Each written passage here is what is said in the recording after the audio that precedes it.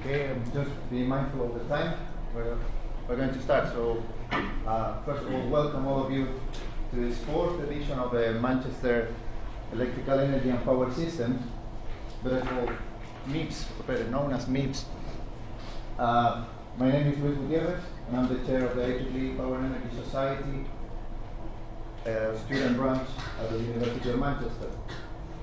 In the name of the student branch, I would like to thank you all for coming, for being here. I know some of you have come from different parts of UK, from Leeds, that's not that far, but from London, from even Belfast. So thank you for coming, and thanks as well to our sponsors that are making this event possible. S&C and the Electricity Northwest that have founded this event and made it possible for all of us to be here. I would also like to thank all the academics that are presenting today. We have two very well-known academics, so Professor Peter Crossley, that is going to be the first one introducing what are the technical challenges, or actually he will be explaining why we need smart grids. So maybe we all have asked that question at some point, why is it needed? So I hope Professor Peter will help us to clarify that. And then I would love to thank the industry speakers as well. We have got three experienced industry speakers from S&C, Dr. Chandra Benutta, from Electricity Northwest, Ben Ingham here, and from National Grid, who is Joseph Norwood. Okay. So today we have a day full of excellent presentations in three different topics that hopefully will help us to clarify how we can tackle the challenges of evolving electrical energy systems in three different aspects, going from the integration of low carbon technologies in the networks, big data analytics, and active network management as well. Okay, so before we start with the presentations, I would like to give you some basic information about, for instance, the toilets. The toilets are just down the corridor. If you pass through the cafeteria, and if you just go down the corridor, you will find both women and men toilet. And also, in case of a fire alarm, we will have to go. There is no essays or no trials for today, so if we listen to an alarm, it will be real. So we have to go down. Again, just straight down the corridor, down the stairs, and we gather outside the main door inside the building. I would like to explain a bit how the presentation or how the workshop will work. First, we have keynote speakers that are from industry or academia, and we also have the presentation of young researchers that have come from different parts of UK in this case. At the beginning, we also have a presenter from France, but he couldn't make it, so I couldn't say that we're making presentation of UK and Europe. It will be only UK this time. But that's fine. Okay, so the presentations will be 30 minutes for keynote speakers, so let's say 20 minutes for presentation plus Q&A at the end. And for young researchers will be 15 minutes plus 5 minutes of Q&A. Okay, so mindful of the time to get started now. We're going to have the first presentation by Professor Peter Crossley. So please go, Professor Crossley, to come to stage. And I would like to introduce you with Professor Crossley.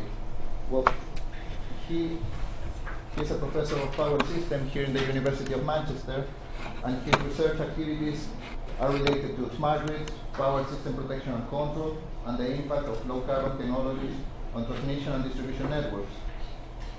After graduating from UMIS, which is the former name of this university before 2003, and the University of Cambridge in 1983, he joined GEC Measurements, now GE Grid. and progressed to senior technical engineer and research manager. In 1991, he left industry and moved to academia. After 11 years at the University of Manchester Institute of Science and Technology, he joined Queen's University of Belfast as Professor of Electrical Engineering and Director of Power and Energy Research. In 2006, he returned to the University of Manchester as Professor of Power Systems, later Director of the Joule Center, then Head of Electrical Engineering and Power Systems, and finally, Director of the EPSRC Central for Doctoral Training in Power Networks, or CDT. Thank you. So, please welcome Professor Crossley. So I'd like to talk about why we need smart grids, and I guess that's the reason. That little cloud of emissions. For those of you interested, just to publicise the IEEE a little bit more, I'm an IEEE distinguished lecturer, which actually means the IEEE paid me to travel anywhere in the world to give lectures. People have to still invite me first, and I guess this is actually quite an interesting one. When you look at the pink line, that's the per capita emissions and how they've changed. So the person in the world, our CO2 emissions are not doing that badly per person. But when you add to that the world population, we're about 7 billion now, and by 2050 maybe approaching 10 billion people. And that's what's happening to our CO2 emissions from the world. And if you think of the challenge, we either reduce population or we separate energy use from CO2. And that's the challenge for you. I think the challenge of population reduction is even greater than the challenge of CO2 emissions. So what we have to do is, as we use energy, we need to use less carbon-related energy. And again, you can see here that energy in gigajoules per capita, so this is per person, how it's changed. And what you've really got is energy use is growing per person, and CO2 emissions are growing per person in the world. So when countries develop, they use more energy, and as we use more energy, we use more coal and more gas. And that is a big challenge. And again, you can see that we're running at about nearly 5 metric tons per person per year in the world. And then, of course, I did borrow this is very updated. So November 1st, 2016, literally a few weeks ago, we crossed the magic number of 400 parts per million of CO2 in the atmosphere. And I'm guessing we'll never go below it. We literally will just probably keep on going, but hopefully at a slower rate. And for all our recent history, which means thousands of years, we've been below 300 parts per million. And we're now at 400. And of course, we already know that our temperature's gone up 1 degree C above pre-industrialization levels. And actually, if you want to criticise Britain, Britain is the second worst polluting country in history. Because what we did, we industrialised first.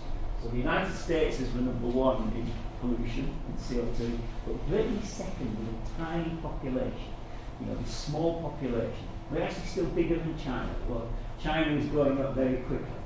So there are a lot of challenges. So then you look, what about world electricity by source? And it's fossil fuels. Fossil fuel dominates. Fossil fuel, hydroelectric, nuclear, a little bit of winds, a little bit of solar, and some other renewables, which is biomass. Biomass is critically important. So those are some of the challenges we face, and those are showing the global terawatt hours. And then let's go back to Britain, okay? Because I think the danger is when you start looking at the world, your generation, have to solve the problems here. If you're from another country, you have to solve the problem in the country you're from. And you could argue that my generation messed it up, or maybe my parents' generation messed it up, but your generation has to solve it. Okay, this is just to show, so this is a picture of the Great Britain, UK and Ireland, and this is showing figures in 2010, so these are national grid figures, 75 gigawatts of capacity. This is what National Grid said will be achieved by 2020, so 10 years prediction. Prediction is incredibly difficult. In fact, just to show those figures, when I was a child, I did a little project on electricity. And at the time, the Central Electricity Generating Board said in the late, I guess about 1970, well before almost everybody was born, but 1970, but by the year 2000, Britain would have 150 gigawatts of electrical generation capacity, of which 100 gigawatts would be coal and 50 gigawatts would be nuclear. Then what happened in the 1970s and 1980s, we had the oil crisis in the early 70s, we discovered gas. Gas solved our problems for a short time. So gas made it easy. So this is showing this figure, and of course the big change which really happened is coal. We are removing coal at an incredibly fast rate. So by 2021, 22, there'll be no coal on the British system. Okay, we were supposed to have carbon capture and storage by 2020. The reality is that will not be achieved. We will not move to carbon capture and storage, I think, for quite a long time. It's been delayed. Gas grew bigger. I think gas will continue. Regrettably, I think we're probably moving towards a new dash for gas. Regrettably. Because gas is not exactly a clean source. It's much cleaner than coal, but it's not clean. Of course, nuclear. Okay, you all know the challenges of nuclear, and the 92 pounds a megawatt hour costs of Hinkley Point and all these factors. So nuclear will probably stay roughly constant. So if we look at the nuclear here, roughly constant. Maybe not by 2020, this is slipped. So our nuclear stations are unlikely to be operational till, let's say, 2025, that sort of time, our new nuclear ones. And our existing nuclear will have almost all gone except Sizewell. Wind has grown massively and will continue to grow. Depends on government subsidies though. It depends on your priorities you put. Wind is the highest priority. So it's all about government policies. It's interconnectors, well, we're putting more interconnectors, but I believe that segment will get bigger. A lot of interconnectors going in. So we're going to move that power from the rest of Europe. So Britain will become more closely integrated into the European Union network, at least from an electrical perspective anyway. So combined heat and power becomes important, and various other technologies. A lot of biofuels on the system. Okay, this is showing a little bit more recently, 2015. So I was trying to get some. You can see that big change in coal. Coal is being removed. The government policies are forcing coal to go off the network. So Britain will stop burning coal. That's definite now. Gas is growing. Actually, the reason, and you've got to be careful this maximum figure, we haven't had a cold winter for a long time. We've had very mild years. Our climatic conditions have become easier from a British perspective. You can see nuclear has roughly stayed constant. It peaked in about 2000. There's been drops since then because there's been old nuclear has been disconnected.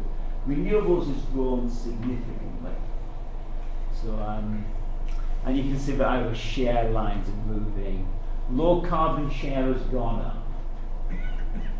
Okay, what about that's the blue line is actually existing British grid system, built predominantly in the 1960s. It's an old network. It was designed to move power from the coal stations in the heart of England into the sort of population centres. And it was an easy network. CGB had it incredibly easy because the population centres of Birmingham, Manchester, Leeds, get my geography correct, London of course, and South Wales, were relatively close to the coal stations. So it was easy. We didn't actually transmit very much power. It was local. Electricity didn't move very far. Of course, the challenge now is, of course, we're removing coal stations. The new nuclear, we tend to build where there are existing nuclear. You know, we should be building nuclear stations in the centre of London, but politically that is difficult.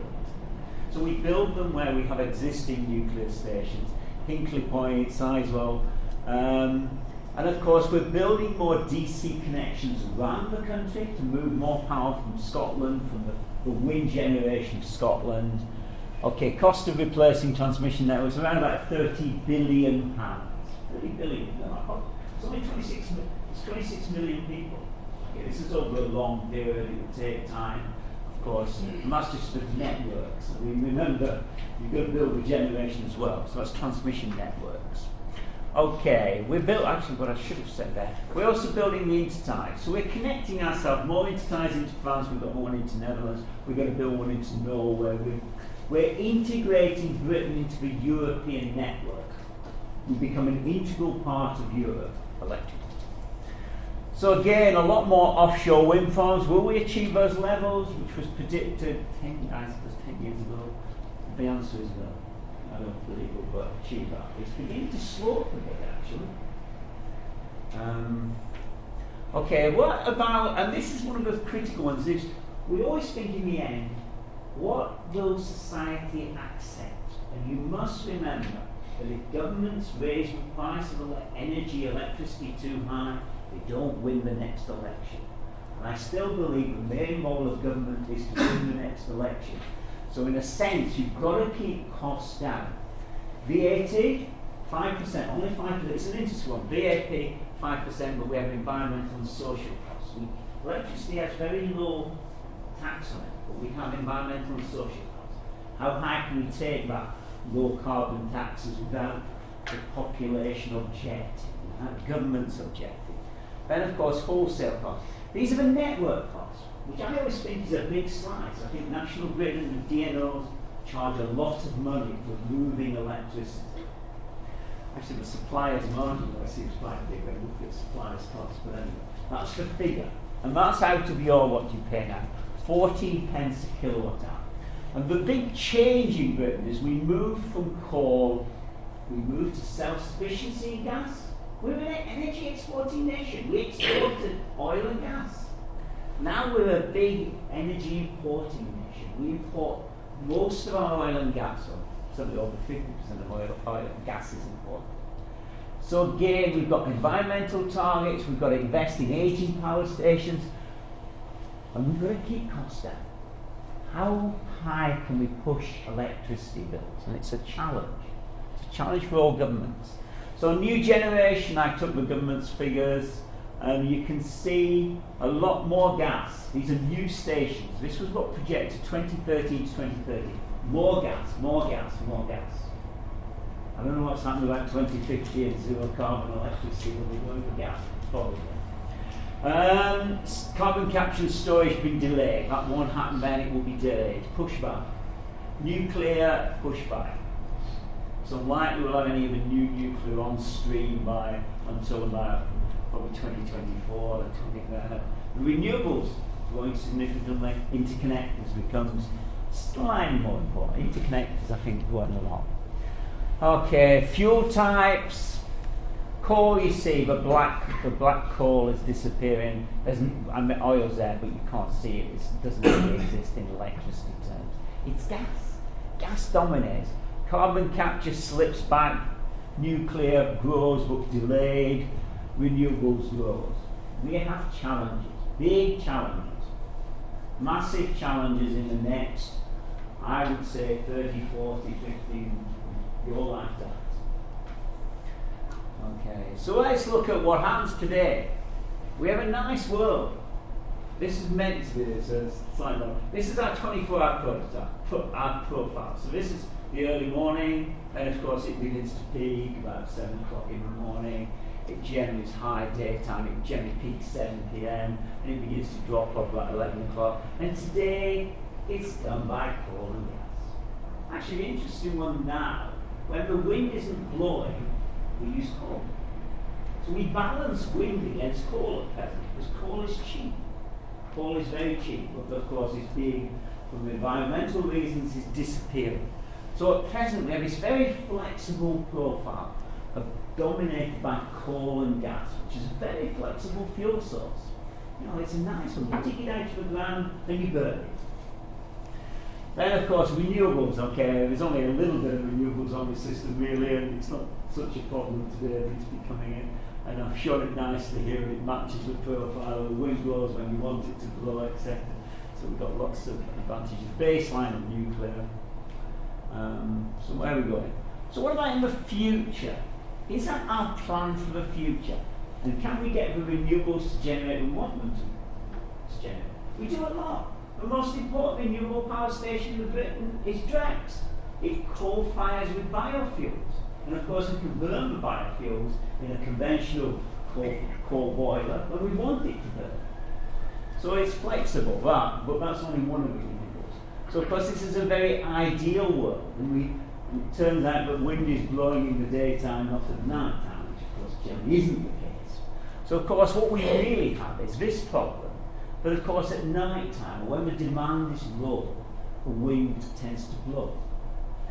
Okay, in Britain, certainly here in Manchester, the sun is never that intense, but so we've got this problem, of course. And when you look at that map, of course, the obvious thing you think about is storage. So, of course, what we're going to do is store. And we're also going to try and change demand behaviour.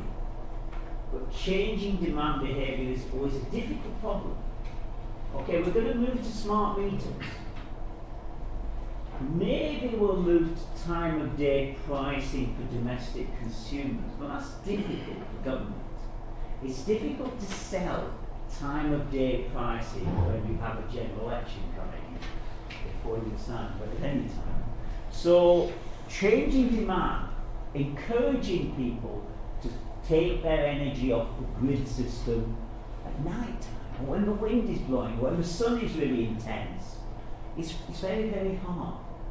If you begin to think about yourself, how much will you adapt in your house? Most of us take the power when we want the power, not when the environmental, not when the energy is available. So we have a challenge. Of course, dispersed generation will come in. Dispersed generation is generally powered by gas. So maybe some biofuels and maybe some PVs coming in. So this stuff. So how do we do it? And what about your local network? Because it used to be a very simple world. But what happened, we have these big coal-fired power stations, 2,000 megawatt sets, easy to control, very flexible. And what we did is we put the power in, moved it to our transmission, it then drifted down to our distribution networks.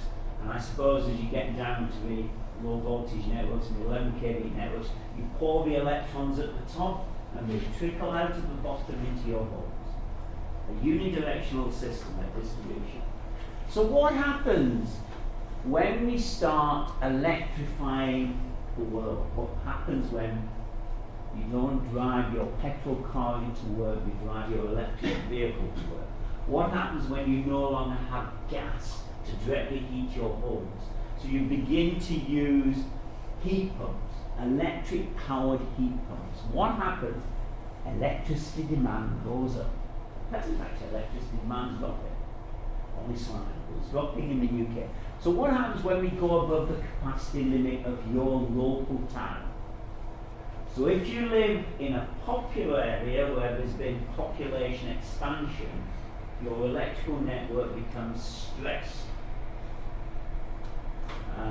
If you live in an area where there's been depopulation, your electrical network gets lighter. What option? Think about it.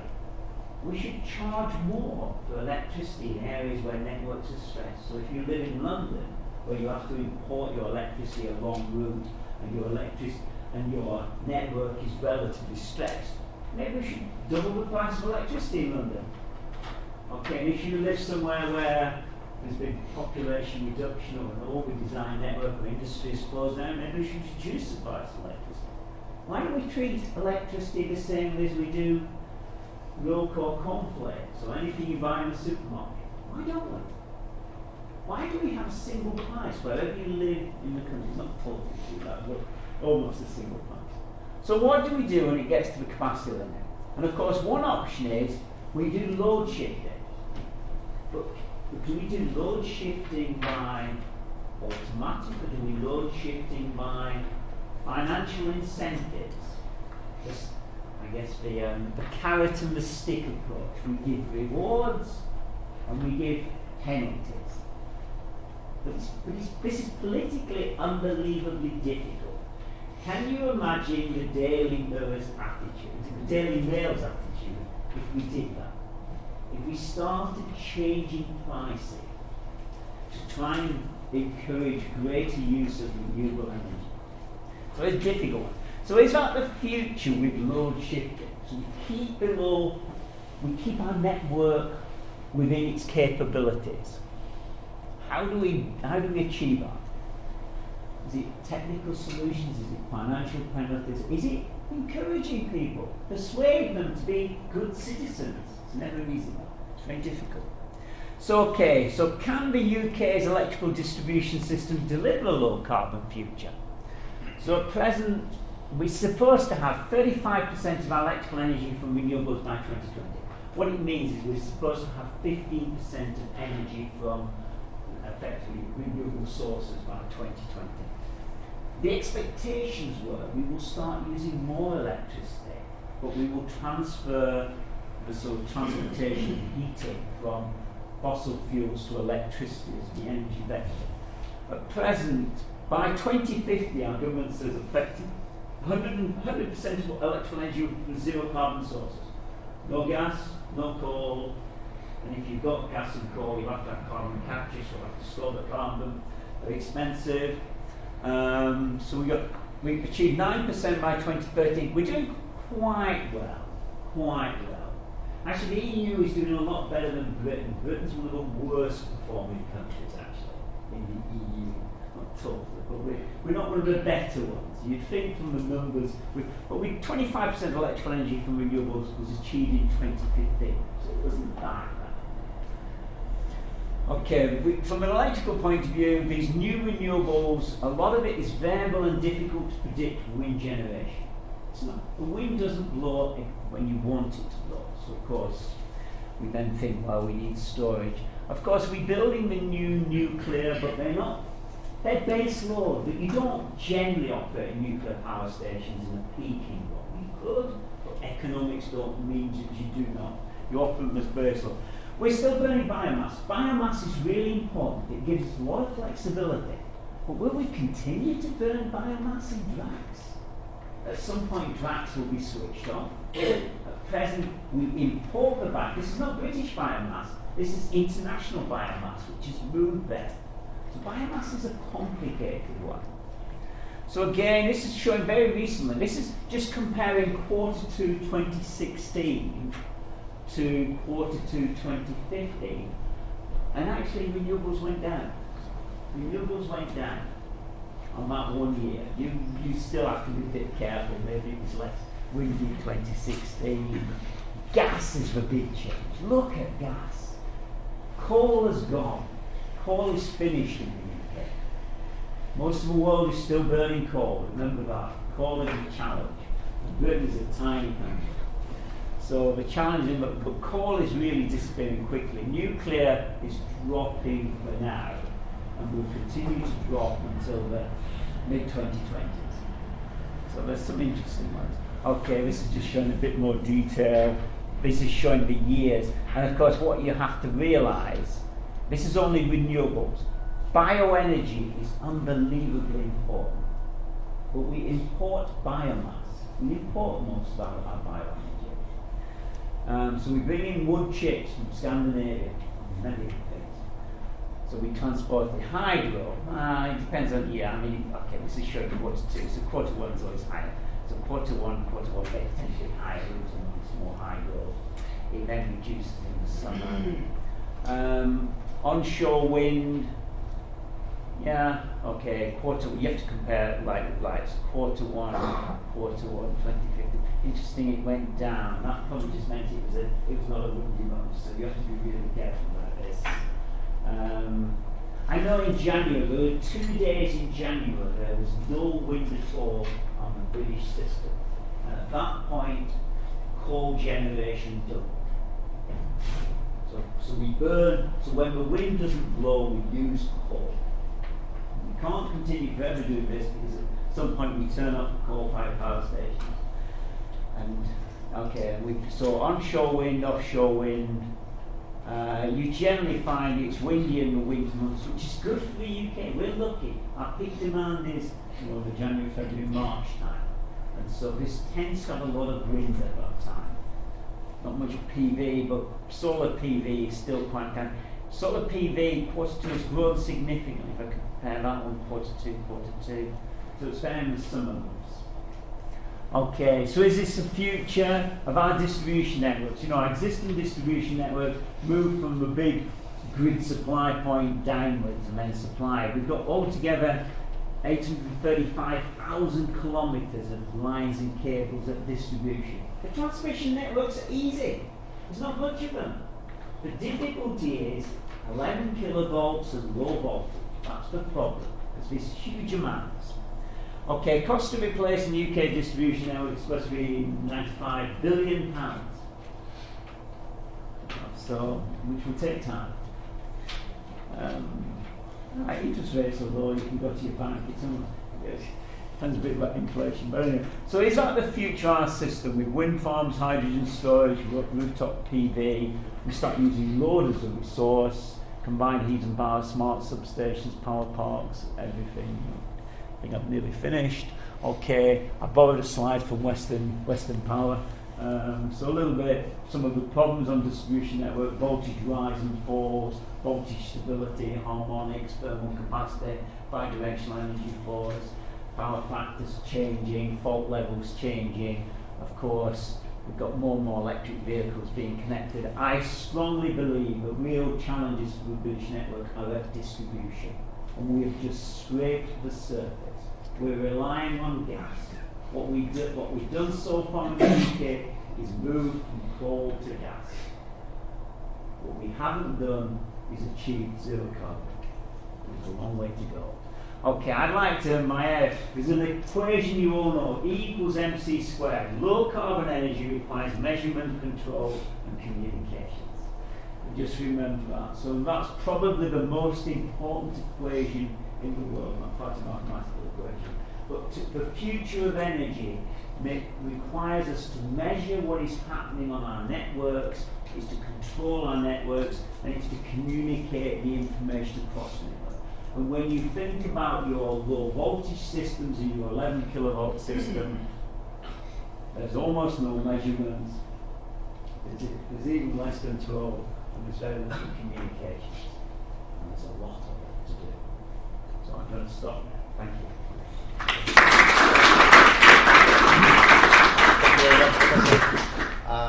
Well, we'd like to see if there's any questions. We want to put 5 minutes for questions, so I will encourage you, considering that this is an event run by students, and for students, so this is a learning event. Do make questions, don't be afraid of it.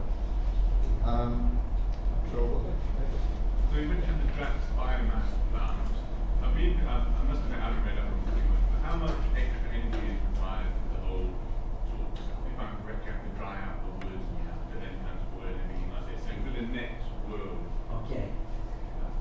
So I'm not an expert on biomass, and it's one of the great controversies about biomass. To what extent is biomass a renewable fuel source? Because of course, what you do is you're using fast growing trees, coppice and various things, and then, of course, obviously when you're growing the trees, it extracts the carbon from the atmosphere, and when you burn it, you release the carbon into the atmosphere. And your comment is a valid one, but the problem is it's about drying. Biomass is about drying, because you can't burn wet biomass. It doesn't work, so you dry it. I'm guessing economically it still makes sense, which is the reason they're doing it. And I actually don't know the answer. I'm guessing it probably takes, it's going to use 10 to 20% to dry it out. Drying is a problem, especially in our climatic conditions. Here in Manchester, we're not the best place for drying things. Biomass is really complicated. It's unbelievably important. More important than wind, actually, in the UK. But will it continue to be that way? And I have this problem because most of the biomass is transported here by ships. Okay, shipping is relatively low energy usage, but challenging. So I don't fully know the answer.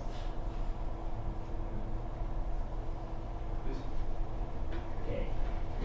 Correct me if I'm wrong. Your presentation seemed to show some lack of faith in the future of CCS. Okay, all I know, the government stopped the 2 carbon capture and storage projects. They stopped the one on Humber, they stopped the one in Scotland.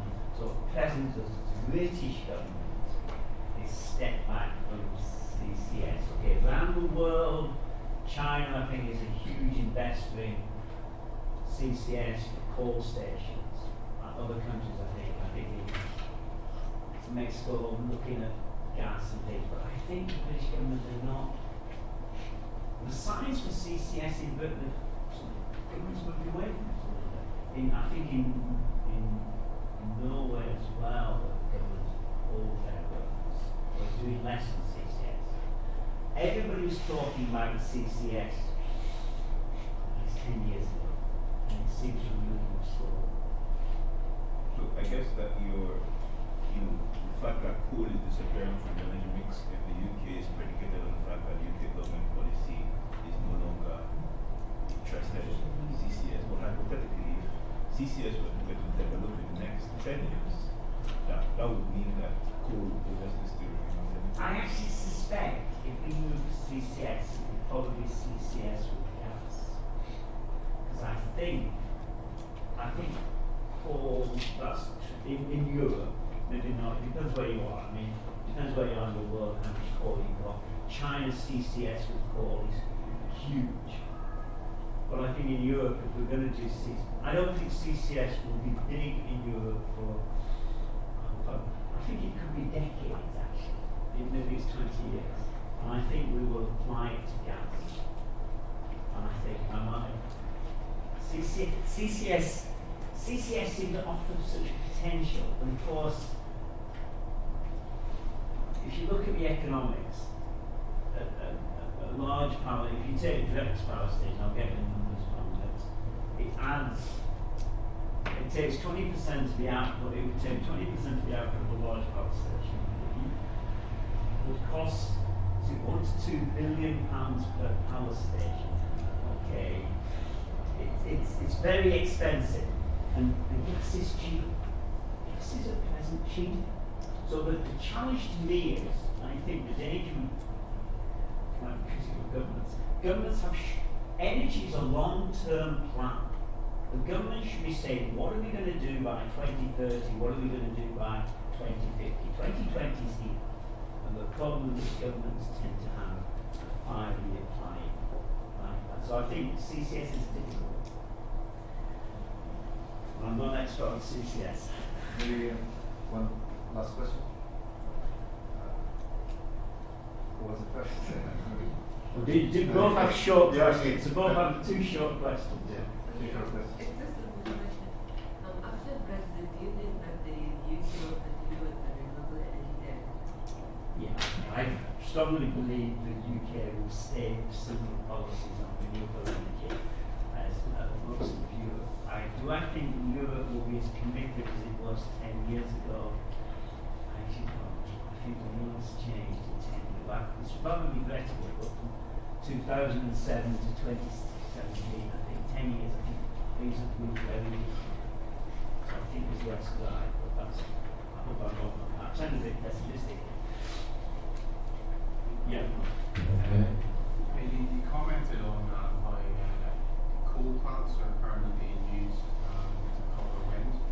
Do you think that's a wise strategy given that the overall aim is to reduce carbon dioxide levels? It actually can be. It's not, obviously we have a lot of old coal-fired power stations, but of course the fuel cost is the predominant cost. Coal is cheap. I think from a CO2 perspective, it can be logical to use coal a few days a year. So the question is how often you need to use it to balance against wind. I mean, the difficulty is probably people like myself think we should try to demand reduction. The problem is a really cold January. There's no wind movement. Temperatures are dropping, and people need heat.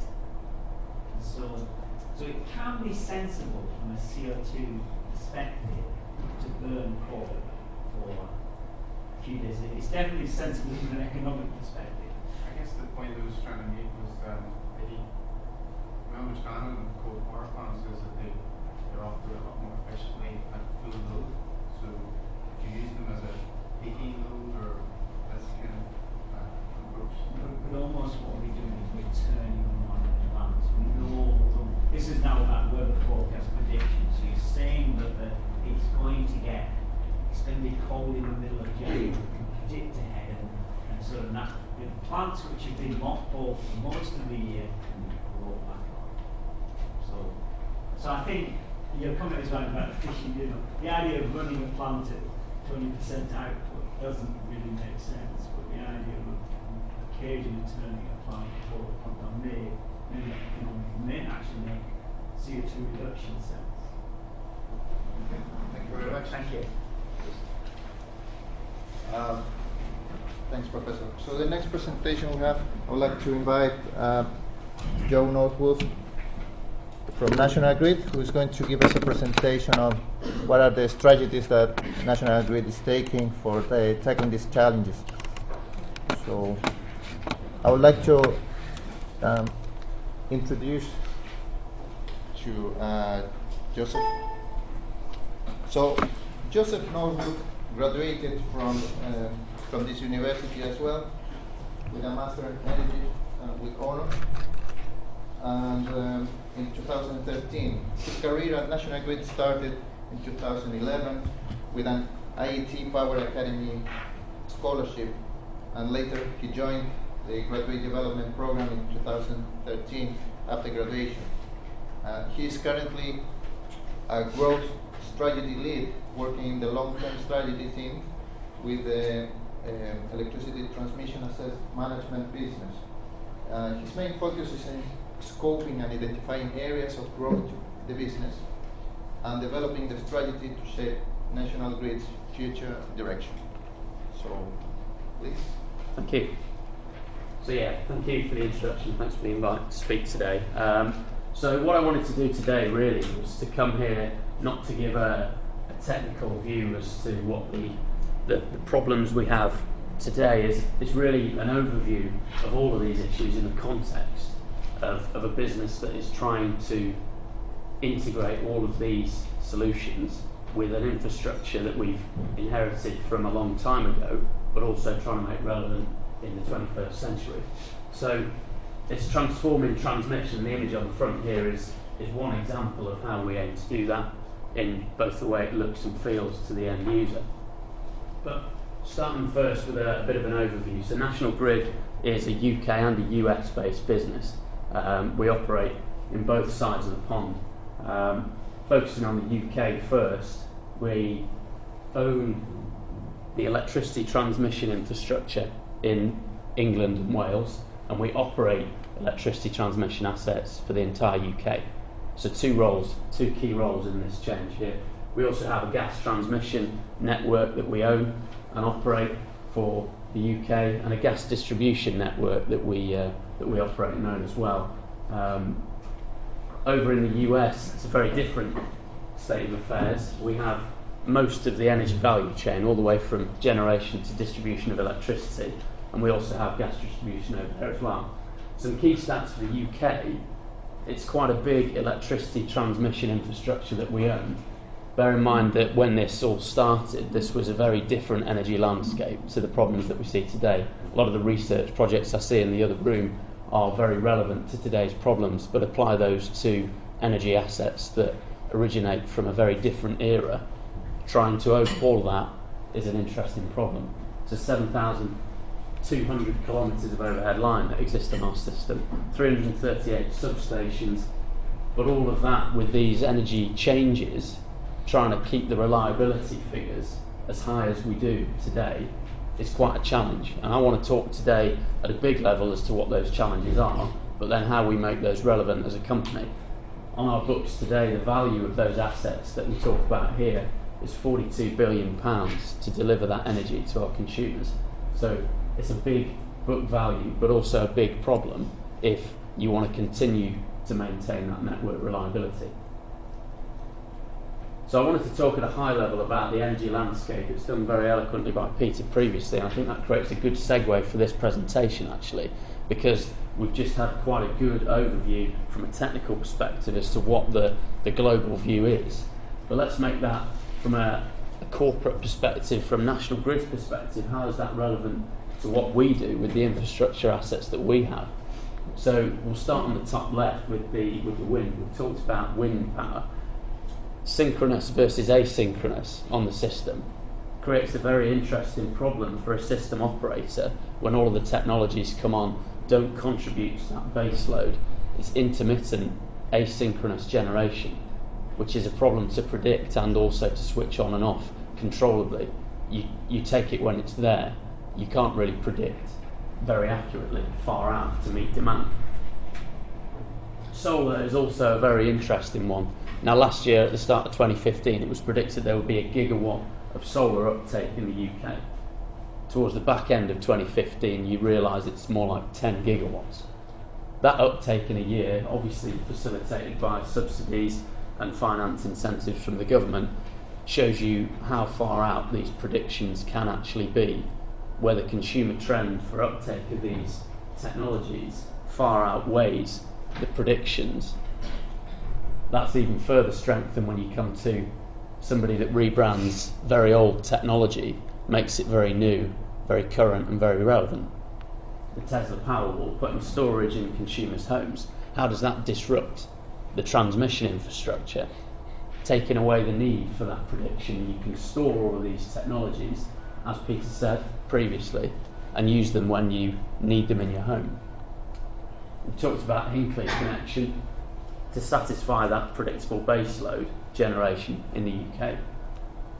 And then we had our first non-coal day in May of this year, which is also an interesting take on the previous presentation, where we do use coal a lot, but this is the first time since the origin of electricity transmission and distribution that in this year we had a day where there was no coal on the system.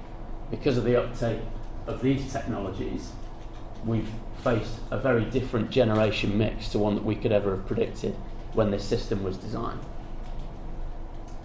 So we come down here to all of more of the future looking technologies and the smart cities, smart infrastructure. How do you integrate electric vehicles, autonomous vehicles? Zero Carbon London is the Mayor of London's initiative now for 2050. That can only be facilitated by zero carbon electric vehicles and the electrification of heat. That brings us back to Tesla. It's one of the companies that are doing this very well. However, the important thing to state here is they're only a software update away from being totally autonomous. And that's a scary prospect where all the other transport companies are. If that's a software update away, then this isn't the future. This is now. This is the problem that we will have to integrate all of this onto our network, but we have to do it safely and securely. That brings into a very relevant threat of cybersecurity.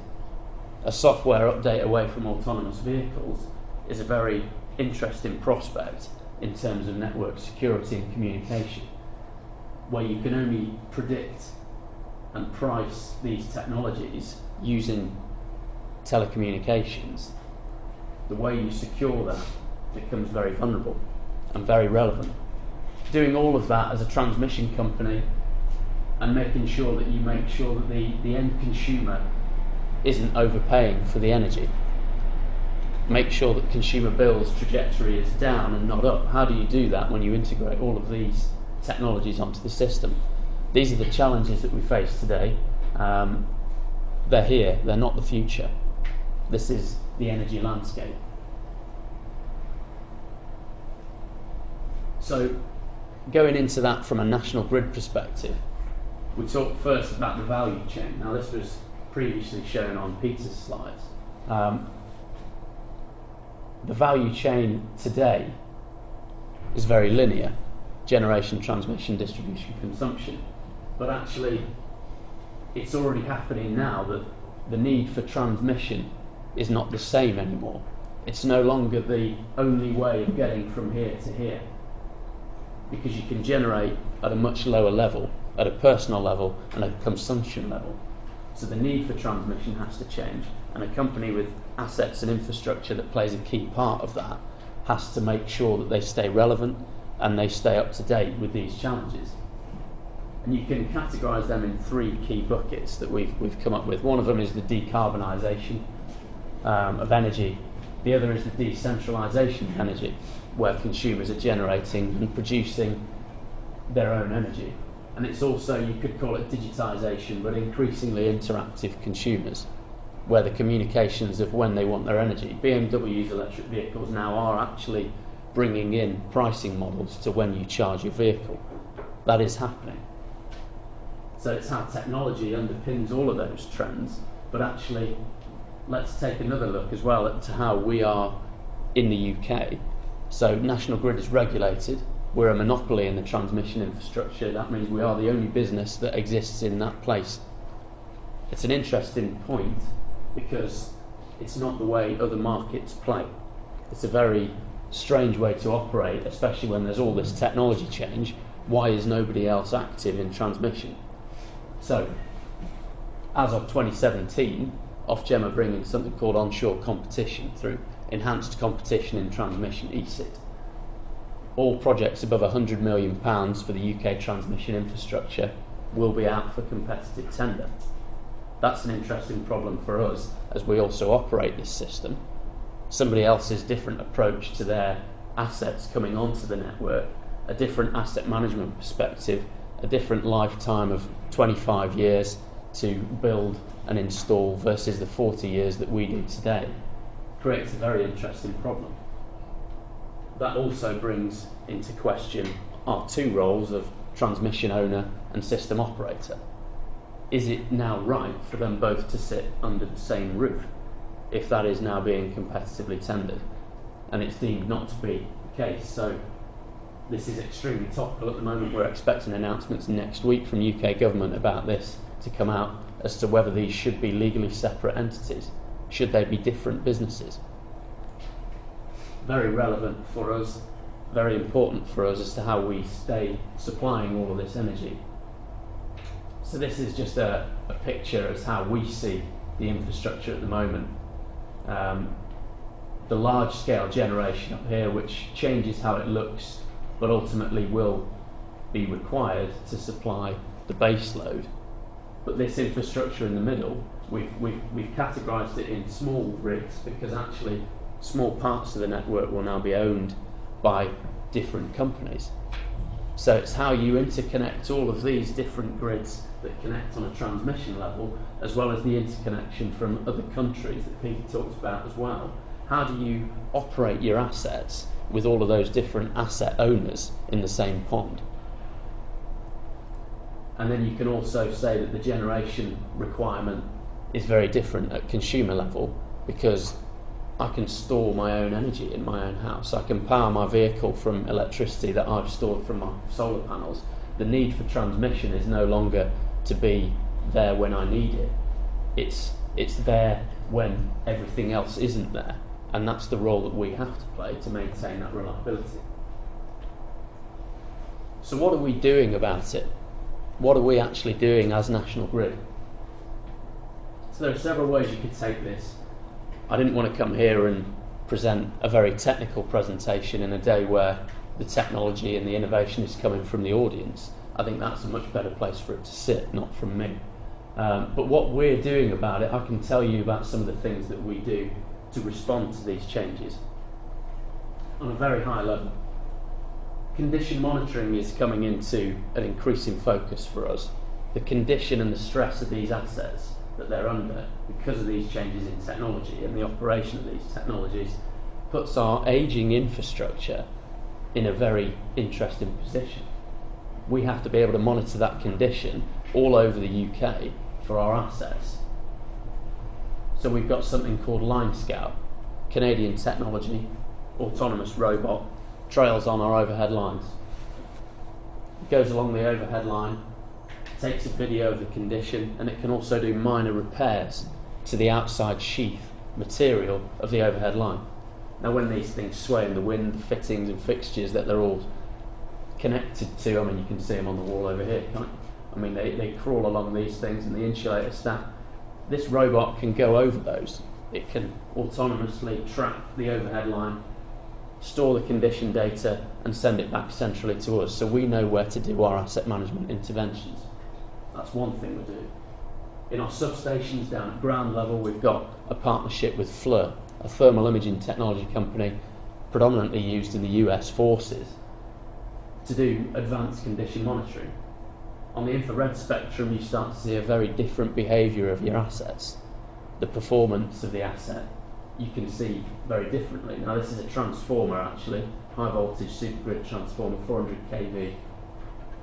The input on this bushing here to the eye is very normal, but when you look at how much heat it's generating, this has actually detected a failure in the bushing, something that we couldn't have detected. The performance is unchanged but could have failed at any time. If part of this network fails, that reliability stat that I showed you previously very rapidly changes, and your ability to transmit power has to go somewhere else on the network. You have to react to these.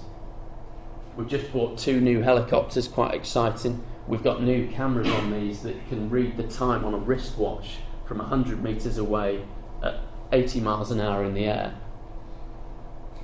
We can do that by flying over all of our assets and doing that real detailed image analysis of the condition of our assets, something that is very difficult to do from the ground. We also do it with drones, but you're limited with how far they can be from the actual person that's controlling them, which doesn't make them feasible when our 7,200 kilometres of overhead line comes into place. So condition monitoring, that's a snippet of some of the technologies we're using, but what do you do with that information? You know your asset's condition is deteriorating. We now have to respond faster to that deterioration. If you know an asset's failing and you don't do anything about it, you know something's going to happen, you're going to pay for that. So one of the things that we've looked at is a partnership with ABB, a mobile substation bay. This is essentially a substation on the back of a lorry. Drive it in, connect it electrically, and then do your repairs to the assets that are in the substation. This can be connected from the road outside, make sure that the system stays reliable and provides that power where it's needed. Another thing we've done, it's always been increasingly difficult for people to get their new technology onto the transmission system. Because it's so reliable, because it's so integrated, we don't often test new technology unless it's a redundant circuit. Understandably, we don't want the risk to our reliability of untried technologies. We want to change that. We've just opened a new site. So a substation that we were going to close down, we've now made electrically live but disconnected from the network in terms of reliability as a test bed for new technology. So you can come in with a new circuit breaker, new high voltage asset, test its performance to failure if needs be, and make sure that we can innovate quicker but integrate quicker, importantly, to keep up with these trends. Another thing that we are doing is responding faster to our failures. Something that inherently takes a long time is supergrid transformer replacement. Now it might sound a bit long and antiquated, but our time to replace one of these is 24 weeks. That sounds very high, but if you think about how do you get these to some of those 338 substations in the UK, you can only really do it by road network. And because we all drive and we all have opinions, we don't like when transformers come down the middle of the motorway and shut the road. So until we go autonomous, and that becomes something that we can all pallet because we don't care, we have to shut roads and we have to get them to those substations. 24 weeks is our aim time to do it. We've just managed to half that in our latest replacement through changing the way that we go about it, how we keep our spares on site, how we manage our network, and half the time of replacement, responding to something that we found as a failure in half the time and also half the cost. So something where you come in is in the technology, it's new ways of doing things. So we're also looking at changing the gas that's in our electrical circuit breakers. Sulfur hexafluoride, or SF6, is a gas that's very electrically inert, but helps to distinguish the arc in a circuit breaker, as you all know. It's toxic for the environment.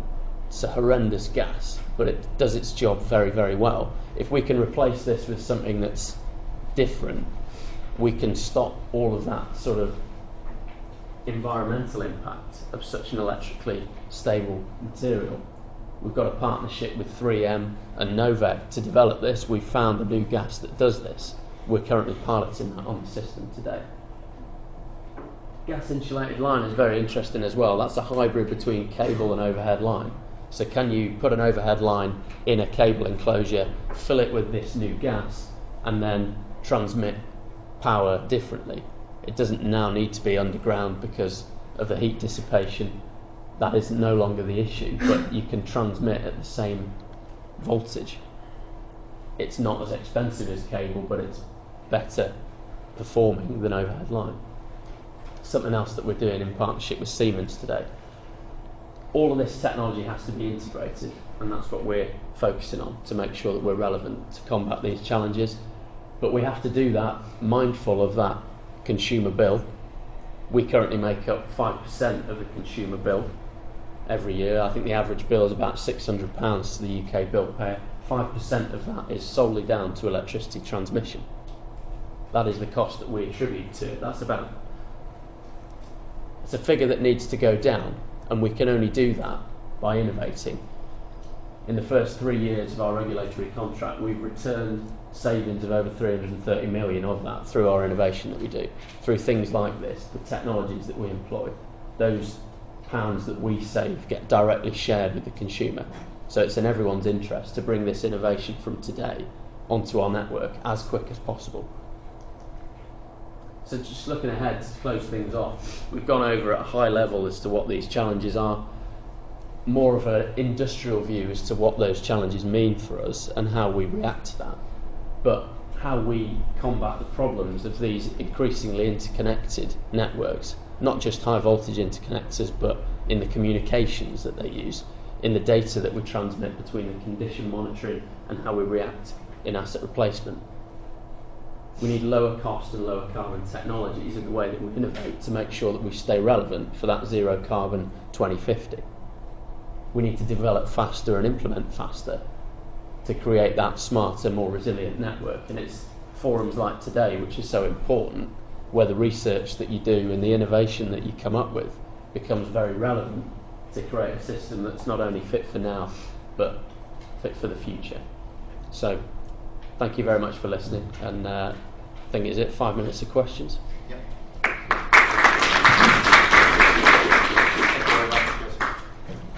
Questions is at the back. In one of your slides, Yeah, do you want me to find it? Tell me when to stop. I think it's Slide 3. This one? This one. Yeah. In this slide, you show the interactive consumers Mhm. and the mechanism for automating the distribution system. Do you know how the interactive consumer can participate in the distribution and the electricity market? How they can submit their own offer to sell the necessary power from the upstream beginning to all the way? You know, they can actually involve in the demand of the land. Yeah. I don't know how they can submit their offer, and also how much we or how they can submit their own offers in order to sell or buy from or to the excess power or shortage power from the upstream. Okay, so if I've understood your question, it's how does a consumer know how to price their energy and how to make the offer back to the infrastructure? So an important distinguish there is that transmission and distribution, the interface with the consumers and customers is very different. So transmission interface with the consumers, with the actual bill payer, is minimal because it's at a different voltage. We don't operate in those voltages today. notwithstanding that may not always be the case. The facilitation to that, though, to try and answer your question, is through technology and through smart meters, the ability to see dynamic pricing and then to say, I decide to own and operate infrastructure that will connect back. They can put a pounds figure on that by those smart meters. Now, as National Grid, we are running a small smart metering business at the moment in our non-regulated function to try and open up this space more accessible. Dynamic pricing, as Peter said, is a challenge, obviously because it's the government that fronts the bill to say, are we going to do this or not, rather than a UK requirement for it. At transmission level, we have a very open market to do that. On a demand side response, you can open tenders. We open out those offers to dynamic system response tenders, storage technologies. So that's more accessible and open in transmission at the moment than it is in distribution. Does that help answer your question? Yeah. Excellent. Huh? Go there. Yes. So in this slide, you alluded to the fact that in not too distant future, the SO&T will need to get a complete and total divorce. But even at the moment, I would imagine that there is a boundary right now between the system operator and the transmission owner. So where is that boundary? Is it at the meter? Is it at the at the substations where you have the export meters? Because even some of your guys that are working are very unclear as to where the system boundary is. And that's one question. And then the second is, if it's not a trade security, can you give us a heads up on what the alternative to SF6 would be? Okay. So I'll answer your first question first, and then we'll come on to the other one. So, as a system operator, they have the ability to control remotely the substation assets. So, it's those electrical controls through the comms infrastructure that we also run on our network. That is the boundary of the system operator. That's the limit of their operating capability. So, they can remotely control circuit breakers, disconnectors, isolators. They can even remotely tap change our assets to make sure that the overall operation of the system is correct and efficient. So in terms of the boundary, there isn't really a meter for that. It's notwithstanding it could be that way in the future, and it perhaps should be, but the infrastructure that we have today is that electrical operation is where I would say the boundary stops. So there is a very different role for the TO and the SO. The most interesting relationship between them is in the network management of outages. They have opposite drivers. The system operator always wants an on and available network because that gives them their reliability, that gives them your operability stats. But the transmission owner, which is the asset manager mindset, well, we want to make sure the condition of the assets is in the best possible state. You can only do that by taking it offline to do maintenance, refurbishment, repairs, or replacement. Very strong conflicting drivers from the same business today. That means that management and that interface is the boundary that we should be focusing on, and that's the boundary that will become increasingly different when I talked about the onshore competition piece, where it will be somebody else asking us for that outage from a system operator, and it will be somebody else owning the assets in transmission ownership. So that's an interesting boundary as to where I see it going. The second question was the SF6 question. So that currently is in development, and we are working with 3M and Novak. You can Google that. It's called G cubed. It doesn't stand for anything chemical, so don't try and ask me what that means. It's green gas for grid. It's the brand name of the gas. But you can Google that. That is information available, research from 3M, Novak and National Grid. So that's one solution. It's not the only one, but it's where we need to be. Do you have any other question? Yeah. Thank you for your presentation. Pleasure. My question is related to the technological advances we give customer value. Okay. And you think your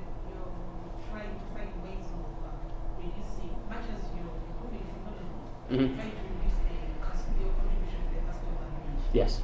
And what is the affordability for the Mhm. customer.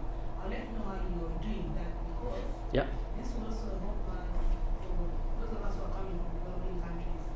We are having studies of ideas to be able to electrify our countries more and more. Yeah. But the problem we find is that most people are probably not able to pay, or they may be willing, but Yeah. the bit of affordability. You have Yeah. technologies and new innovations, but how do we make it affordable to Yeah, so it's a good question.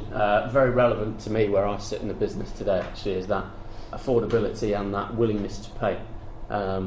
Peter touched on it as well, is the need for all of this transmission infrastructure is to get power down to London. So should London consumers pay more for their energy, because most of the infrastructure that's built around them is to facilitate that flow downwards.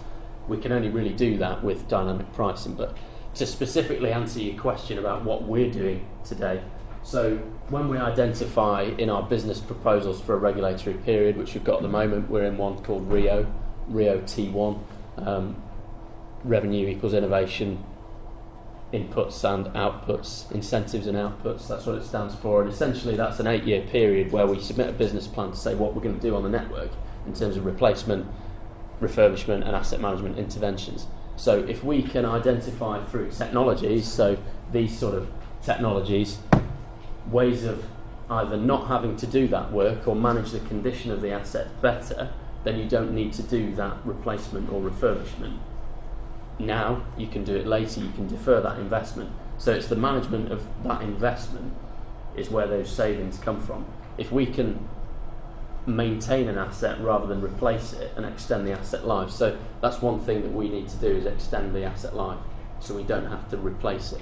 A transformer replacement can cost between 4 and 18 million pounds depending on where it is. If we don't have to replace it, the business plan that we have at the moment means that the savings from doing that get shared with the consumer because we've outperformed our regulatory deal. It's an interesting dynamic because the way we work in the UK is a regulatory deal. It's no longer almost like privatised commercial investment where if you buy an asset and that cost directly goes to the consumer, the way that National Grid is funded is very different to that.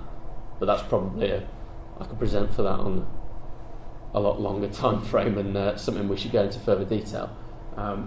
How we do it is by identifying areas where we don't have to do those replacements, and that savings transferred to the consumer.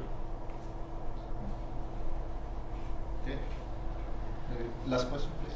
I have a question. Actually, you explained your infrastructure with regards to smart grid. Can you please explain in this kind of infrastructure how you're planning to do risk management and vulnerability identification? For example, if you're adding more and more, I'll give you an example that IoT nodes, smart IoT nodes.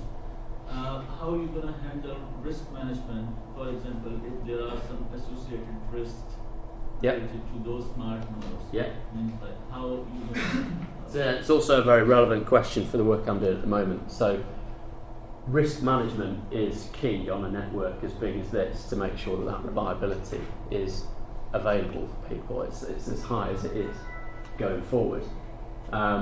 What we're doing at the moment is a project called Asset Management Planning and Delivery, AMPD internally. It's a program focused specifically on improving our risk management. So that will give us, from the output of that program, a unique risk value for every single asset on the system. So something we're doing that is facilitated through network output measures, something that we're regulated by Ofgem to produce. It's a publicly available document that is the management of our risk on our network, and we jointly contribute to that with the two Scottish transmission owners. That is forcing us to go down a route where we are able to trade risk on our network. So in order to do that, it has to be in a common currency. So we have to translate the risk of one asset failure. So what's the risk of an asset in middle of nowhere, nobody can see it, nobody can hear it, versus the substations that's next to Sainsbury's car park in central London?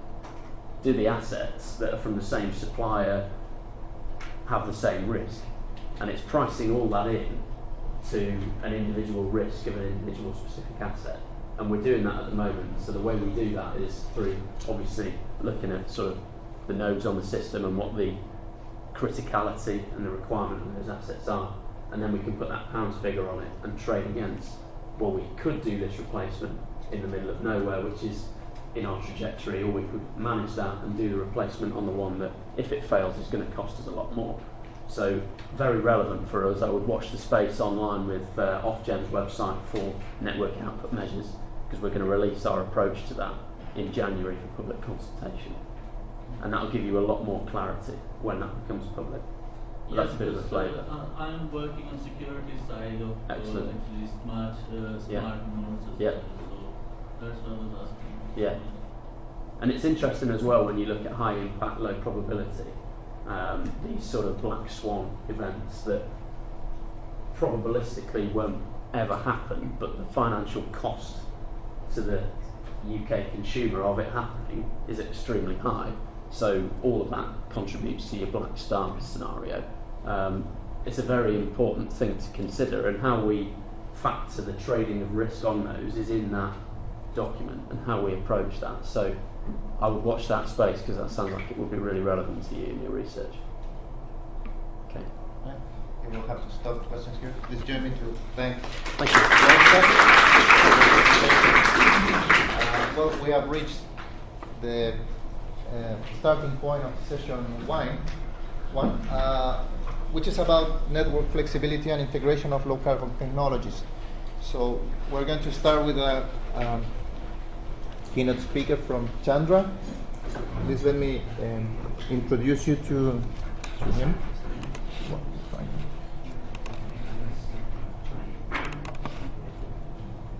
Right. Yeah. Forward and back, and this is the point. And that's it.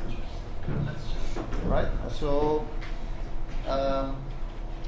keynote speaker Dr. Chandra Begunta received his bachelor degree in power electronics from Nagpur University in India in 2002.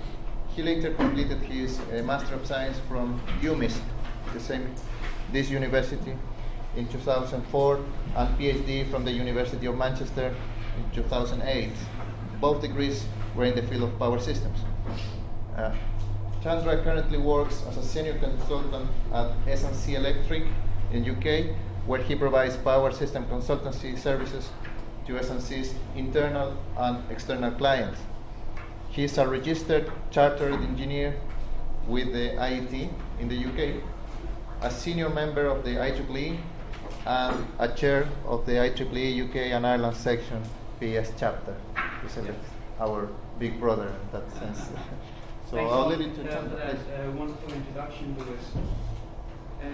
And I would want to thank the Meeps organization as well for organizing it, because they've done a fantastic job in terms of making sure that every year is better than the previous one. So thank you again.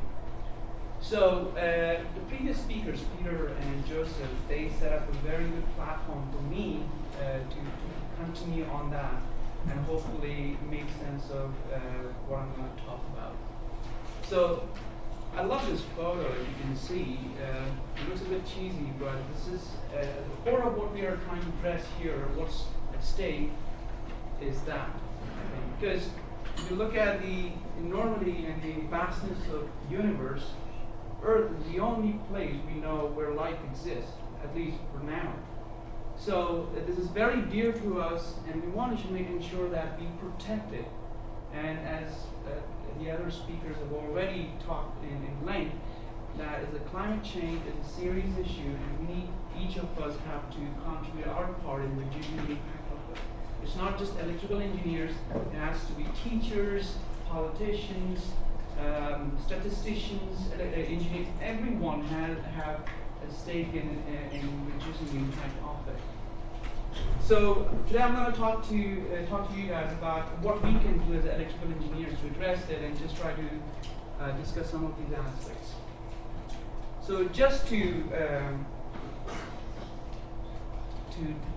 summarize, I found this quote, which is is from one of my famous physicists, Carl Sagan, and he puts it really well. The situation, what we have at hand, underscores our responsibility to deal more kindly and compassionately with one another, and to preserve and cherish the pale blue dot, which is the planet Earth, as the only home we've ever known. I think it's a wonderful quote, and it summarizes the focus of what we are trying to address, the big picture. Okay, so moving forward then. So as we know, power systems, as a power system has generation, and you have demand, and then it's the networks that connect these two entities, ensuring that there's transport of energy, from one end to the other, and then there's a certain amount of storage that exists today, and of course the markets that support the whole thing, ensuring that those things work together. But if you, as Peter has already mentioned to you, that the world is moving towards low carbon future, and if you look at what the projections are in the UK for the next few years, we're moving from high carbon future past towards a low carbon future. So if you look at the green part of the contribution of the total generation we have, which is the renewable sources of generation, it is expected to increase dramatically, in making most of the generation that we would have by 2035. And of course, as Peter said, coal will completely decline to almost zero, which is a good thing, which means that it is addressing the issue, but it also has a set of problems associated with it. But if you see where most of that generation is expected to connect, then it's the next chart, which helps us to see what's happening. So far, in the last couple of years, in the last 5 years, you see most of the generation is actually connecting at distribution level. Not as much, there is some generation that is connecting at the transmission level, but most of it is actually connecting at the distribution level. So it's a huge challenge. And this, I would imagine, if you look at the trajectory, this will only, if you project it further, you would expect that probably at some point it has already, the generation that's actually, the newer generation capacity that will connect moving forward will only increase in the distribution networks moving forward than it is in transmission systems. So then the question then is, where's the focus? The focus then becomes the distribution networks, because that's where the most action is going to take place, and it comes with it comes a lot of challenges that we need to address. So we looked at the connection issues in terms of the amount of generation that's connecting to the distribution network. But then if you look at the various aspects of the changes that are going to come, for example, electrical vehicles, you've got storage, excess generation, and a lot of these technologies like demand side response and quite a lot of technologies, they will all have to connect to something, or in this case, a network, to make it work. And so the enormous number of the devices that are going to connect to that particular network makes it very complex.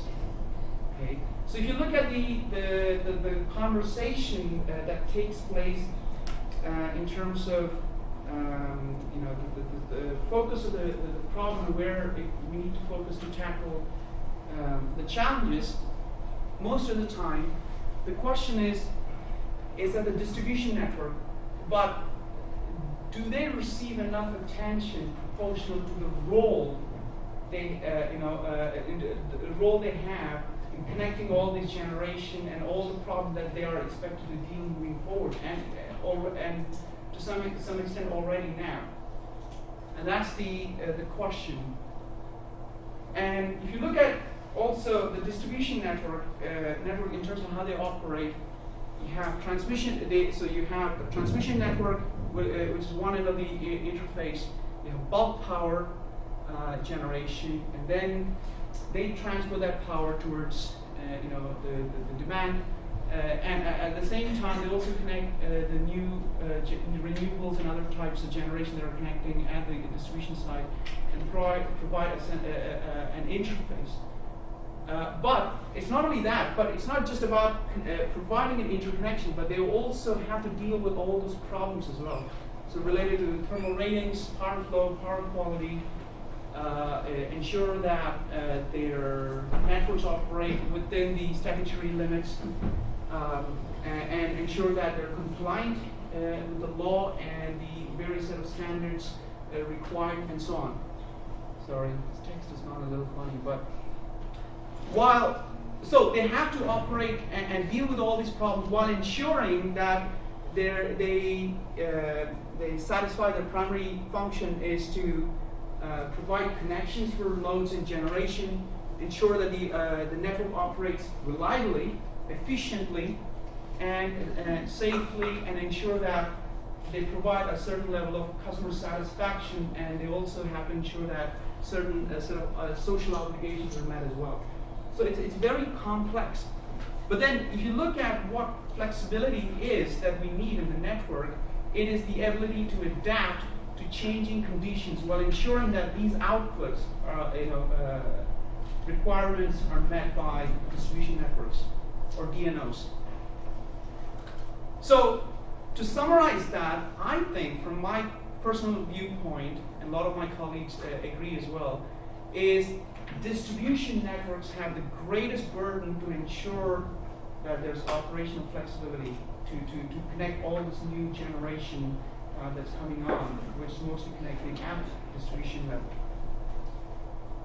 But if you look at it, so we discussed about the problems, and this is a slide, a screenshot that I took from Western Power Distribution's website, where it shows it's an overlay of their network and some of the problems they have. So the yellow shaded regions are the voltage constraints, the blue bits are the thermal overload, and then there are fault level issues and things like that. What that picture shows is, in addition to all other things that you could infer from that, is problems. They don't always happen in isolation. They always happen in combination of each other, and that's a difficult problem. It's not that there's a one voltage issue somewhere and you fix it and that's it. And so that could, any solution that you incorporate should also ensure that it doesn't cause problems elsewhere, like power quality issues or you name it. So just to summarize again, that you have to think holistically when you look at a solution to a certain problem, and to ensure that it also accounts for other aspects within the distribution network as well. But then if you look at how do you provide network flexibility and how do you manage it, this is a simple diagram I put together. So you have business as usual network, which is within the normal capacity of the network. And then, you connect new connections with their load or generation or some disturbance that happens. And this particular time frame could be from milliseconds to hours. So there is a change in the network, and then, usually the complexity of that increases. And then you look, is that new change system, is it acceptable? And does it still provide within the boundaries of the statutory limits, and also ensure that this new system is reliable and is safe to operate, is environmentally friendly, and still provides the customer service levels that you would expect out of it? Well, if it is no, it's not acceptable, then you have to do something, whether you could have a technical intervention or commercial intervention, and which I realized this morning, following Peter's Peter's presentation, that you could also take social interventions. So can you educate people about the issue? Can you convince them? Maybe there's another element to it. But from a commercial viewpoint, in terms of how distribution network operates and the industry operates, so you have primarily two of them, which is technical intervention or a commercial intervention, to see if you can adapt the situation in such a way that it is within, the network operates within its tolerable limits, and then that becomes the business as usual. And so it's a complete cycle. Okay? Say, for example, the system changed, but there is some overload capacity within the network, then you don't have to change, given that those new change systems are already acceptable to operate. But what it means is it requires us to continuously monitor that system to ensure that it is within that limits, so it doesn't exceed and create a failure, and so it doesn't affect other parameters like reliability aspects and things like that. Okay? Okay, so in terms of your technical intervention, this is just an example I've put together. There are many ways to do that. And so here's an example where, for example, if there's a thermal overload, you could have several distributed like community energy storage devices peppered around the network, and they're all controlled by a central controller, and you can at a moment's notice, you can tell the controller, I want a megawatt out of the system such that it shaves off the peak during a certain time. And there are solutions like that available. It's something that what we provide, but there are other alternative solutions that can do the same in order to address the issue. So there are several technical ways to address it. And then you also have commercial interventions which are already in place or coming up on board right now. For example, Electricity Northwest uses pre-fault demand side management contracts and also post-fault. So to see if people will be willing to change their consumption behavior, by providing incentives to them to change that.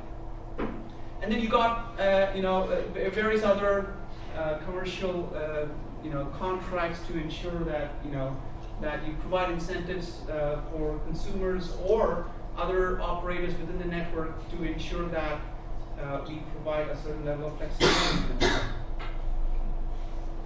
But what happens if we don't do anything?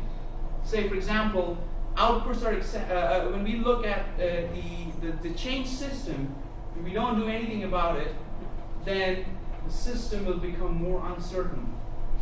Okay, and then it'll become more complex. And if you don't do anything further, and as it goes moving forward, it's like a time bomb.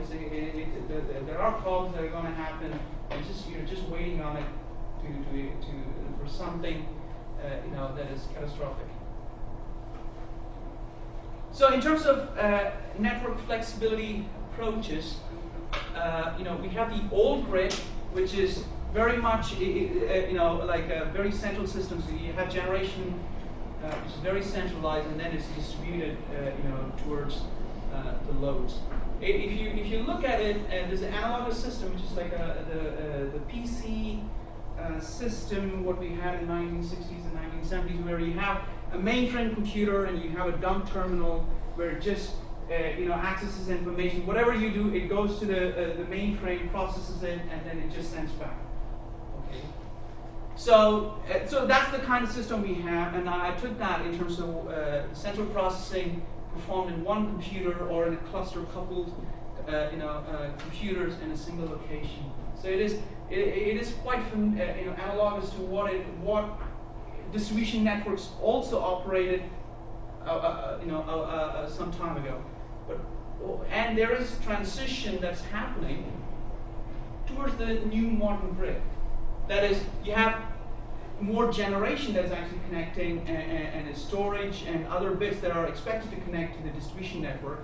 And we're moving more towards from a centralized control alone to centralized plus a distributed intelligence model, of control model. What distribution intelligence means is it refers to separating the processing in a large system into multiple subsystems or extracting certain processing functions from the main functions, placing them into separate machines. So which means that the processing power is not at the one place, but it's fairly distributed. So the response, what you get in order to make your system flexible, is quite rapid, and it's and it's quite effective. It's pretty much like just imagine if you want to send a photo from your phone to another person's phone, all you do is turn on Bluetooth and you send. I don't need to send that photo to Google, email, to the server, and then send back to you. You know what I mean? Like it is much quicker. So that's what distributed intelligence is, that the devices themselves have enough intelligence that they're able to have conversation and address the issue as soon as possible. And if there's something that they can do themselves, then you have centralized control to take care of that as well in some way. There are backup mechanisms. But that, what you're doing is you're increasing, you're addressing to the immediate need of what needs to be done for like either transferring a photo or clearing a fault, for example. So, in terms of speed of response by solution and technology, so we have various technologies, whether it's fault interruption, interruptible power supply, frequency control, and so you have various technologies that are available to provide flexibility. And there are various time scales as well. So if you then look at the time frames that where centralized control exists in terms of distributed intelligence, exists. So anywhere from a couple of milliseconds to up to 10 seconds, a distributed intelligence type of system works very effectively. And beyond that, a centralized system will take care of bits that are dynamic or steady state related aspects. Okay? But I think, and this is what my colleagues think as well, moving forward we need a combined collective system where you have centralized and distributed intelligence-based system to make sure that we are providing the reliability that the network needs, to ensure that there's enough flexibility to connect more low carbon generation type of technologies and so on. So I want to talk to you a couple of issues and then provide an example or two of the type of solutions that were applied by SNC, but and our partners as well. And then we'll try to summarize. So if you look at the customer interruptions by DNO within the GB area, and also customer minutes lost, if you look at it at the HV and LV, there's something that's being done. They're already taking care of issues of high or the current customer interruption rates or customer minutes lost in reducing it. Okay, there are already some practices in place like cutting, trimming the trees or providing other network-related aspects that's trying to reduce. But still, the problem we have is when there is an interruption or when there's a breakdown, there's a fault, it still takes several hours to connect unfaulted network bits and heal the network automatically. It takes hours because you still need to send personnel to fix the problem and so on. But are there mechanisms in place where we reduce that? We restore uninterrupted or unfaulted networks in the networks within seconds and not hours. And there are solutions that are available while ensuring that the network is not overloaded, okay, and ensuring that it utilizes all alternative sources that are connected to it to ensure that power is restored to most of the customers. Okay, and also ensure that it significantly increases the network's overall reliability. So there are several solutions. This is something that SNC does, but there are very different technologies out there that can do or approach a similar solution. So what we have is at SNC, we call it IntelliT Smart Grid and automatic restoration system. So the way it works is you have each device within the network is intelligent enough where it has an intelligent software within the device, and it also have communication devices like radios, which are mesh network based, and so they are able to make intelligent decisions at a device level and talking to the nearby device and making that decision of either interrupting a fault or reconnecting, reconfiguring the network automatically without the need for centralized control to do any to intervene. And by the time the centralized controller sees all this, the network has automatically restored most of the customers, and the centralized controller either at the control room have to only send to the very location where the problem has to be fixed, and it can be restored very quickly. These are some of the features that this particular system has. First is rapidly heals the network in seconds. We're not talking about hundreds of seconds, we're talking about 20 to 30 seconds. Okay. And that varies from system to system depending upon complexity. But in terms of our experience, SNC's experience, you can do that within anywhere between 20, tens of seconds, like 20 to 30 seconds or so. But it also can restore the load, following the fault as well. So if you want to restore the system back to normal, it can automatically do that. All you have to do is, yes, I fixed my fault. You press a button, and then it'll reconfigure the network as it was, before. And also, what distribution intelligence-based systems allows is, there's no limitation in terms of number of devices that you can connect.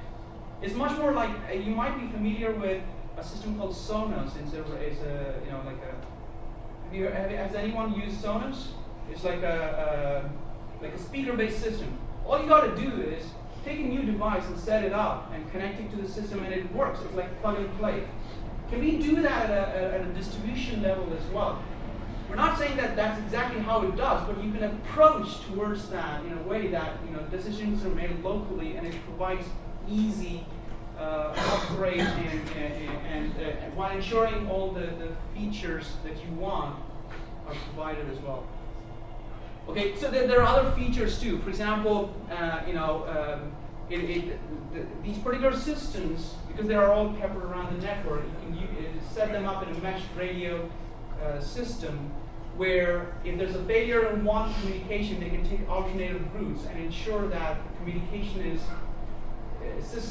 the line is open, and so it makes intelligent decisions automatically. Okay.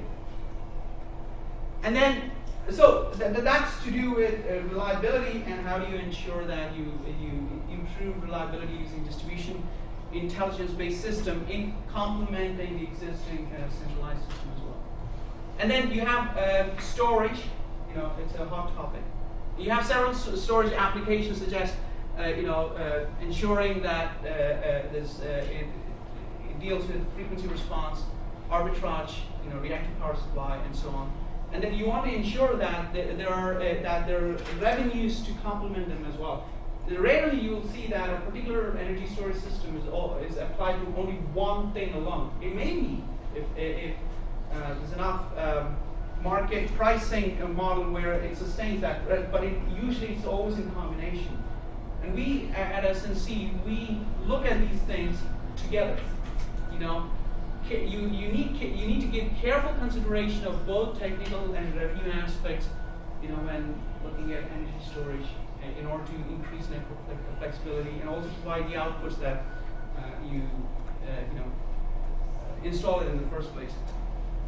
So this is one of the project that we worked with, where the customer is UK Power Networks, where this is SNC provided a 6 megawatt system which has a capacity of 10 megawatt hour lithium-ion based battery system. And this was installed as a pilot project as part of LCNF, Low Carbon Network Fund, provided by Option. And they've tested using the system to see if they could use for any of these purposes. So it could be reducing transmission and distribution investment costs, peak shaving, voltage control, reactive power supply, and several others. And they're already seeing benefits of energy storage, within the network, how it provides additional flexibility. Okay. You also have problems related to fault levels. So these are the actual fault levels for a particular, for all DNOs within the GB area for various voltage levels. Of course, there are other voltage levels as well, but I've just picked these. So you have, the problem here is, if you have very low fault levels, there are voltage fluctuation related issues. If you have very high, you can't connect additional generation. Okay? So how do you ensure that you're providing flexibility in the network where you're enabling more generation to connect? One of the solutions that we worked on with WPD, the Investment Power Distribution, is to there's a project called Active Fault Level Monitoring or Management, where you're continuously monitoring the fault level in the system by either through natural disturbances or through artificial disturbances that are triggered on a continual basis. And therefore, you can continuously monitor the fault level and decide if you can allow a particular generation to connect to your system or not. And if there is a breach, you're expected to breach, then you can, you can have commercial contracts where you can disconnect or shed the generation. Okay, and of course, in this particular case, this particular system has demonstrated that it can predict, to an accuracy just below 5%, which is a good, accuracy rate. And of course, it's also compliant as well with voltage fluctuation, because if you're creating disturbances, you don't want your, people to be annoyed and all that. So it is, compliant solution as well. And there are other issues. For example, you have voltage issues. You have steady state voltage variation issues where you have a lot of load, so it falls down. If you have generation, it then peaks. And then you have motor load or other, similar type of device like a transformer. When you switch it in, you have voltage sags, you have voltage flicker issues, harmonics, and so on as well. So when you design solutions, you need to ensure that that when you that particular solution not only addresses the very problem that you designed it for, but it also has minimal impact on the others, or probably reduces them to a level where it's tolerable. Okay. And then you have reactive power issues as well. So, for example, if you have a particular generation system, you need to, if it's connected to the distribution level, but exporting power to the transmission, you need to ensure that it complies with the grid code, ensure that it has the characteristics expected or required by the grid code in terms of voltage and megawatt levels as well, and the fault right-through capability, to ensure that it's connected to the grid, even though there's a fault and it can write through, So it should have a dynamic capability as well. Some of it could actually come from the generation themselves, but more often you typically use reactive power compensation devices. At a very low level, you can use a capacitor bank. At a very complex or very large systems or medium scale, you could use continuous reactive power compensation devices like SVCs or STATCOMs. Of course, there is variation in performance. For example, SVCs have when you look at comparison STATCOMs and SVCs, there's a variation in terms of performance, and those have to be taken into account as well. And there are price implications related to that as well. So, just to give you an example, we worked with Western Power Distribution on a low carbon hub project where SNC's STATCOM was installed in the network on a test basis to see how effective are they in regulating the voltages. Now, of course, this is a 3.75 megawatt STATCOM, but so depending upon the voltage signal, it'll try to provide as much as it can. So for example, if you see here, so this is the existing voltage around 0.9 per unit, and this was a test system where it was a step up for about 3%, and it's able to provide that from almost 0 megavar to almost 3.75 within a couple of tens of milliseconds, and provide that voltage support that is needed. So it is able to. So there are devices like DStatCom and provided by other vendors which can provide voltage control as well as reactive power control within that to ensure that there is enough flexibility to ensure that enough generation can be connected. So it summarizes to this. So low carbon generation and both load, that is, you have EVs and other things, is only expected to increase. Okay? The system is expected to become more and more complex. Okay? The question is, will it be manageable? And if it is, what do we do in order to ensure that it's manageable? And as the system becomes more complex and is very uncertain, there's less time to react, and that is where a combination of a centralized system and distributed intelligence-based systems are very effective to ensure that the set of reliability and other outputs that the distribution networks need to ensure. So the question is, are the network exploiting it? There's already a certain level of distributed intelligence within distribution networks already. But in order to ensure that greater flexibility to ensure that you're able to connect more generation, you need more distributed intelligence to provide the kind of flexibility we need to integrate that expected generation into the system. So what's next? There are a lot of technological advances that are happening. You talk about fusion, and there's a lot of things. Would we be in a situation to ensure that these new generations is able to solve the very problem of climate change and other bits, while in parallel to the efforts that are being made elsewhere in other industries, and provide the flexibility we need to ensure that distribution networks are able to are the places where you want to connect your generation and ensure that there's enough flexibility in place.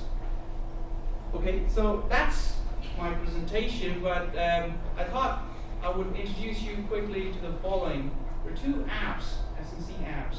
Okay, all you have to do is search for KOAN, KOAN, SA. Okay, and these are two apps which are it's browser based, so it gives you a very good understanding, or at least a high level overview in terms of how a smart grid would work, and it also gives you a comparison between old grid and new grid.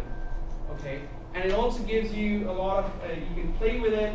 You can even install it on your desktop, and they're fun. You can actually use your laptop, tablets or phones to play with it. Okay, I would encourage you to check it out. And also, there's a similar app for self-healing solutions as well. It gives you a general overview in terms of how these solutions work, and they're really fun. I would encourage you to try it out. And if you have any questions, I'll be here during the breaks and we can go through. So that's pretty much what I have, guys. If you have any questions, then please fire away. Sorry, my apologies if I've taken too long. That's right. Thank you. Just some room for questions. Thanks for the interesting presentation. No problem. But can I ask about what kind of techniques have been applied to detect faults in distributed systems? Like you say that, is it pure electronics devices, or is it based on artificial intelligence networks, fuzzy? No, I mean, to detect fault is, it's pretty straightforward. You have CTs, connected to various devices. If it's downfeed, the CTs are able to detect the fault current that's flowing through the device, and if it sees that, the protection systems are designed, coordinated in such a way that they automatically trigger and you disconnect. Okay, but the question is, are we disconnecting the entire network, or do you want to disconnect only the area where there's a fault? Now that's the question. Okay, today we're not using any artificial intelligence-based systems. They're all rule-based systems where if you have 3 intelligent devices, the first one sees a fault within 5 milliseconds or 10 milliseconds. It'll tell the others, hey, I've seen the fault. You don't have to act. I will act, and it'll immediately disconnect the fault. Much quicker than conventional solutions. So there are ways to detect the fault and ensure that the devices are talking to the nearby devices and ensuring that the fault is interrupted much faster than what is done traditionally or conventionally today in distribution networks. So it is not artificial intelligence based, but it's still a rule based system. Yes. Any other questions? Yes. Okay. Tell us a bit more about those radios you were talking about. How reliable do they have to be? Radios are very reliable because they're designed to withstand the weather conditions, for example. And not only that, these are utility-grade radios in the sense that they have to be subjected and tested to the worst kind of the climatic conditions or weather conditions and so on. But not only that, because they're not just peer-to-peer connection, but they're in a mesh format. So if one radio goes down, the same information could be transmitted via other. It's much more like an IP-based system where the packets are distributed, and then if one path goes down, there are always other ways to transmit the same information that are collated at one area, and then a decision takes place. Does that answer your question? The radios themselves measuring some sort of voltage or current? No, the radios themselves don't. But the devices, so for example, we have a device called Interrupter or SCADA-mate. It's effectively a switch. But the switch already has voltage sensors and current sensors that are able to sense the currents, and then the decision is made within the controller within the device to see if that information has to be transmitted. If it doesn't need, it doesn't have to. It'll take the decision immediately.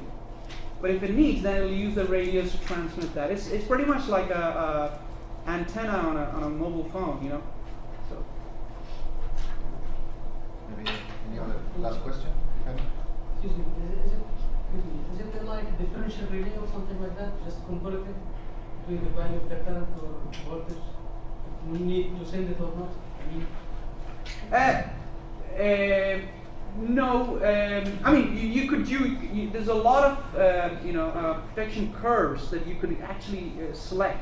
It's an electronic device. What it means is it's not like you can set whatever protection curve you want to ensure that it's coordinated within the system and you can get it running. But the way it works is it literally looks at the fault direction of the fault, and it also looks at what other devices that are available, and it communicates between the devices very quickly and ensure that the fault is isolated very quickly and the rest of the system is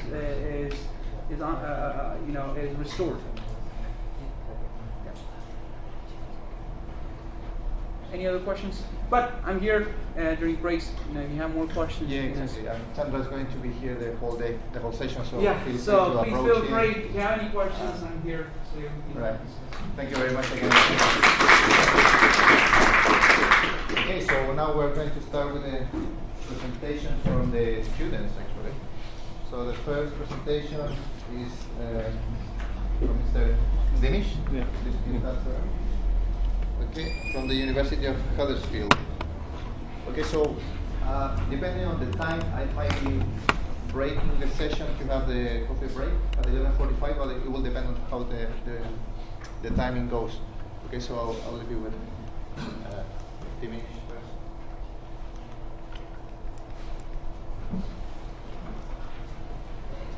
All right, my name is Mahmoud Hamish, and I'm a PhD researcher at the University of Huddersfield. Today I'm going to present our project, our research entitled Photovoltaic Fault Detection Algorithm using Virtual Instrumentation LabVIEW software. So before I start, I would like to talk about the biography. As I said, I'm a PhD researcher, and we're working with Dr. Velita Holmes, Bruce, and Mr. Mark Dales. So this is the team which we are doing, or we're working out towards the fault detection algorithm for grid-connected PV plants. Now, as we've heard from the three keynote speakers, that there's a lot of renewable energy systems nowadays. Our main concern, our main focus for this research is on the grid-connected PV solar panels. And there is a lot of faults, or variety of faults that can occur in grid-connected PV plants, such as the DC side faults and the AC side faults.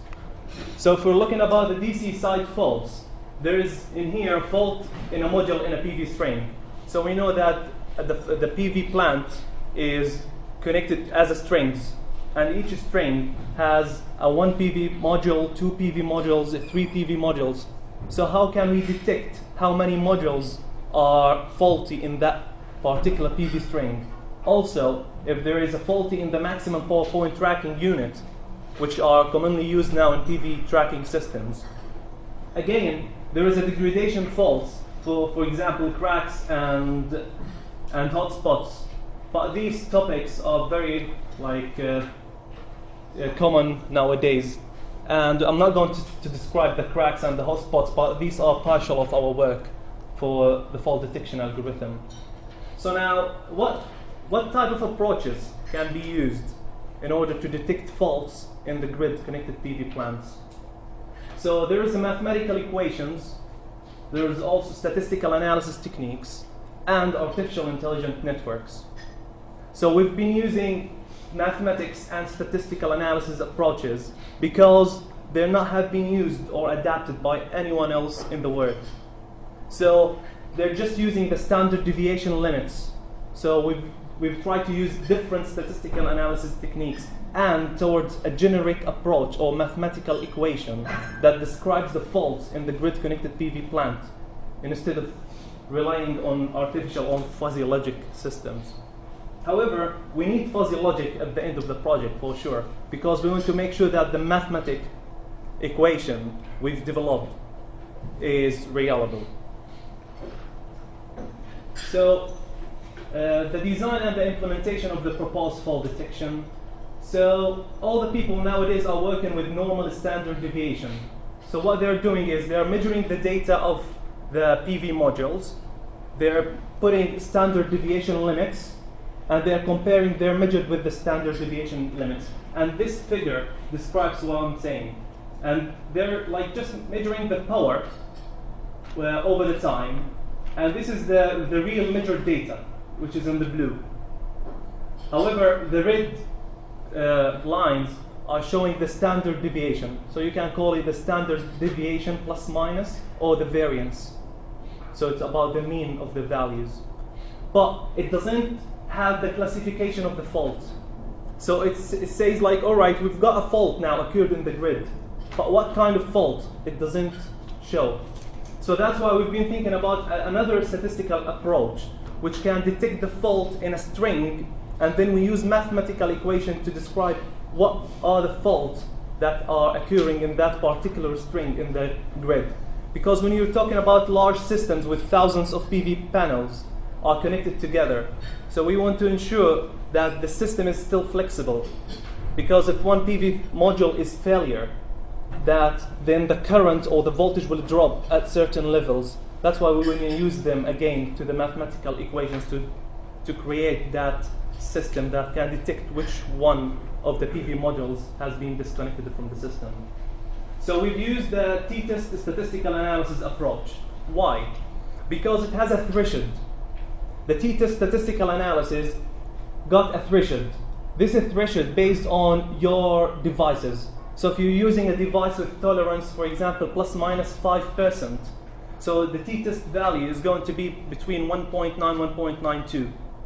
If your device, the maximum power point tracking, I'm talking about the maximum or the battery levels, if they've got an accuracy of 99%, so the t-test level is going to be 2.6. So that is a threshold.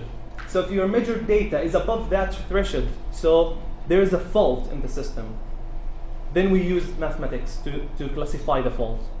But if your measured value is less than the threshold of the t-test statistical analysis approach, then no fault occurred in the grid-connected PV system. So now, what are the mathematical equations we've been using? Just the thresholds, the normal power and voltage ratios.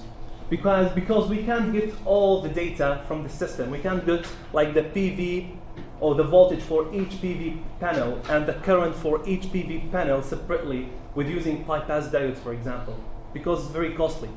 That's why we want to use like the end node. So if you got the monitoring unit inside your home that's monitoring the PV panels, so we can just get by the voltage and the power, we can get what kind of faults are occurring in your grid. So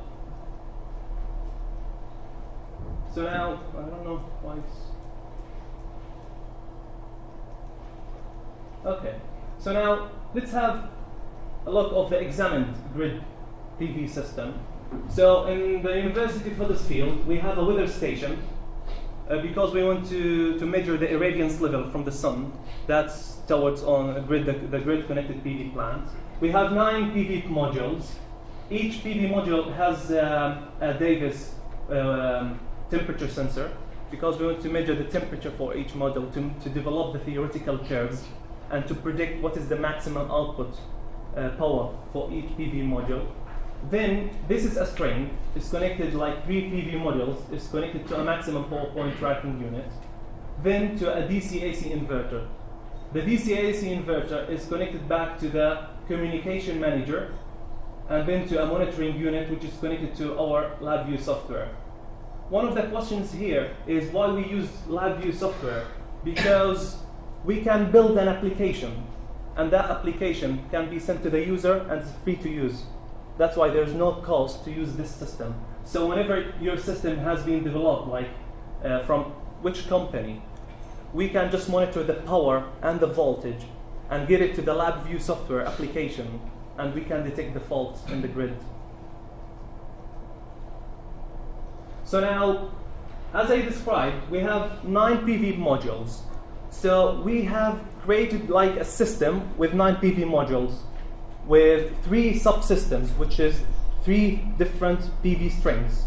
Each PV string is connected to 3 modules. And each module has 200 watts peak, or 220 watt peak. At that case, we have to input these to the monitoring or to the LabVIEW application in order to predict the fault regions that might occur in the grid-connected PV module.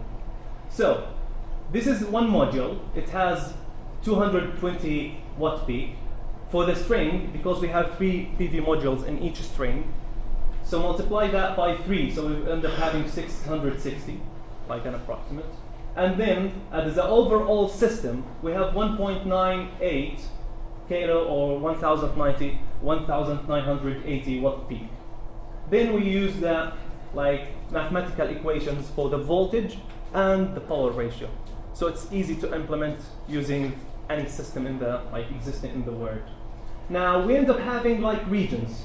So after we divide the powers, power ratio and the voltage ratio, we will end up having regions. And each region will describe a factor. So if we are running between 1 and 1.05, so we are under normal operation mode. So your grid-connected PV plant is working healthy, or healthy monitoring, let's say. But for example, if we are working from 3 to 3.04, so where we've got plenty of faults, we can classify what type of fault based on the voltage ratio.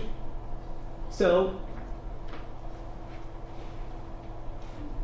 this is for the DC side. For the AC side, the same thing. We have measured the PV string output. We have measured the maximum power point tracking unit efficiency. Then we go to the DC-AC inverter efficiency. We calculate the power ratio and the voltage ratio that has been expected, or the maximum expected and the minimum expected, and we run the system, and then we can see the data that's flowing between these figures. But if it's out of the regions, then we have to go back to the lab view to determine and to classify the type of the fault that happened or occurred in the grid-connected PV plant. So now, let's have a look at the research results. So as I described before, so this is the system we have, and this is the lab view, which is going to be for the user. So this is for the company purposes, and this is for the user purpose to use. And for the maintenance or to detect any fault.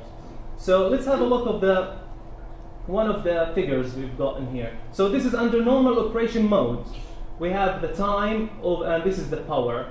So we've got like a curve between the theory and the measured, which are equal, because we're using maximum power point tracking equals to 98% efficient, and the tolerance is about plus minus 1%.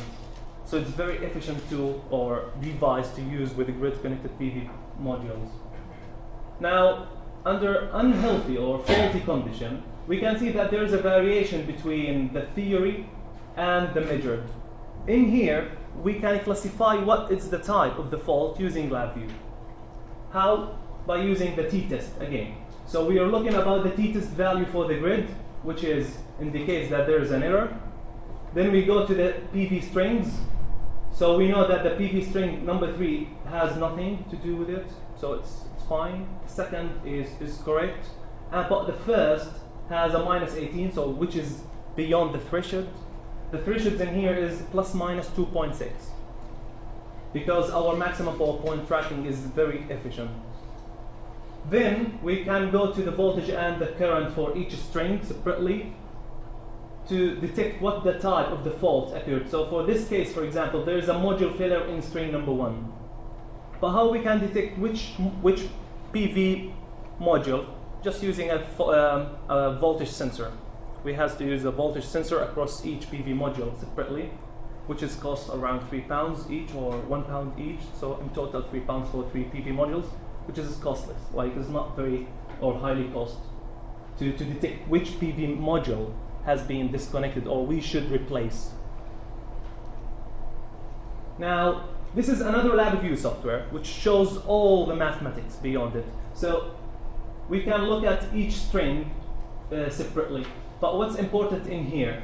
So we can look at the first PV array, the second, and the third, and we can look at the error detected. For example, now there is no error, so it's under normal operation. But if there is an error, it will indicate it over there that there is an error in the system. So there is a faulty module, or 2 faulty modules, or even more, a maximum power point tracking faulty, or the battery levels are faulty.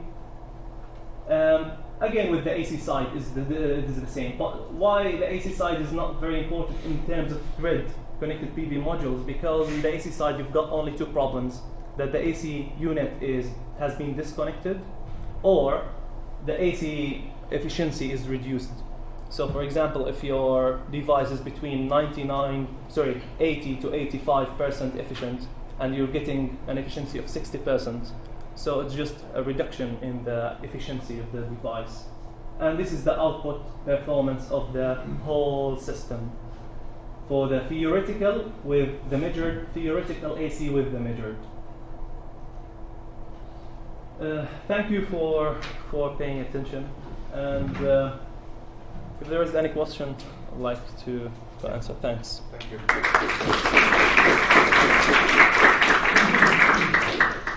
Yes. Your LabVIEW application just only to find the error, or he can realize how we can solve this error. Automatically, this error can be solved by this LabVIEW application, or just inform the user there is something wrong in Now the user can't deal with the errors, so that's why the application is for the user to use inside the house. Yeah. But the application is also connected to the maintenance department for the company. So if there is an error, indicates for the user. But some errors, the user should stop it so he can interact. We can just put some like stop button or whatever. So just in case something, for example, if the battery level is flat, he should stop the the grid connected. Or he should call the maintenance department, and they can do it using, we used the Ethernet shield. But because of the time limit, I couldn't find time to show all the results. But yeah, we used Ethernet shield to send data and to stop the system or to prevent anything. And also we used fuzzy logic to predict if there is something will happen in the next few hours or few minutes. So yeah, the lab view for the user is just also to monitor the system, but for the maintenance or for the engineers or for the company, yeah, it's for predicting the fault and also to prevent any fault for the system. Thanks. Any other question? Yes. Is your first selection algorithm capable of differentiating between single phase to ground or three phase to ground on the AC side? Oh, for the AC side, we used single and three phase. So we used both. We tested both, and it's working with the both. Because as I said, in the AC side, there's, let's say, two major issues with the inverters, like the inverter inefficiency and if the inverter has cut off. So if the inverter switched off, then we can indicate that for the user. Also, if something happened to the efficiency of the system or the efficiency, it might be caused because of the partial shading, which we can detect also, or it might be caused because of the inverter lifetime. So we can detect these errors, yes.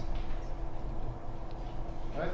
So I think we leave the room for the next presenter. All right. Thank you very much. Thanks. Again.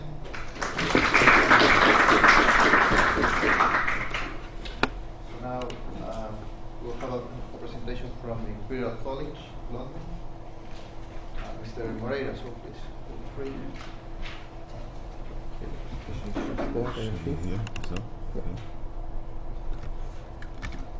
Okay. All figures. Oh, just before you start, I would like to say that you don't have to worry about having access to the presentations. They are all included in the USB sticks that you have. So, yeah, just that. Okay. Comment. So thank you for the organization, for the opportunity to talk here. My name is Alex Moreira. I work on decision making and uncertainty for power system economics. So this work here that I'm going to present is basically a minimize regret approach applied for transmission expansion planning. This work was carried out, actually it's being carried out in collaboration with my supervisor, Professor Gordon Strabat, and also with people from Chile, Rodrigo Moreno, Brazil, Alexander Street, and Yanis, who is also working at Imperial. So as a brief outline of this presentation, we are going to go through the motivation of this work. Then I'm going to go through a brief literature review. Then we're going to state the objectives, and then a brief presentation of the modeling, simplified version, and case study on a small scale network. And then we're going to conclude and talk a little bit about the ongoing work. So, is it okay? Yeah, So yeah, as renewable energy sources are usually located in remote areas, transmission expansion plays a key role in integrating these sources.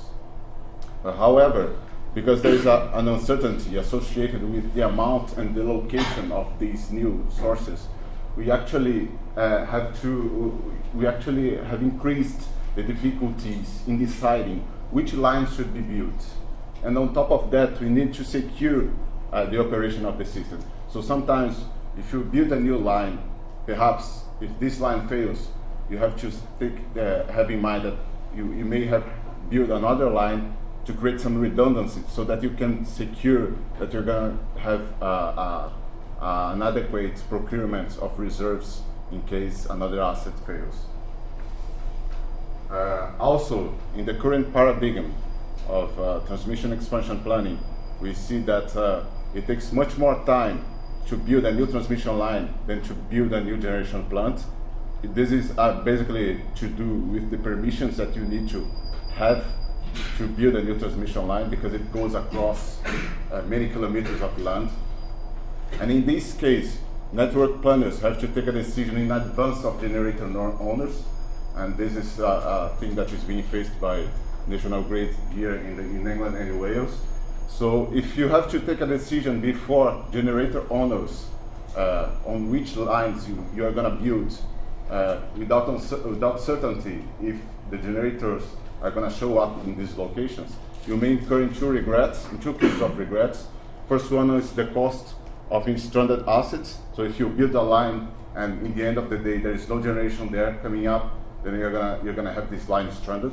On the other hand, if you don't build or if you delay building this line, then you may incur curtailment. So this work is basically focused on these two kinds of regrets. We're going to be trying to minimize them. As a brief literature review here, some recent works have been addressing reliability in transmission expansion planning. So this first work here from Professor Cornejo has proposed a transmission expansion planning model to circumvent any cases of variations of load and demand.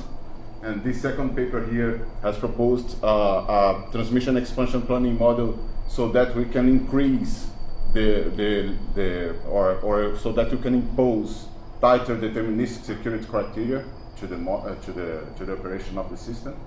So, for example, if you have an N-1 being used and you want to increase to N-2, which lines you should build. So this is basically what was proposed in this second paper. And also the role of facts in providing flexibility to the grid has been receiving a great deal of attention. So in these two papers here, in the first one, fact devices were incorporated to the OPF problem so that they could show that significant savings can be achieved in the operation dispatch if you have more flexibility, because basically you can have a better use of your transmission grid. In the second paper, fact devices were incorporated in the day-ahead unit commitment, and they could show that the flexibility provided by these devices, they can help in preventing violations or system power imbalance. Also, the minimization of the maximum regret, which was firstly introduced in the 50s by Savage, was also proposed in the transmission expansion planning framework recently in 2014 by Chen and his colleagues. So in this work, actually our objectives are firstly, tackle transmission expansion planning under a certainty of future generation expansion. And not only this, but we want to ensure reliability practice that are used on the operation side. So in this case, we are gonna model N-1 security criteria, and we're gonna consider this in our transmission expansion planning approach. And also, we want to consider flexibility that can be provided by flexible devices. And here they are going to be represented by phase shifters, which are going to be considered as candidate transmission assets to be incorporated to the grid. And also, we are going to balance. So we're going to explicitly balance the trade-off between scheduling spinning reserves and building a new transmission line. Because maybe you can, if you build a new transmission line, maybe you can get access to cheaper reserves.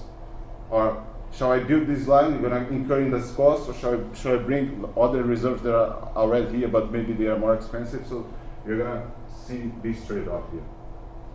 So the model, we don't have to go through all the equations here. This is basically in the objective function here, we are minimizing the maximum regret, and this is being bounded from below in the first constraint here.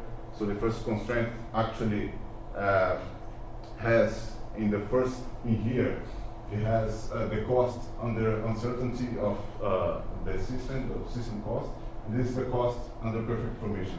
So the difference between these two costs actually represent the regret. The operation cost here is the cost of spillage plus the cost of generation plus the cost of reserves up and down and plus the cost of system imbalance. And the power balance equation is basically guaranteeing that in each bus you're going to have sufficient energy or power to supply demand. And power flow constraints here are represented in this way for fixed lines first. Fixed lines are those who are not candidates for receiving phase shifters and are right there. For lines that may or may not receive phase shifters, and finally for lines that are candidate to be built. And phase shift between limits as well as transmission limits and generation limits are taken into account. And the way we, in this work here specifically, the way we consider any milestone criterion is by modeling the operation and ensuring post-contingence balance for each of the considered contingencies. A small case study here, in this case we have a 6-bus system which has 6 candidate transmission lines, as well as in bus 5 and bus 6 we have 2 potential generation sources that may or may not come to the grid. And we have 2 candidate phase shifters in lines 3 and 4. So in this case, we consider 4 possible scenarios. In the first scenario, none of the candidate generation sources realize. In the second scenario, candidate G5, which is in bus 5, realizes. In the third scenario, candidate G6 in bus 6 realizes. And in the fourth scenario, both of the candidate potential sources realize. Again, I mean, as in the case of England and the Wales, as was talked before by the other presenters, I mean, National Grid owns the transmission network and decides whether to update it or not. But the thing is that the decisions on generation are completely independent from National Grid, so they are taken by different players of the game. So that's why we don't have certainty about which of these sources are going to realize. So let's go through first the solutions under perfect information for each scenario. So this is scenario 1, in which none of the generators realize. In this case, without security criterion, we have the solution in the left, and with n-1, the solution in the right. So of course, when we need more security, we may need more transmission assets. And also, when you have loop flows like here, it may be very interesting to have a phase shifter so that you have more degree of flexibility and you can better control the power flow in the grid. And let's take a look here, why this phase shifter is being actually installed in this scenario. So in this scenario, if you want to dispatch the system to comply with n-1, and you don't have the phase shifter installed as in there, in this case, if you want to dispatch up and downstream power as well as reserves to comply with the n-1, if you have actually the phase shifter installed, then you can avoid using the most expensive generators, which are generators in this case 3 and 4. Because in this case, you can make a better use of line 1 here, which is the biggest. You have more control by shifting the phase there. You have more control, and this has specifically to do with the possible contingencies. So actually, the reserves are scheduled to face the possible contingencies that may happen in the system. So in this case, actually, if generator 1 fails, and you have the phase shifter, what occurs is that you can deliver all the reserves that you need just from generator 2, because you can make a better use of your grid. And if you don't have the phase shifter, then you cannot shift that phase there, and therefore you have to use generator 3 and 4 to overcome this contingency. And that's the same if generator 2 fails, and that's the same if line 1 fails. So in this case, actually there is so again there is the phase shifting there to help the power flow. So coming back again to scenario 2, I mean to the solutions under perfect information for all the scenarios. This is the solution for scenario 2, both without and with n-1 security criteria. This is for scenario 3 and for scenario 4. But the interesting thing here is that if you take the decision under uncertainty, actually the best solution is completely different from the other solutions that we have seen before. And why is it so? If you take as candidate solutions only the solutions that were observed under perfect information, these are the possible regrets that you may incur. So each graph here shows the regrets for for example, this top one in the left shows the regret for taking the solution for scenario 1 under the realization of the other scenarios, and this regret is represented in the black bars. This is the same for scenario 2. So actually, for example, if you take the solution for scenario 2 and scenario 2 realizes, then the regret is 0. And the same for scenario 1, 3, and 4. But if it doesn't, if scenario 1 realizes, and you took the solution for scenario 2, then this big black bar is your regret. But if you use this solution actually, then you can see that in the gray bars, the regret that you may incur. And this case here, the solution of the perfect information, which incurs in the least worst regret, is actually scenario 1, which incurs in an annual regret of around 3 million, and this is almost 300% higher than the solution proposed by our methodology. Also, why true phase shifters in the solution under uncertainty if the solutions under perfect information only considered one or none? Again, we compared the solutions, and you can see here that without phase shifters, without any of them, then these are the big bars representing the regrets. These bars here represent with only one phase shifters, and the regret can be significantly reduced if you really install the two phase shifters under uncertainty. And just to conclude here, don't want to steal too much time from you. So the value of flexible network technologies, as you could see, they increase when you specifically and explicitly consider uncertainty. And the flexible network options, in this case represented by the phase shifter, can effectively reduce regrets that you may incur if you are taking the solution under uncertainty. And again, some people say that minimizing the maximum regret may be a punishment for not having the perfect information, but actually is a protection. If you don't have this perfect information, you must take the decision under uncertainty. And if you must take the decision under uncertainty, flexible devices may really help you in reducing the regrets. And ongoing work is being carried out in order to improve the scalability of this model. I have presented here actually a very simplistic model, but there are many decomposition techniques and techniques related to robust optimization and these other stuff that may really help in increasing the scalability so that we can use all these things to realistic cases. And thank you very much.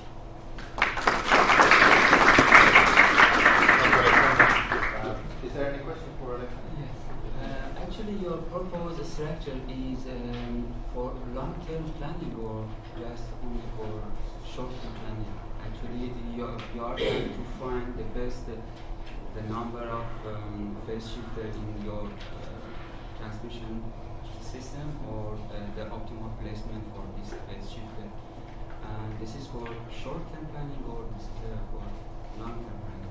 This is actually for long-term planning, but in this case, under this framework here, we are taking like static decision. Static decision. So we are modeling in a static way rather than not dynamic. It means that after could be expanded, yeah, but currently it's a static.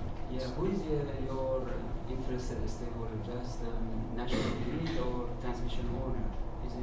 Yeah, transmission planning. Because this is a single level optimization, so probably in your objective function, I just found some terms interested for national grid or transmission owner. Yeah, because your presentation is very close to my presentation for that reason. Okay. I'm interested. Thank you. Okay, you can talk to us. Yes, I'm actually interested in what you're doing because your topic is on transmission planning, and from your results so far, I think you know that actually benefits the generators more than the transmission owners. on what I saw. I don't know if, because I think if you are developing something for transmission owners, the model should actually benefit them. So I don't know if you actually thought about the effect of the fair shifter for the maybe minimizing the investment cost in transmission or something. I don't know if you get where I'm coming from, because I don't know, I don't understand. Can you just explain the relationship with what the impact of the fair shifter on the investment or whatever has got to do with transmission expansion there? Okay. So in this case, actually, we are trying to see the transmission expansion through the perspective of the network planner. So he's not sure about whether the generators are going to realize here or there, and which is going to be the amount or the capacity of them. So the network planner is trying to reduce his regret or his or her regret by taking a decision that if generation comes here or there, my regret is going to be the least one possible. So in this case, the flexibility provided by the phase shifter is very important. Also, not only for this, but also for dealing with contingencies. We could see that by installing, even under perfect information, by installing phase shifters, you have a better control of the power flow. So if a contingency arises, you can better respond to it. So yeah, in these two cases, I mean, I think that phase shifters are important. I'm not sure if I could properly reply your question. Yeah. Well, sorry. Yeah, it's okay. What I'm trying to say is that the fair shifter, is it for the transmission owner or for the generator? Because we know in today's power system, transmission business virtually different from generator business. So these are two different people. And the transmission planner is an entity on its own. So if it's planning, is it the one installing the fair shifter or is it the generator? No, the transmission planner. So what is that? What's the benefit from that? The benefit, I mean, in the case of specifically of, okay, if we can see that National Grid, for example, is a transmission as well as a system operator. So it benefits on having lower operation costs. So we could see that, for example, in the case of contingencies, phase shifter help in decreasing the operation cost. So by installing, if the transmission operator, which is also the system operator, interested in decreasing the costs, install phase shifter, it's beneficial for him, so why not to do? So in this case, actually the transmission planner is the one benefiting more about installing the phase shifter. So that's why it's his decision. I'm not sure whether Thank you very much again. Being mindful all the time, thinking that you might be hungry or you want to go to the toilet or something, we're going to push the coffee break. So, but let's shorten it a bit. So let's have a 10 minutes coffee break. Then we go back. Okay, guys, we're going to continue to finish session 1. We have a presentation from Musa Marsba. He's from the University of Manchester, and as I said, it will be the closing presentation for session 1. Then we are moving to session 2 after the Q&A for his presentation. So please. Yeah, thank you so much for your introduction. Welcome everybody to my presentation. As a title suggests, this study aims at optimizing the dynamic investment for wind power generation and base and peak load power plant in the power system. This is a common project actually between my master students, Jaber and me, and Dr. Hassan Hupar from University of Manchester. The planning is executed by using different type of technology such as wind power generation, base load power plant and peak load power plant. Some examples for base load power plant are non-renewable generation resources like nuclear coal fire plants and renewable generation resources such as hydroelectric, geothermal, biogas, and so on. Peak load power plants are power plants that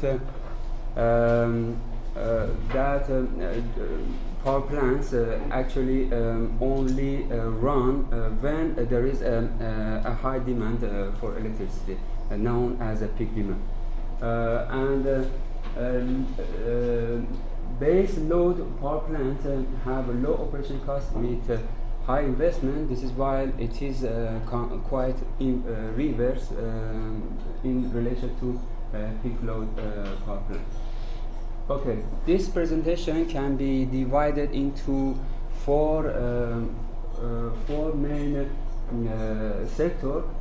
First, I will provide a brief introduction about the problem and answer this key question: what is our objective? Then I will show you the proposed structure and the proposed solution for modeling, and finally the achieved result. The main objective of this study was to provide a mathematical model for the expansion planning analysis and benchmarking for wind power generation and resources and load base and peak load power plants in specific for a multi-stage dynamic planning. Actually, dynamic planning is a complex optimization problem concerning the investment per year depends to investment decision in previous years.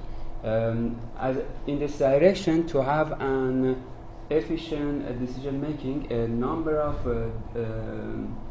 decisions should be made regarding the selection of the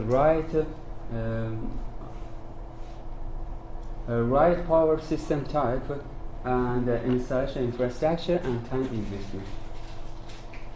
Okay, the proposed structure is a complex structure for a short-term market structure to clear the market clearing price and is therefore suitable for a long-term market framework in order to investigate the impact of subsidy, subsidy and load base and peak load power plant investment in the long-term plan. Okay. In this regard, a bi-level problem is a model related to expansion generation investment problem, and the main theme of each investor is modeled in the first level problem, which is to maximize the profit of a transmission system operator. And this first level problem is considered by a collection of second level market clearing problems representing poor trading and whose individual objective function correspond to social welfare maximization. How can I use the pointer? And the upper bottom. No. There. Thank you. And actually, as you can see, there is some complementary constraint in our second level structure, and these complementary constraints are completely nonlinear, and they can be linearized by Embig method. So after that, our second level problem can be linearized and conversed, so we can derive the optimal solution by using of Kersh-Cohen-Tucker conditions. After converting a bi-level problem to a one-level problem, there is only one term, a nonlinear term in our objective function in our problem, which should be linearized. Actually, this is the term related to multiplying the market clearing price into the produced power by power plant, by each of power plant. So to find a linearization method for this, we use the primal duality solutions and some of KKT conditions equality for that. This is a mathematical programming with equilibrium constraint, and it can be converted to a mixed integer linear programming and solved by express solver in GAMS environment. Okay, the horizon here is specified by with three different demand blocks, namely peak, shoulder, and off-peak, and consider weighting factor associated to each demand block are assumed to be 20%, 50%, and 30% of time of year, so respectively. And in addition, annual graph of demand is assumed to be 6.2%. This is the input data got from the electricity transmission system from my country. Okay, and also we consider three blocks with different sensitivity factor for both wind power generation and low demand consumption in order to model uncertainty in our model. Okay, this is a single line diagram of Mazandaran Regional Electric Company is shown in this slide. The candidate places for construction of new power plants are shown in this slide, and some of places are suitable to install the wind power generation, and others it's better to install the base and peak load power plant. So actually, this electricity company is located in north of Iran, very close to Caspian Sea. Okay, there is some result obtained from our simulation. The key for peak load in power plant investment in the long-term planning is that the operation cost is high, although they have lower investment costs related to the other type of technology. For that reason, our proposed structure decided in long-term planning decided to invest some technology, wind power generation, and base unit investment, and this ignored the technology related to peak load power plant. Okay, two criteria have been defined here in order to investigate the impact of subsidy, budget, and load demand consumption in the long-term planning over the operational planning. As you can see here, the available capacity and invested capacity for each technology can be increased or decreased by increasing of the budget factor. This is while the available capacity of wind power generation is always increasing by changing in subsidy factor, while invested capacity of wind power generation can be increased or decreased by changing of the subsidy percent. Generally, as you can see, available capacity and invested capacity of peak and base load power plant is always increasing by increasing the demand load factor, and available capacity of wind power generation in long-term planning is always reducing by increasing of this factor, and invested capacity of wind power generation can be sometimes decreasing or increased by increasing of this demand factor. In summary, we in this in the proposed structure, we investigated that what type of technology is suitable to install in our power system based on increasing in subsidy budget and low demand consumption in the long-term planning. And the interested stakeholders are private investors, generation companies and transmission companies and regional power companies and so on. And our future work plan is to consider the investment of fax devices in expansion generation planning, in the long-term planning, considering stability and reliability in power system, and also expanding the implementation to a smart grid with distributed energy resources. Now, it is good to note that these results have been submitted to IEEE system and IEEE generation, transmission, and distribution right now. Thank you very much for listening to my presentation. I would be more than happy to answer any questions that you have. Thank you. Thank you, Mr. Any questions? Yes. Yes. We consider two questions. We consider network constraints. Is the first question. Yes. Second question is, what's your solution methodology? Do you recast the bi-level model to a single level? Can you solve it? Yes. Or do you use an algorithm? No, actually, in this model, all of condensation and all of actually network constraints have been involved in our model.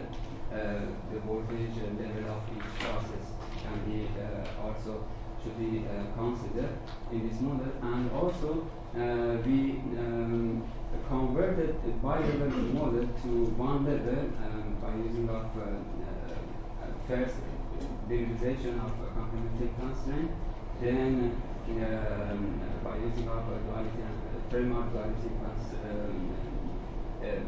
duality method, we get the Lagrangian equations, and then we solve this problem by using of express solver in electron time. Do you think how scalable can it be in a single level formulation? Because sometimes good scalability actually what we do is to decompose the model. In this case you have composed a single level formulation. I just wondered. We don't have any problem in even in my right now I'm working with a very big distribution system has been modeled in GAMS. I didn't have any problem. Sometimes I had some problem in infeasibility in some of iteration, but after changing something, some of my constraint, I solved this one. You can add some new constraint or to alleviate this problem. Any other question? Well, I would like to make one quick question. Yeah. Maybe I didn't get, but how do you really choose what bus is good for like peak load generation, or which one is good for wind farms? Yeah, actually, this is a good question. Actually, we have two levels. I don't know. Go ahead. Thank you. First of all, we have the two levels. In second level, our objective was to maximization social welfare of customer and transmission system owner. So, but in first level, we have a maximization of the profit of transmission system owner. And based on several constraints, the algorithm can realize, and also the candidate places. First we need to say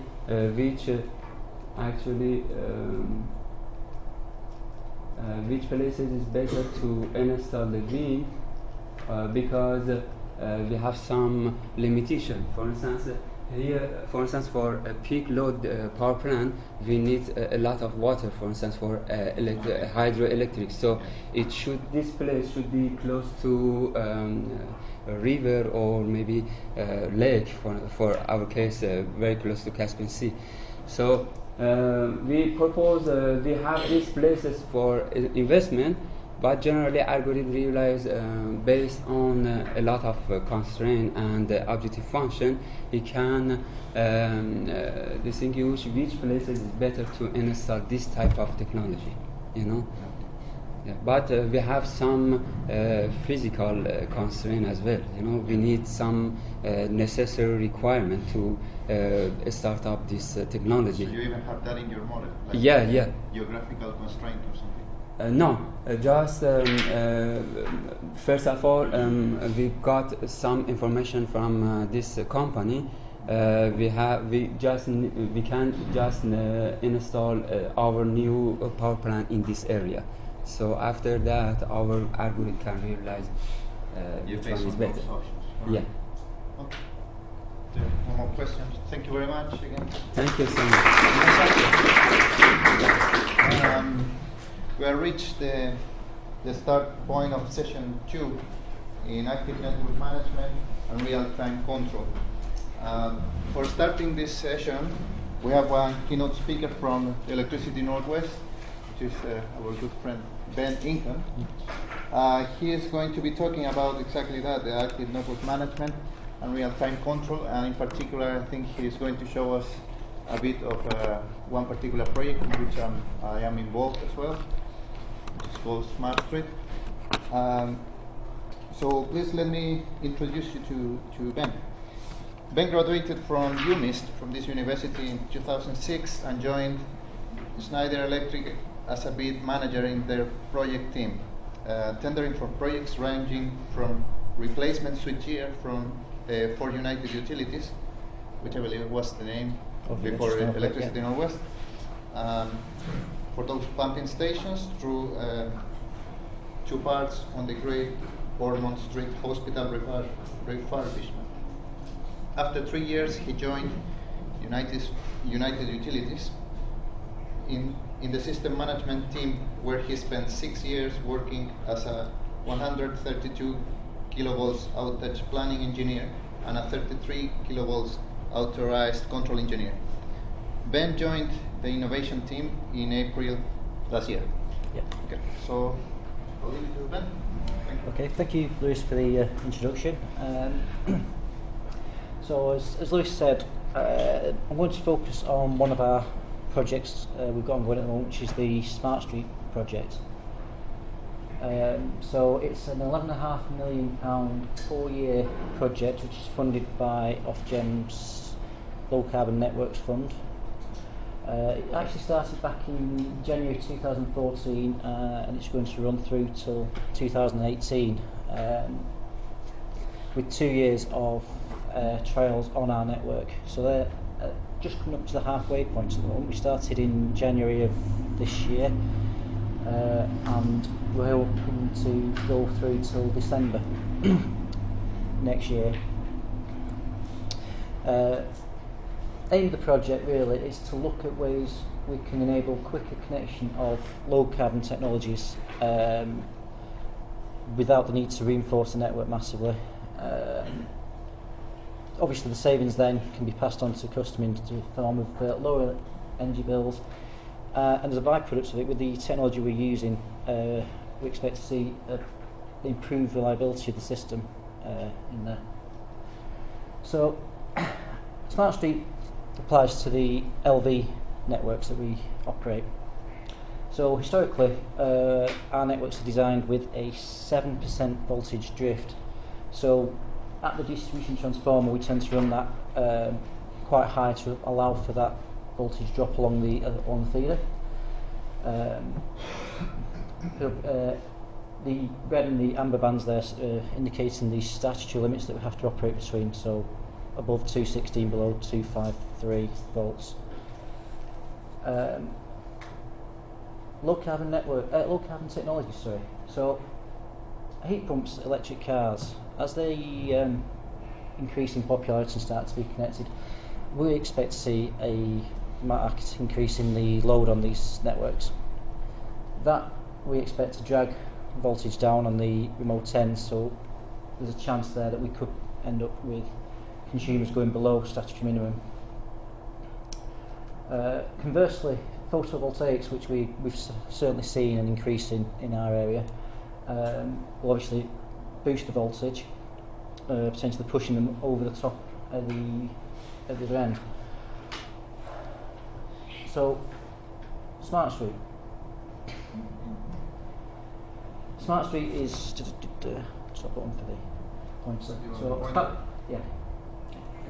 So part of the Smart Street network, if we assume we have two circuits, one with a high prevalence of photovoltaics, one where everyone's got electric cars and heat pumps, as a sort of simplified example, what we've done is we've replaced the traditional fuses at the distribution transformer with a telemetered circuit breaker.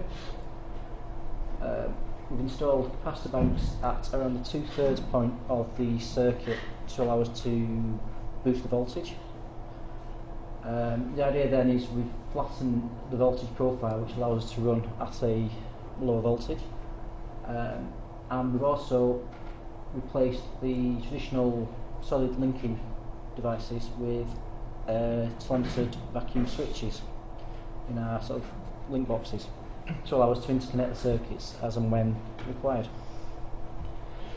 The idea there is to stabilise the voltage, apply CVR, conservation voltage reduction, to try and reduce the voltage down, which again should lead to energy savings for customers. Sorry. And with the devices being telemetered, it allows us to see faults much quicker. As it stands, if a fuse blows, the first thing we know about it is when somebody phones up, which could take some time.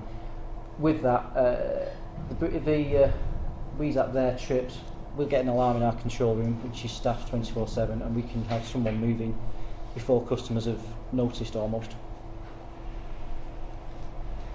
So, as part of the Smart Street system, as I say, we've installed 43 links devices, which are the LV vacuum switches. So they sit in the street-mounted link boxes, and they can be used to not only monitor the network, but we can control them remotely. Because a lot of our network is designed as a radial system, we've installed 50 endpoint monitoring devices, so we can get a picture of the voltage along the circuit. 498 WESAP devices. These are the vacuum circuit breakers which we're using to replace the fuses in our substations. We've got some HV overhead capacitors to allow us to regulate voltage on the HV side of the networks as well. We've actually fitted 5 on-load tap changers to distribution transformers. So while we've had that on our primary transformers and grid transformers for many years now, we're starting to roll it out to the distribution level to give us more control right down at that level of our network. We've got 3 quite large ground-mounted capacitors on the HV system as well.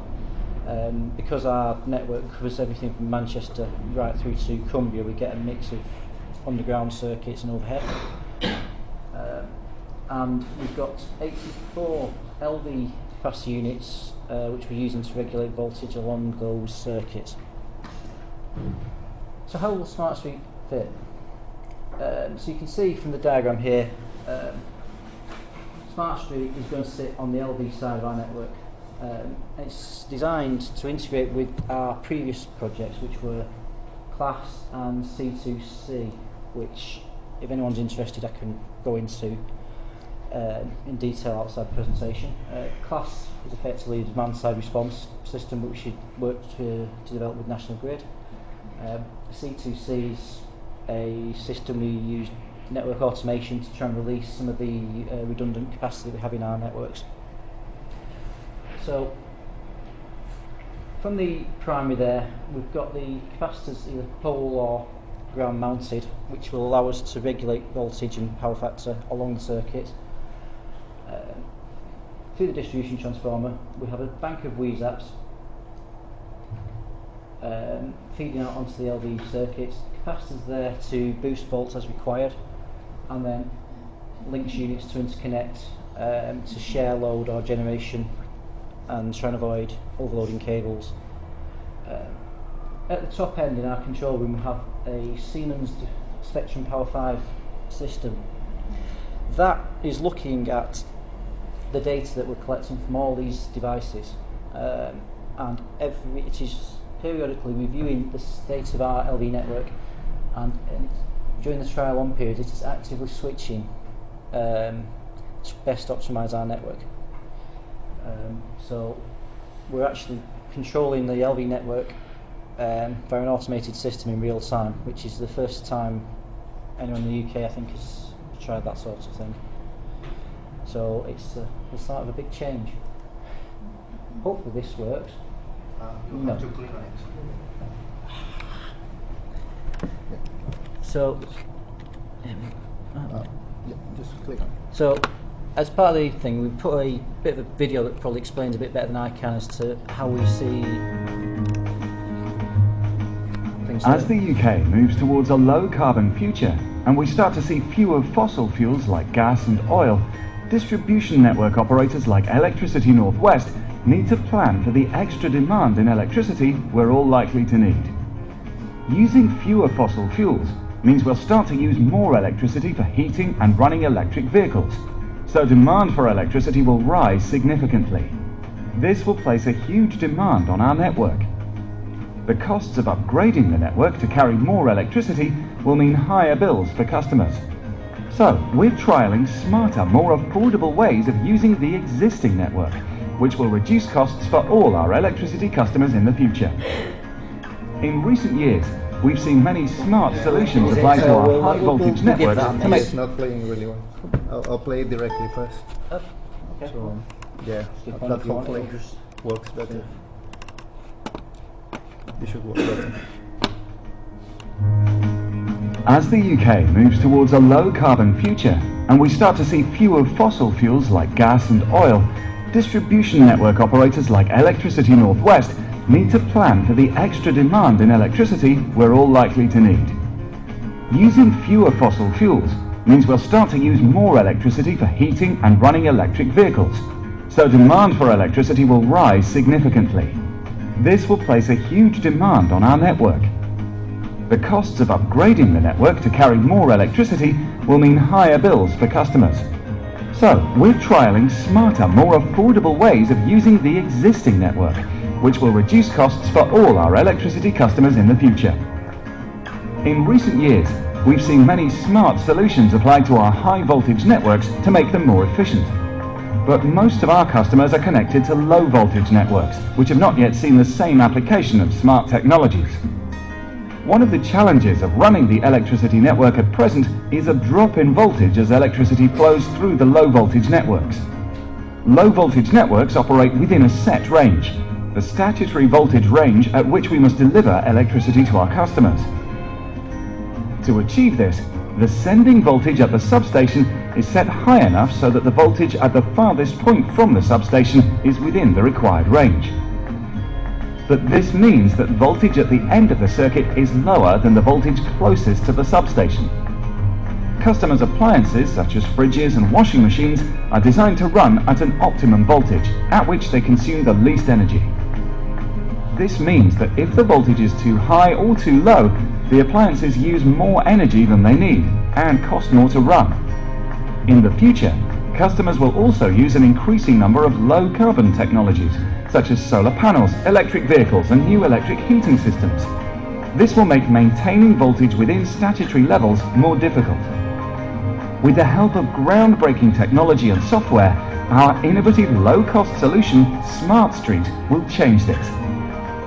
By combining the new technology with our existing network, Smart Street will increase our ability to deliver more network capacity to our customers. This will enable them to connect their new low-carbon technologies, help the network and customers' appliances perform more efficiently, save them money, minimize fuel demand, and reduce CO2 emissions. So, how does Smart Street work? Smart Street applies centralized management which, for the first time, allows our network to be truly responsive to customers' needs. Remote control devices installed on the low voltage network will allow us to detect changes in demand and automatically respond to them.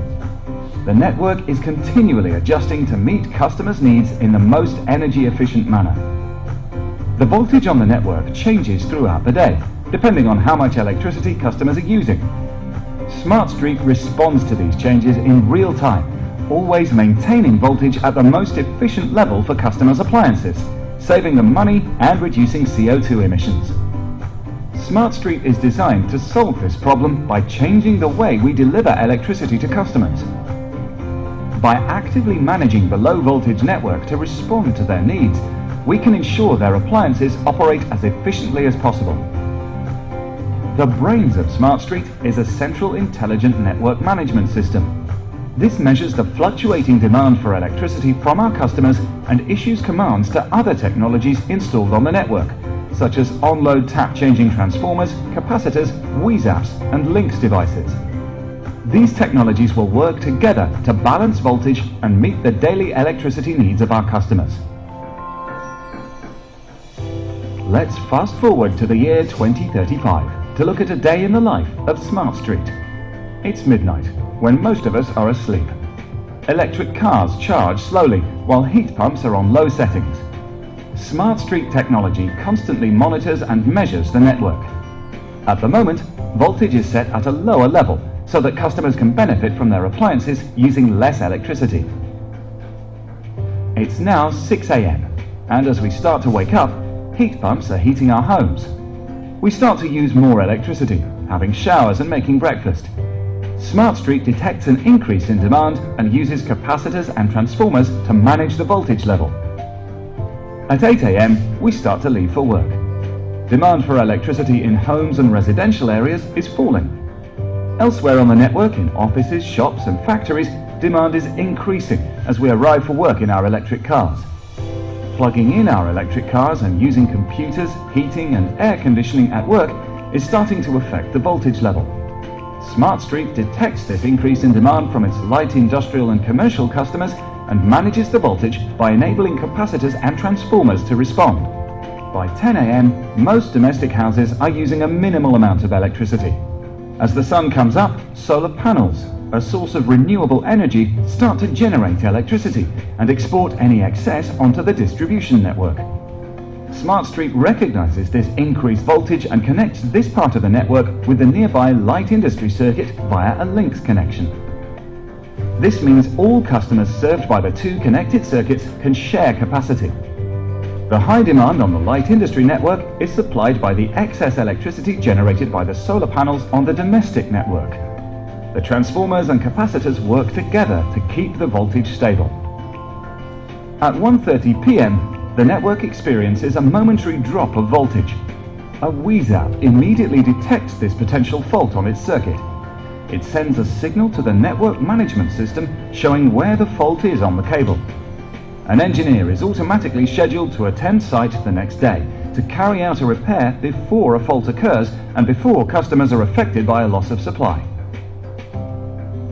At 2 p.m, solar panels start to reduce their output, which reduces voltage on the network.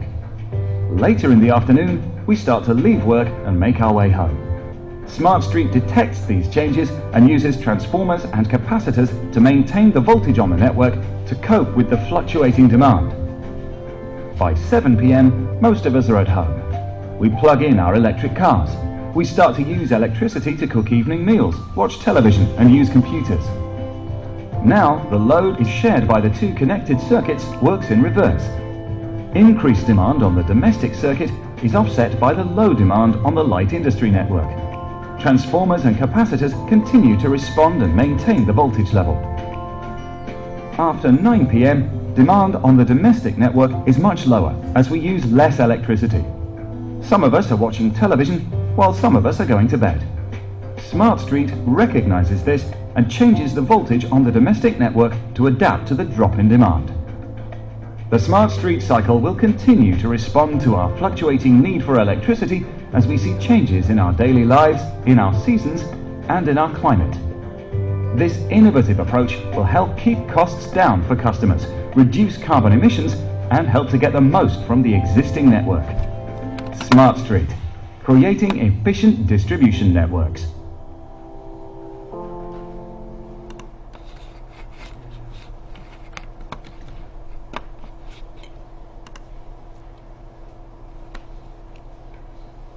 Okay, so in terms of the Smart Street trials then, which are ongoing, the aims are to quantify the benefits of applying CVR to a typical network in the UK, validate the techniques we're using to optimise the network. So is the spectrum system optimising as efficient as it can, or is there improvements to be made on that? And to identify any potential power quality and customer side impacts, because part of the conditions on this trial effectively is that we don't want customers to experience any difference to their quality of supply. They're used to a certain level, and we have to maintain that. So I won't go through this in detail, but the trials are broken down into a number of tests, and by utilising various combinations of these, we can test all the use of capacitors, the use of meshing independently and in combination, and see what produces the greatest benefit. Do we need the full system? Do we just need to cherry pick certain parts of it? So, trials so far. Initial run, 2 weeks back in March of this year. We had the on-load tap changes and the capacitor banks working independently to control the voltage. Then in June, we just tried the on-load tap changes to lower the volts to see what that would do. Do we need the capacitors or not? So July, August time, on-load tap changes again, and the LV interconnection. So do we need the capacitors? Can we just mesh the circuits and lower the voltage? Late August, meshing the circuits and HV and the LV. Part of that is because the C2C project mentioned earlier utilises meshed HV networks, so we want to see that Smart Street can work alongside that without any negative impacts. And then a week of just the HV circuits mesh, just to give us some baseline data to compare the use of the Smart Street techniques against.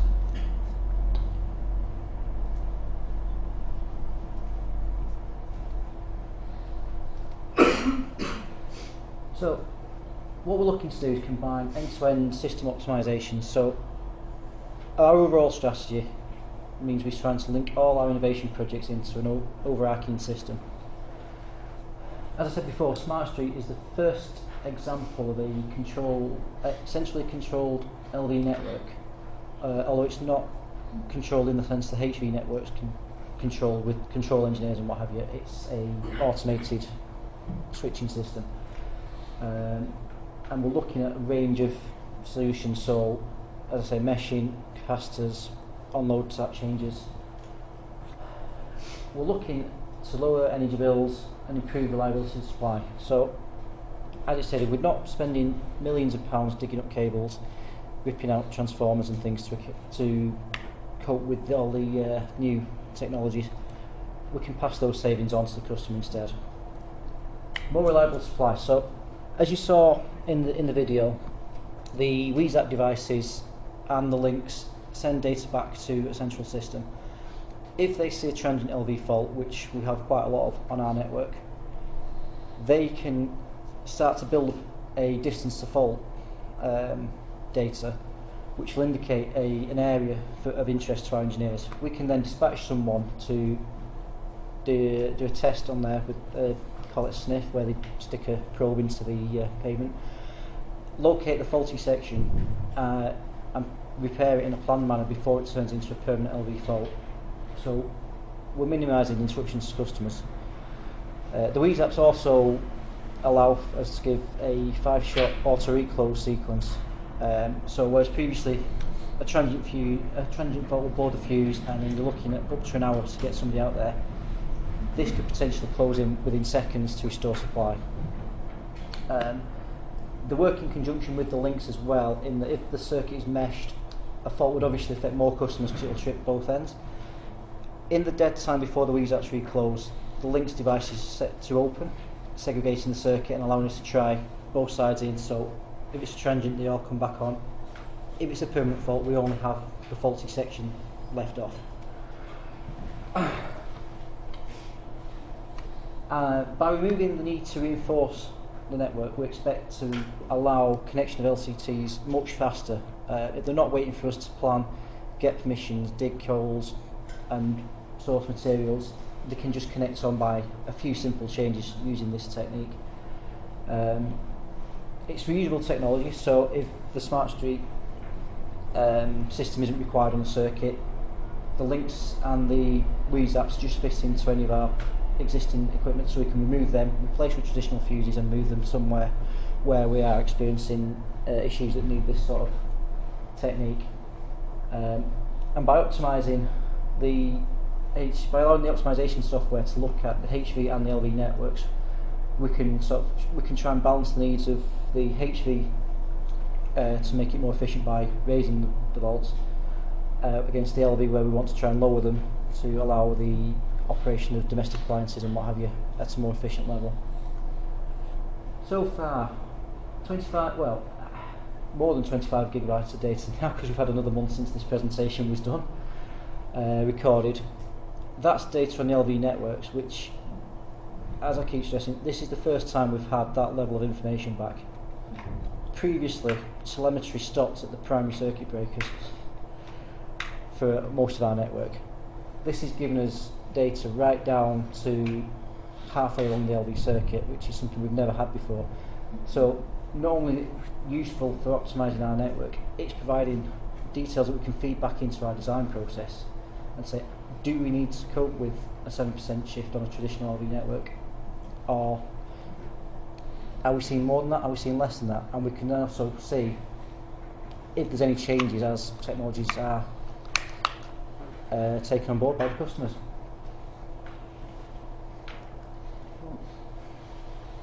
So, as Lewis mentioned, he's working on the system for one of his colleagues, UConn, in the University of Manchester. So they've done a lot of work in modelling the trial area networks. So they're all built up and they've been tested to ensure that they're fully accurate.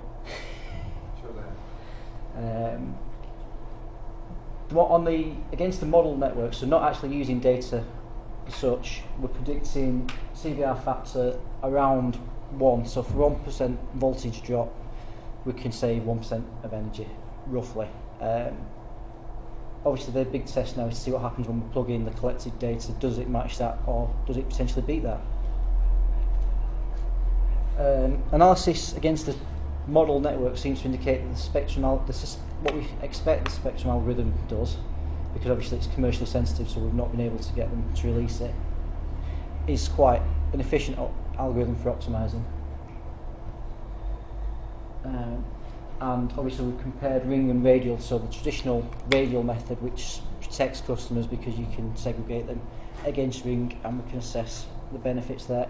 Is the potential risk of greater CIs justified against the savings we can make? So, still to come. As I say, we've got quite a large amount of data at the moment and it's growing. My plan now is to use the modelled networks to see if we can quantify the benefits of this technique. We've got a project partner in the Tyndall Centre for climate change studies who are going to assess the carbon impact of this and how it compares to traditional reinforcement, to see is there a benefit to our carbon footprint. And as I say, we're analysing the trials data, not just for the project itself, but also for any of the benefits it might bring in passing. Questions? Thank you very much, John. That's a representation. Yeah. Yeah, any question? Yeah. Actually, this is a centralized controller or distributed controller? It's centralised. There's a control system sits in our control room alongside our standard SCADA.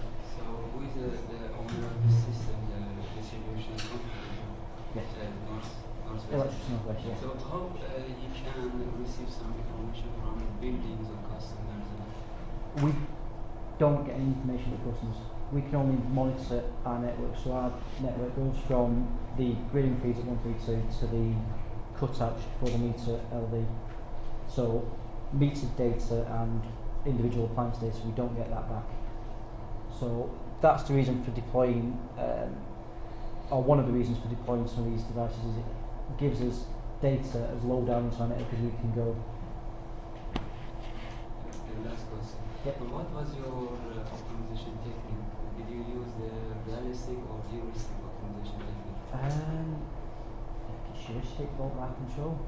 Heuristic. I think so, yeah. Which method? Genetic or algorithm? I'm not sure. It's a Siemens system that's been developed, so they're not overly forthcoming on the exact algorithm we use for commercial reasons. Sorry. Okay. Yeah.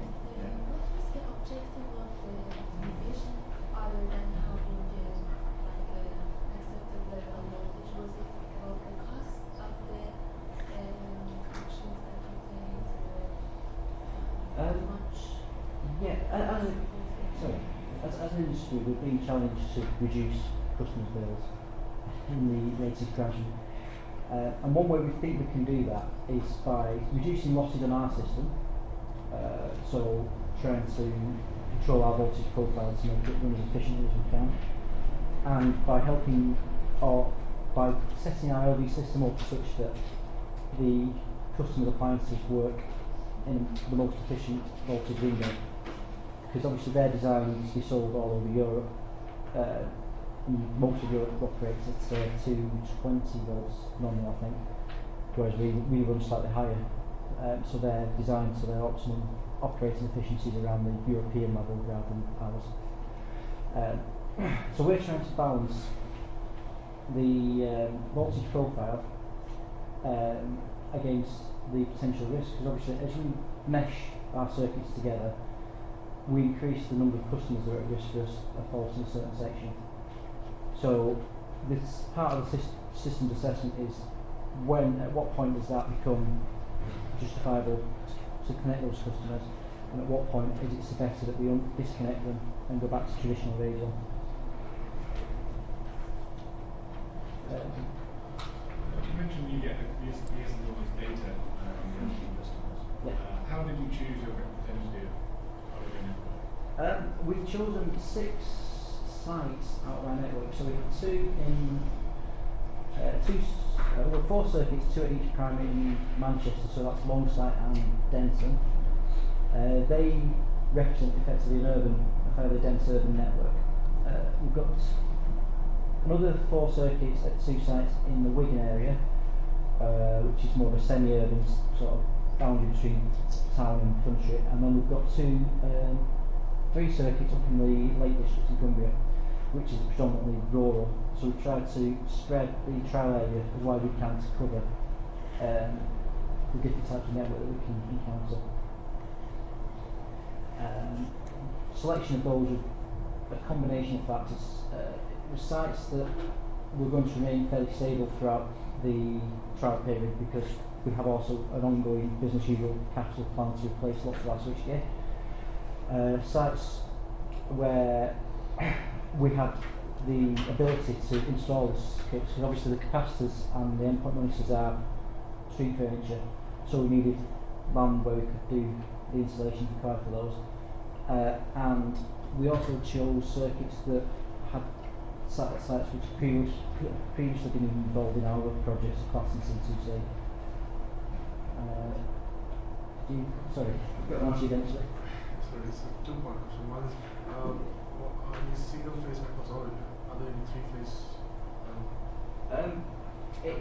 At the LV network level, it's a single phase. There's individual ways of visual phase.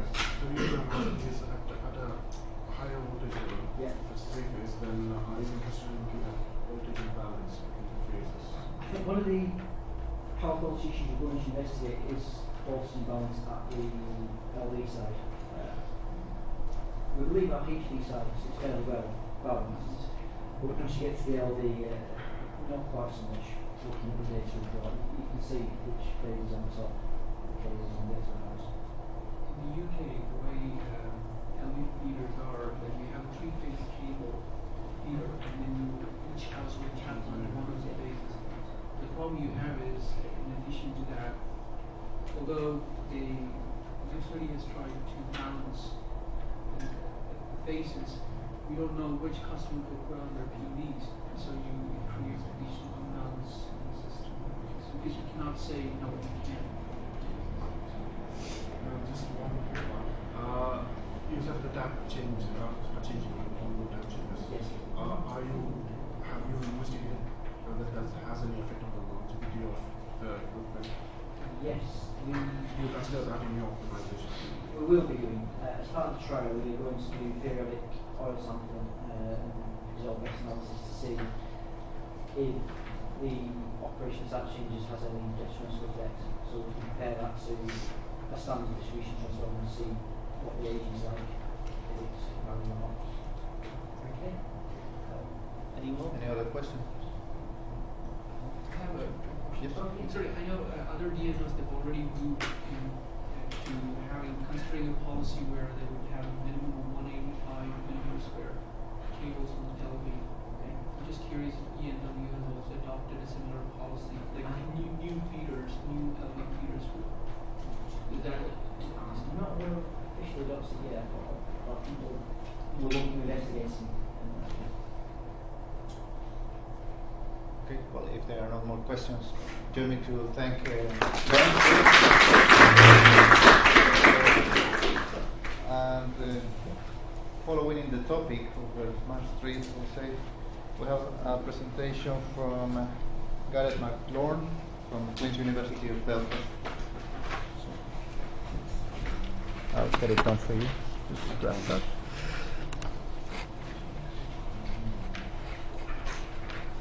Yeah. Is this the pointer? Yes, that's the point. Off you go. Hi, my name's Gareth McLaurin. I'm a PhD student at Queen's University in Belfast. I'd just like to say thank you to Louise and the rest of the University of Manchester for hosting us today. It's been a very enjoyable event so far. This presentation relates to my research into conservation voltage reduction, or CVR, which is basically the act of trying to indirectly reduce customers' power consumption by lowering voltage level, as Ben described in his presentation. So I'm quite fortunate to be able to align my research with the Smart Street project.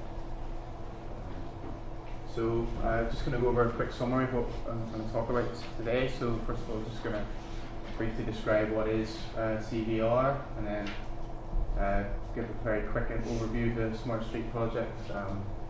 Ben's done a very good job of that already, so I don't need to delve too much into that. Then I want to discuss how network management kind of applications like CVR relate to the UK's commitment to reducing the carbon footprint of its electricity supply, and then how we might measure the effects of CVR. So it's important to be able to predict the effectiveness of tools such as this, and then some commentary on how non-linear loads are now increasingly part of our networks, and how that will maybe affect the performance of network management strategies like CVR.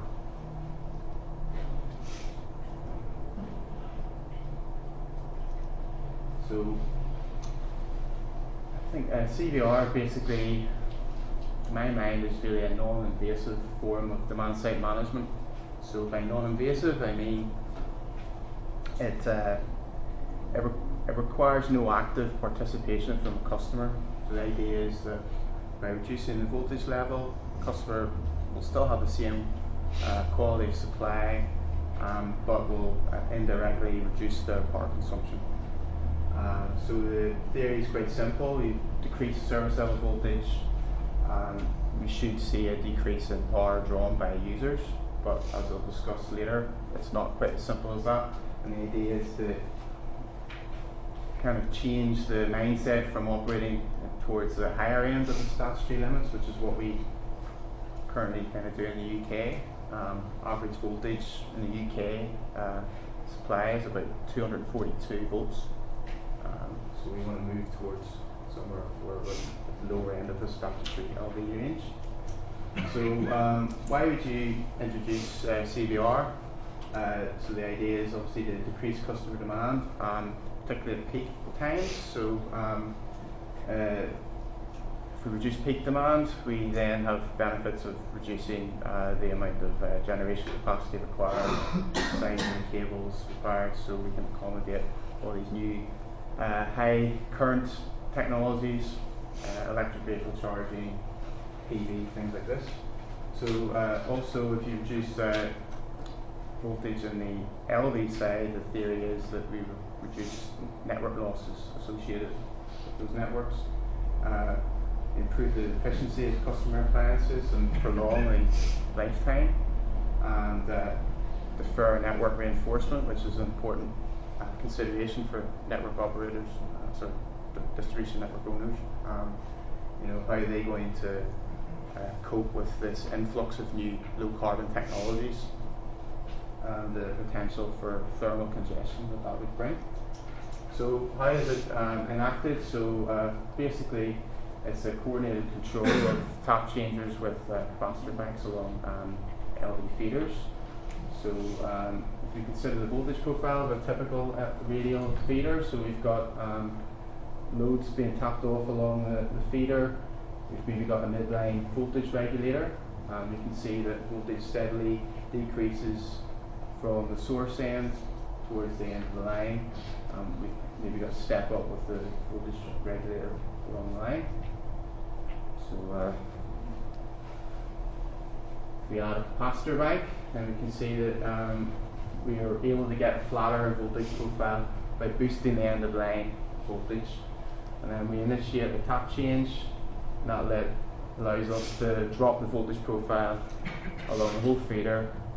Customers now have a consistently low voltage along the feeder, whereas before the first customer had a higher voltage towards the source end, and the lower voltage towards the end of the feeder, which now consistently reduce the voltage and hopefully get the energy consumption benefits from that for all the customers. So, quick discussion about the Smart Street project. So, as Ben discussed, it's a low carbon network fund project. Here's the partners. So it's a trial of the technology across Greater Manchester. So the aims are basically to attain best case set of operating regimes for the distribution network operator. That's the kind of things that PhD students such as myself are working on to provide the Electricity Northwest and the reports that we issue. Obviously release network capacity for low carbon technologies. So recent trends in the UK's electricity supply. So just to give you a bit of context about the our renewable energy obligations and reducing carbon impact. So I'm sure unless you've been living in a cave for the last 6 months, you know that UK and EU, the relationship is going to be changed. So we don't know whether our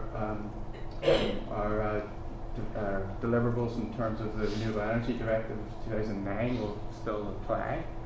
But we still have the UK Climate Change Act, which that's the year before, so we're still committed to 80% reduction in greenhouse gas emissions by 2050. So the way I see it is, irrespective of our position or in Europe, we still have a legal commitment to decarbonise our electricity supply.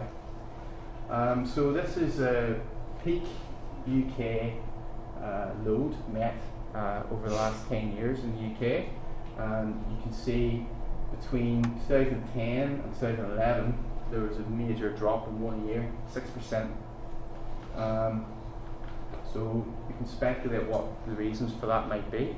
I think it's got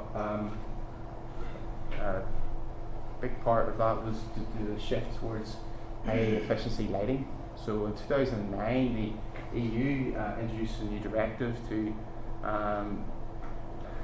the high efficiency light bulbs would have to be promoted over old incandescent types, and we phased out all previously incandescent light bulbs in 2012. So we then see this 6% drop in peak demand.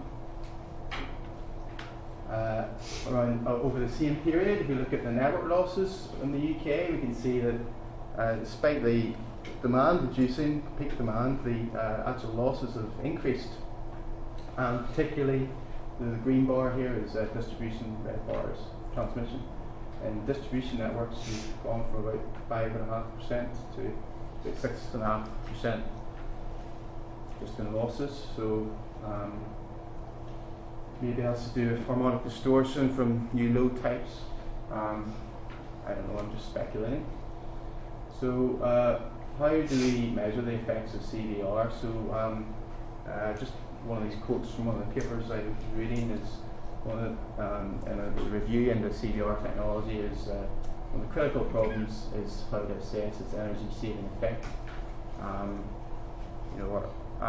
If we're applying it in different times of the day, how do we see that on our energy bill?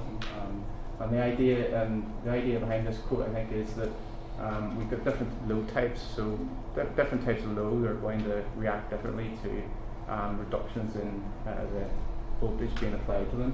So we've basically got two load types in general: linear loads, such as incandescent lighting, which I just described, where the current drawn is proportional to the voltage applied.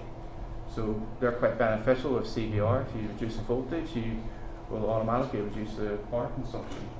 But increasingly we're getting non-linear loads, new forms of lighting, power electronics devices, and by definition, if it's non-linear, then it's going to be distorting the current that it's drawing from the network. So it's ambiguous as to whether that would reduce power consumption if you reduce the voltage. So three main attributes of voltage response characteristic is basically constant impedance, constant current, and constant power, and you then generate what's called a zip load model. And we're basically modeling loads in terms of their active power and reactive power consumption as functions of voltage using these equations. But is that an effective tool for modeling loads as we increase nonlinearity? Should we have some sort of THD component to these equations?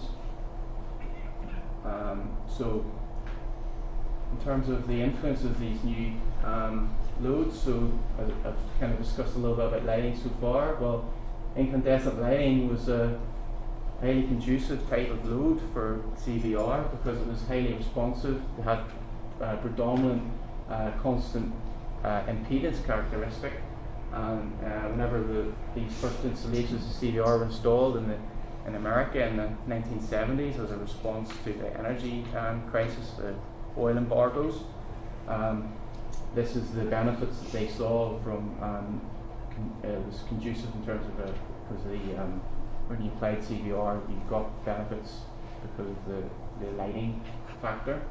But as I briefly mentioned, incandescent lighting has been phased out in 2012 due to this EU regulation. So you've got a shift then of a constant impedance component being replaced by a constant power component with these new forms of lighting, LED or compact fluorescent lamps. So then if you look at the associated power quality issues with these new forms of lighting, we look at this particular standard, 61000, part 3.2, looks at devices that are rated to draw less than 16 amps. So all equipment manufacturers that are producing these type of devices have to adhere to these standards, and they have harmonics limits that they have to apply and make sure their equipment meets it. However, if your device is less than 75 watts, there's not really any obligation on equipment manufacturer to satisfy harmonic emission limits. For lighting, which is class C device type, that drops to 25%. So things like LED bulbs, pretty much all of them are going to be below 25 watts. So are the manufacturers of these devices adhering to THD standards? Well, we've done some lab testing, so I just want to discuss some of the devices that we tested. So we've got 3 LED bulbs. So first one here is rated 9 watts. THD at nominal voltage is 141%, which is high. And then we had another one, 8 watts, it's 135%. And then this is the last one, which is a very high performing bulb. Again, these are all LED bulbs, and that has 13%. So there's a bit of a mix in terms of the performance of these different devices. This is the active power consumption with voltage. So you can see the red and green lines is pretty constant power attributes. The blue one, which is the first bulb, does have a CVR benefit. So as voltage is reduced to active power, the amount that you will get charged as a consumer times the amount of time you use it, it reduces with voltage drop. Then if we look at the THD and compare it to the limit that we had, if these devices were over 25 watts, they would have to be underneath this line. So the third bulb does perform well, and the first 2 bulbs have much higher THD. But importantly, the THD level does decrease as voltage is reduced. So you will have network losses benefit from applying CVR with these particular devices. And if you look at the current drawn, so with more THD, you're going to draw more RMS current, but like this 10 watt bulb is the lowest rated device, the highest rated device. So as a customer, you're going to your energy bill is going to be higher if you plug one of these in, but look, the current that's drawing is the lowest. So the highest rated bulb is having the lowest impact in terms of network losses. So just thought that was interesting. So some conclusions of further work. So CVR, I believe, remains an effective demand management tool, but analysis is ongoing. I've kind of touched upon some power quality concerns for future networks with new lighting types. I think that this 25 watt exemption for low energy lighting maybe needs to be looked at by standards associations, especially as it now becomes less costly to install lights all around your room. So there's nothing to stop you adding 25 watts can soon become 250 watts. A 10 watt bulb, you can have 100 watts lighting consumption. Also want to look at PV inverters, especially at low radiance levels, to see how the THD attributes compare with voltage there, and maybe look at forming new zip-low modeling kind of relationships, adding those into the network simulations that we have been looking at as part of Smart Street. So thank you very much. If you have any questions. Thank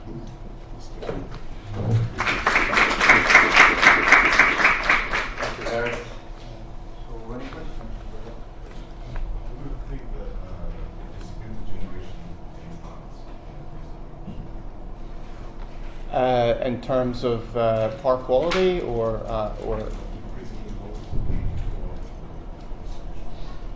by reducing voltage? Sorry. Well, if you add more distributed generation, it generally boosts the voltage on the networks. And one issue that I've kind of touched upon is that they have over voltage protection settings. They have different PV inverters and things like this. So if they're going to increase the voltage too much, they might end up tripping out. And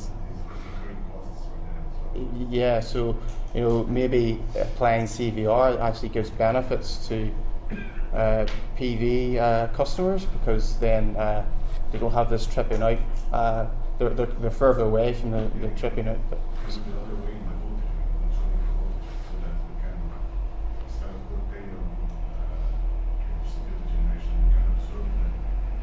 Yes, so absorb VARs to reduce voltage. Is that what your question relates to? So I don't think there's any obligation on DG owners at the minute to do that. I think that they are able to just, as long as they're below 16 amps connection, so 3.68 kilowatts.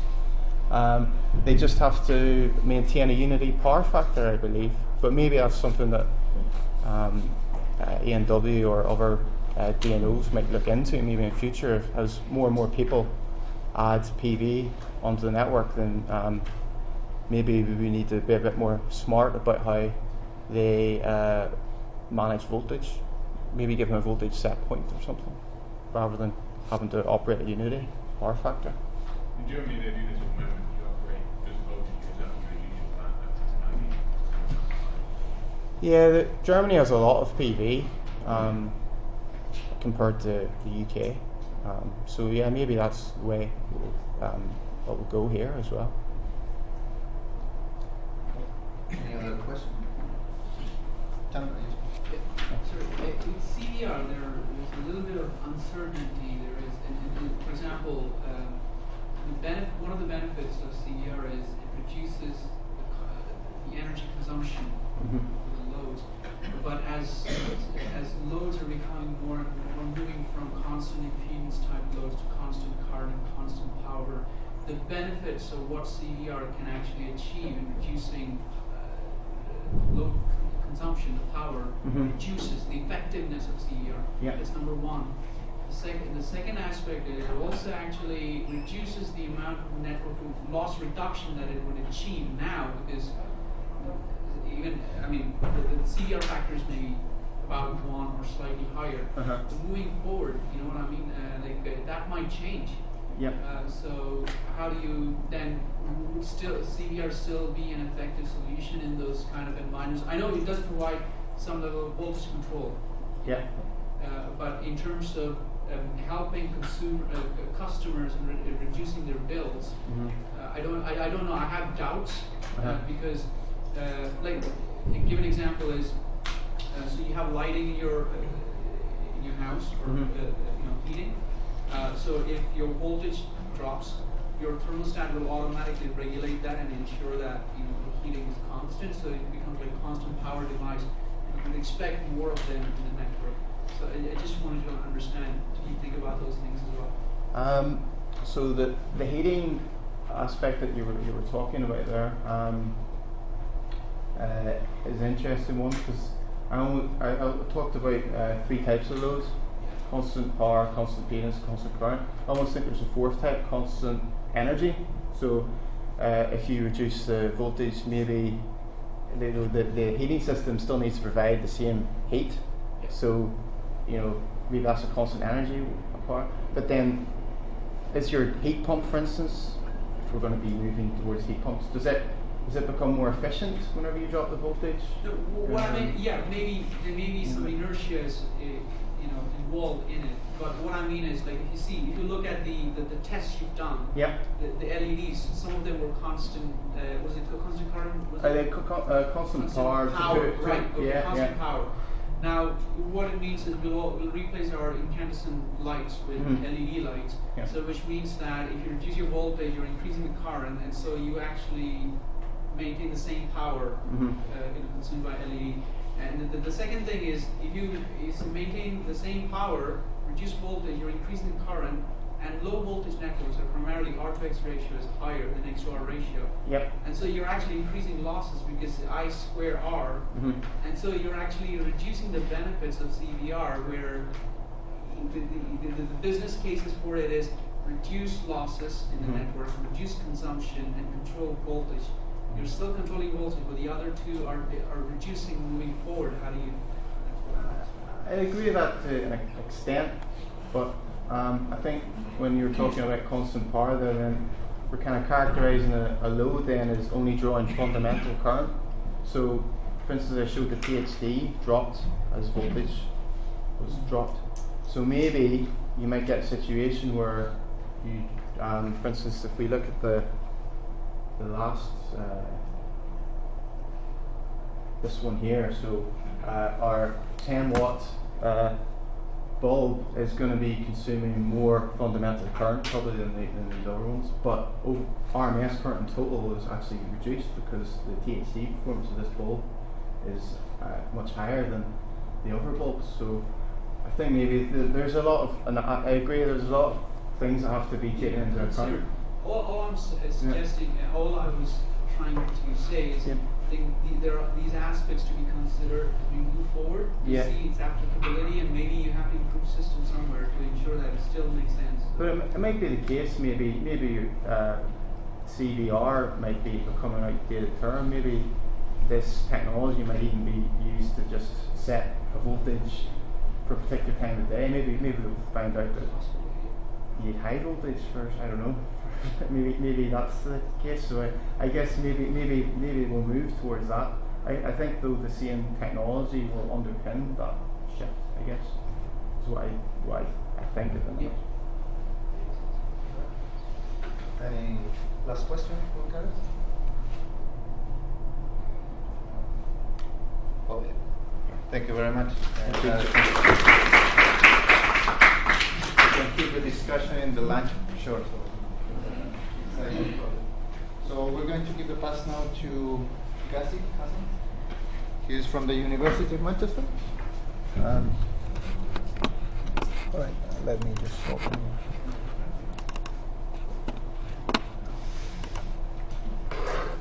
So, Ghazi, all yours. Thank you, Lucho.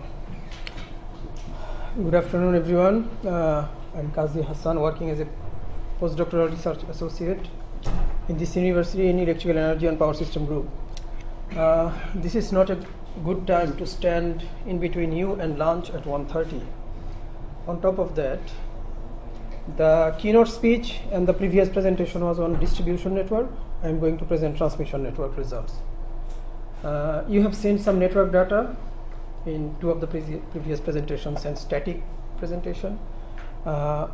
I'm going to present actually mathematical numerical formula and also some dynamic studies. So if you are looking for some change, here I am. Let's see something exciting. I am doing priority ranking of critical uncertainties affecting power system stability assessment. So what in my studies I am considering identifying the most important parameters in the network which have the most impact on power system stability. And when I am saying power system stability, I will be looking at only small disturbance stability of power system. Some of my colleagues, they are looking at transient and frequency and voltage stability. So my focus will be small disturbance stability, identifying the most important parameters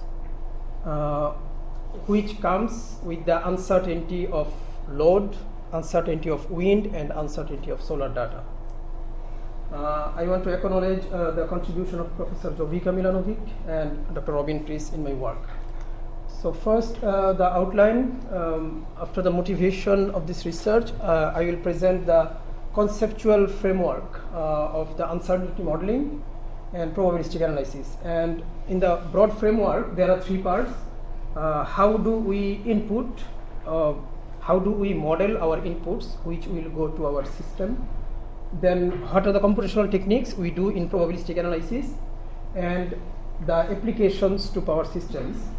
I will be mostly focused in my presentation today on this aspect, showing some applications to identify the most important parameters, and two mathematical formula I will be presenting. One is in the family of sensitivity analysis, and some are game theoretic approach. So my presentation today will be mainly on this blue box. Then I will summarize and tell you about the future direction of the research. So the motivation of the research, I think this slide we have seen a few hundred times, if not 1,000 in our life, that renewable energy is coming and it is increasing the uncertainty. Even without renewable, there are uncertainty in the system because we don't know the loading pattern or consumption when the customer will come and turn on his light or turn off. So on top of traditional power system uncertainties, there are some additional uncertainties due to the intermittent renewable resources. So when all of these uncertainties come into the electrical power system, how do we model them? And what are the processing of those data and probabilistic assessment? In terms of application, I will be considering power system stability, so short-term operation and system security level or system stability I will be going through. So this is the conceptual framework of uncertainty modeling. First, we need to model our inputs to the system appropriately. So what are the methods? I will be cover in that part in a later slide. Then this is our study area. I am doing power system stability. So in my case, these are transient simulation or model analysis or power flow. In your case, in your study, that can be something else. So I will give actually guideline that how do we model this input part, plug into your model and see what we are expected to see. In the modeling of the input part, in input parameter modeling, first of all, we need to identify our input parameters and how do we model them. For example, an example of that, if we want to model our input of solar data, considering that as uncertain, solar data usually modeled through beta distribution. If I am interested about modeling my electrical load as an uncertain input to my system, I will be considering that as normal distribution. Again, the parameter of my modeling will depend on my data. If I want to model my wind speed or wind power into my network as an uncertain input, I will be considering variable distribution for that parameters. So different power system input parameters will follow different probability distribution. So this is the way we model our inputs to our system. Then we generate random numbers which will follow that distribution. For example, my electrical load, that will follow normal distribution. I know what will be the average and standard deviation of my load. Now what I will do, I will generate my random numbers for that electrical load through different techniques. One of the technique we used Monte Carlo. So what we do, I know my mean value of load and I know what will be the standard deviation. Then I started generating my random numbers. So the random numbers will be generated for my input values, and we are looking for a stopping rule, that how much confidence level I am setting for my data generation. So that depends. There is a mathematical formula called Monte Carlo stopping rule. So based on that stopping rule, what I will get a normal distribution of my load parameter. Following the same way, if I want to generate my wind data, that will follow variable distribution. For my solar data, that will follow beta distribution. So this is my input modeling part. And I am plugging this data into my power network. Then I am running the simulation, required simulation. If I am doing transient stability, I am running transient simulation. In my case, I have done small disturbance stability, so I have done modal analysis. Now I want to look at the output of my data. What that will look like. This is the eigenvalue plot of my system output. So I have modeled all of my input, plugged it into a power system, then I looked at that. So what it gives me, different from deterministic simulation. For any network, if I run only one simulation, I will get one point like that blue dot. Again, if I run only one simulation, I will get one blue dot. That is my critical eigenvalue.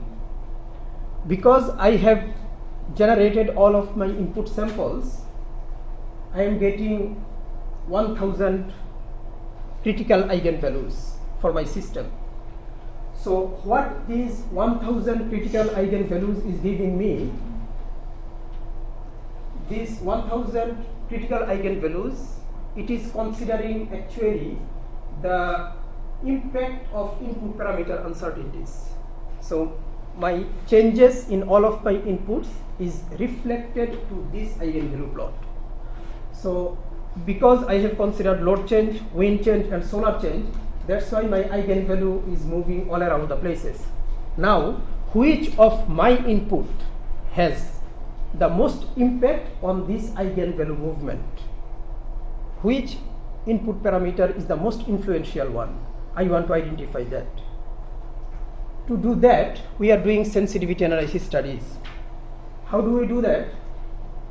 We have our input set of parameters. This is my base value. I set all of my input in average values, and I have my modal damping. Then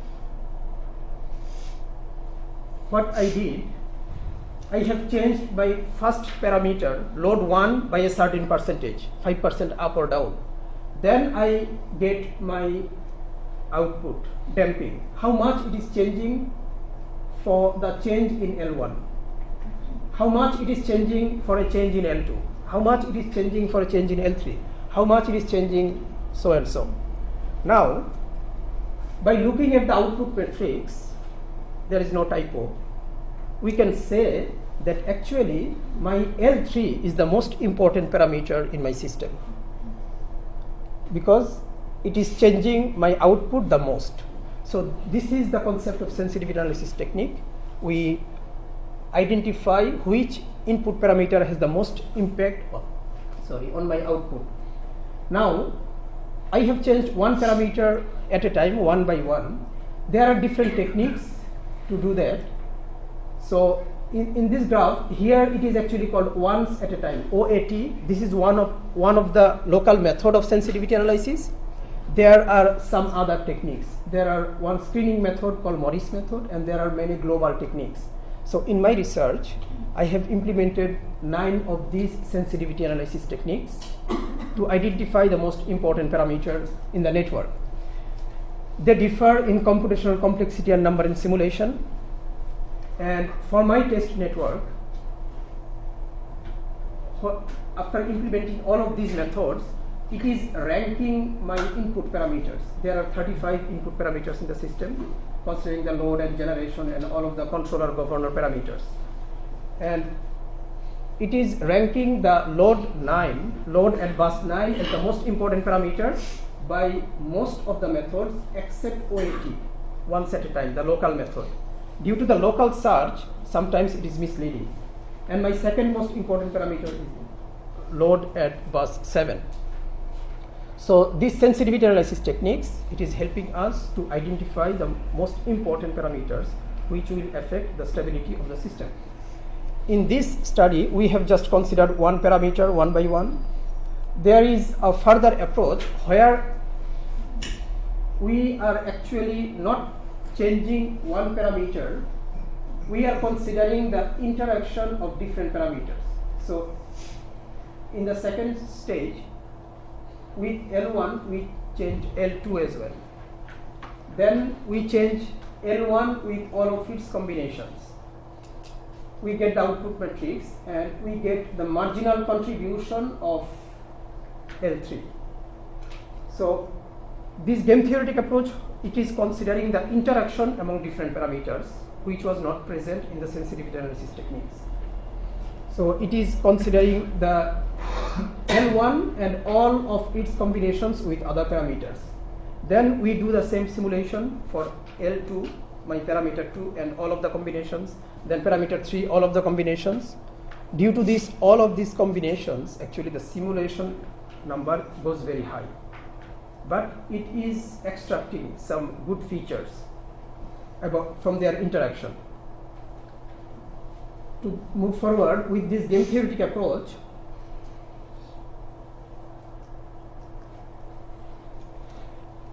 if we just run a basic sensitivity analysis, it is changing input in one direction or maybe a little bit. Advanced sensitivity analysis, it is considering the whole search space. What game theory does, it is considering the whole search space, and it is also including the interaction among others. There are many of the cooperative game theoretic approach. We have applied 4 of these here to get the interaction among different parameters. And from these, we have identified again that L9 is the most important parameter. If the network is low, smaller, and the parameter number is low, game theory doesn't give that much benefit. But if the network is bigger, then the interaction effects becomes more prominent. But the problem is that because we need to run many simulations, for 20 parameters, we need to run over 1 million simulations. To get the benefit of game theory, even though it is computationally expensive, what we have done further, that first we identified from 35 parameters, we identified most important 10 by sensitivity analysis techniques. Then on selected 10, we have applied game theoretic approach. In that case, we have identified this is one of the sensitivity analysis techniques, Morris, one of the efficient sensitivity analysis techniques. And then we applied game theory, and it gives us the priority ranking with very low timing. So the solution up to this stage we are providing that we use sensitivity analysis techniques for first screening, then we apply game theory to capture the interactions among the parameters to identify the most influential one. To summarize, we have identified the most important parameters, most influential one in terms of power system stability through 2 approaches, sensitivity analysis techniques and game theoretic approaches. And again, to model the interaction and correlation among different parameters, there are some specific mathematical formula called copula theory. We are investigating those as well in our future studies, and we will be looking at risk-based assessment of power system stability. That's all from me. There are some references and publications for further reading. So these are some of our works has been published or accepted, and we are presenting in different forums. And thank you very much for your attention. Thank you very much. So, is there any question for Kathy? Yes. Excuse me, did you have any non-anticipancy behavior in your uncertain parameters? Means, for example, load demand consumption can be increased if we have market current price can be higher. So we have some non-anticipancy between these 2 uncertain parameters. Did you have something like this in your model? Thank you for your question. No, we haven't considered electricity market price on loading. No, between the low demand consumption and wind power, there is no any correlation between each other. Not at this moment. That's why in our future work we have shown that we will be considering the correlation among load and wind. At this stage, no, but that is part of our future work. And another question, your game approach is a non-cooperative game, isn't it? Cooperative game.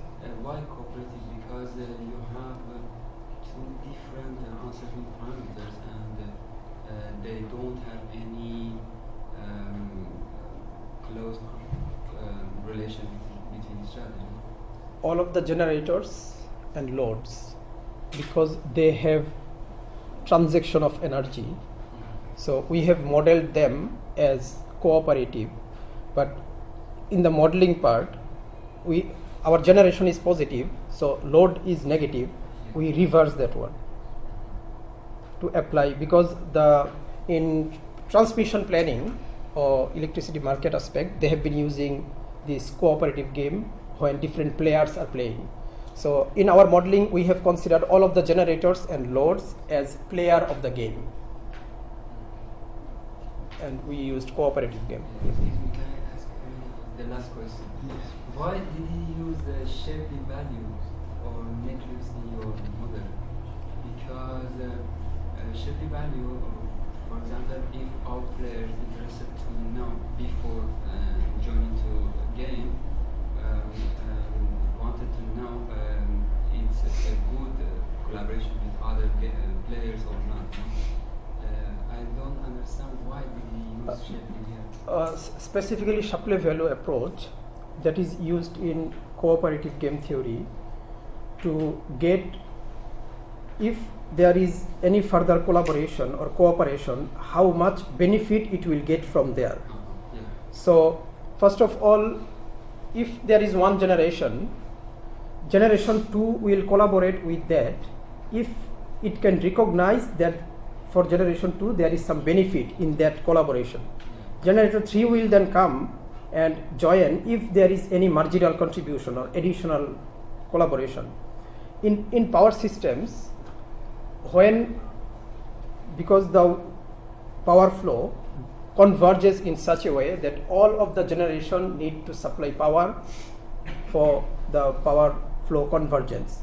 So when the new generator is coming, it is adding value in terms of power flow. And we measure that power flow not in monetary value, in megawatt.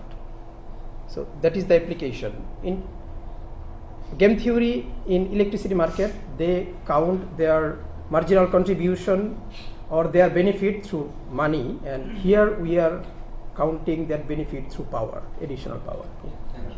Yeah. There was another question. Before considering the parameters and which load is more important than the other, you say that it is possible to, for example, for the solar data, to use beta distribution. Yes. And you use plus minus a 3 standard deviation limits. Why it's not plus minus 5 or 2 or 1? Why use plus minus a 3 standard deviation? Because when you use more region, it means that the data is less accurate. Like if you use plus 1 minus standard deviation, so this is like the most accurate. For normal distribution. For the beta distribution, for the solar beta. Okay, I'll be back to solar beta later. For load, once we are considering normal distribution, in 3 sigma captures 99.7% of data. So for normal distribution modeling, 3 sigma they consider enough accurate because it is capturing 99.7% of the data we considered. For load, then normal distribution. Coming to beta and solar data, beta distribution is modeled in a different way. For normal distribution, we have mu and sigma, mean and standard deviation. For beta distribution, the 2 parameter they call shape parameter 1 and shape parameter 2. And those values, I have done that by myself in real life. If I have a weather data for a specific weather station, and if we collect 1 year of weather data and we plot that 1 year of weather data, the curve will shape like a beta distribution. So solar data, if we plot in real life, that will not make a bell curve, that will not look like normal distribution, that will look like beta distribution. Then through curve fitting, we get which parameter of beta distribution we need to follow that shape of the curve. So for beta distribution, there are shape parameter 1 and shape parameter 2. And if we model wearable distribution from wind data from any particular weather station, for wearable distribution, there are 2 parameters, one called scale parameter, one shape parameter. And those are again coming from the curve fitting technique. So the parameters we have given, the references are in the paper, and how do we model them. There are more details in there. Yeah. Yeah. Any other last quick question before. A quick question. Yeah. I want to understand how big the network should be to benefit from game theory. Number one. Just related one is that you, at the end, you presented that maybe you don't apply just game theory, but in combination with other sensitivity methods. Now, have you looked at different network types or different parameter sets where you've identified a particular combination or just a particular sensitivity method as found to be consistently providing accuracy and speed? The sensitivity techniques and the game theoretic approach, both we have applied like a small 11 bus network like Kundur system, and then NetSnipes test system that is like 68 bus. So still we have done this work in the test system level, not in a large scale real life. And the conclusion it is from this test network that even for NetSnipes test system, to run for 20 parameters, it needs more than 1 million simulation. So even a single computer, it will take a few years to do that. So on that stage, actually, now we are considering to use cluster high power computing, which has in the University of Manchester, they have cluster computing techniques. So we are in the process that we will simulate large network to see the actual benefit. But in that case, we need to use the high power computing facilities. And the second question was, have you found a particular sensitivity method or combination consistently better than other? So in our study, all of those techniques, what we have considered, so far we are convinced with the performance of Morris technique. Morris method, that is a sensitivity analysis technique in screening, which is sitting here actually. So in this graph, this is the complexity of the model, and this is actually the number of simulations. And here P stands for number of parameters. OAT means if I have 10 parameters, I need to run 10 simulations. If I have, for Morris, if I have 10 parameters, I will run 100 simulation. In some cases, it is more than 100,000. So what we found is that Morris technique, which is sitting here, it is the most efficient among all of these. And that's why when we present the game theoretic approach, first we apply this Morris, then on top of that we put game theory. Thank you. Thank you very much, Okay, so we're going to start now the session number 3, which is the last one. This session is on big data analytics and wide area monitoring for smart grids. This time, we are glad to introduce Professor Jovica Milanovic, who is going to give us his presentation on modeling and analysis of data-rich and uncertain power systems. So please let me introduce you to Professor Jovica. He's a professor and deputy head of the School of Electrical and Electronic Engineering at the University of Manchester. He is also a visiting professor at the University of Novi Sad and University of Belgrade, Serbia, and conjoined professor at the University of Newcastle, Australia. His main areas of research are power system dynamics and power quality. He has been a member of convener of several CGRE, CRED, IEEE working groups.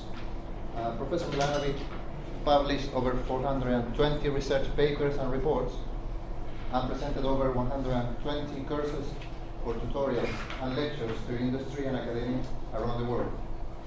Professor Milanovic is a chartered engineer in the UK, IET Fellow, IEEE Fellow, distinguished IEEE Power and Energy Society lecturer, and currently serves on the IEEE Power and Energy Society Governing Board as regional representative for Europe, Middle East and Africa, and on the IEEE PES Fellows Committee. So, having said that, I'll leave it to Professor Milanovic. Thank you very much for this. Good afternoon, Friday afternoon. I am surprised that you are so many of you here still. It's Friday afternoon, you should be home. So should I, but hey, we are still working. It's a great pleasure to have so many of you in the room. As I said, I was just explained that it's people from all around the country. Last year I've been told we had people from even outside the UK, which is great. Great initiative of student branch, chapter branch, whatever the official name is, I should know that, of Power and Energy Society of United Kingdom and Republic of Ireland, Power and Energy Society chapter. We are one of the most active chapters in Region 8, and Region 8, it's Middle East, Europe and Africa, geographically the largest one, and with almost the largest number of PES chapters, 43 at the moment, so it's a big area. And United Kingdom and Republic of Ireland are doing particularly well in that environment, very active. And hopefully it will be even more active in the future, thanks to initiatives like this, which is great initiative. And I heard that Professor Cross was talking in the morning, which is again a level of support that these types of activities are needed. And I hope that I will keep you entertained for next 20 or so minutes, talking about different things, actually. Not giving you any answers, because it's not a role of a professor to give answers. The role is to ask questions and then to pretend to know the answers. So I can ask questions and I don't pretend that I know the answers, but hey, there's a full room of you who should provide these answers. So background of this is everybody is talking about changing power systems, changing environment, changing energy systems, and challenges that these changes are causing. So I will try to highlight some of these most important challenges and why they're important and what type of new skills, new ways of addressing problems they require. So starting from what is it that is going to change and is already changing is the system.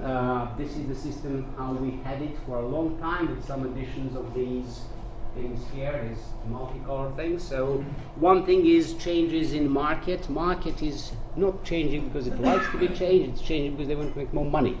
Now, you cannot make money if you don't sell goods. You cannot sell goods if there is a obstruction on the way of transporting goods from one place to the other.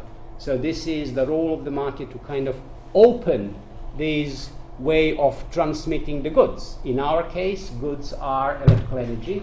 And at the moment, as you may or may not know, there is basically a limitation of about 10% power transfer between different countries.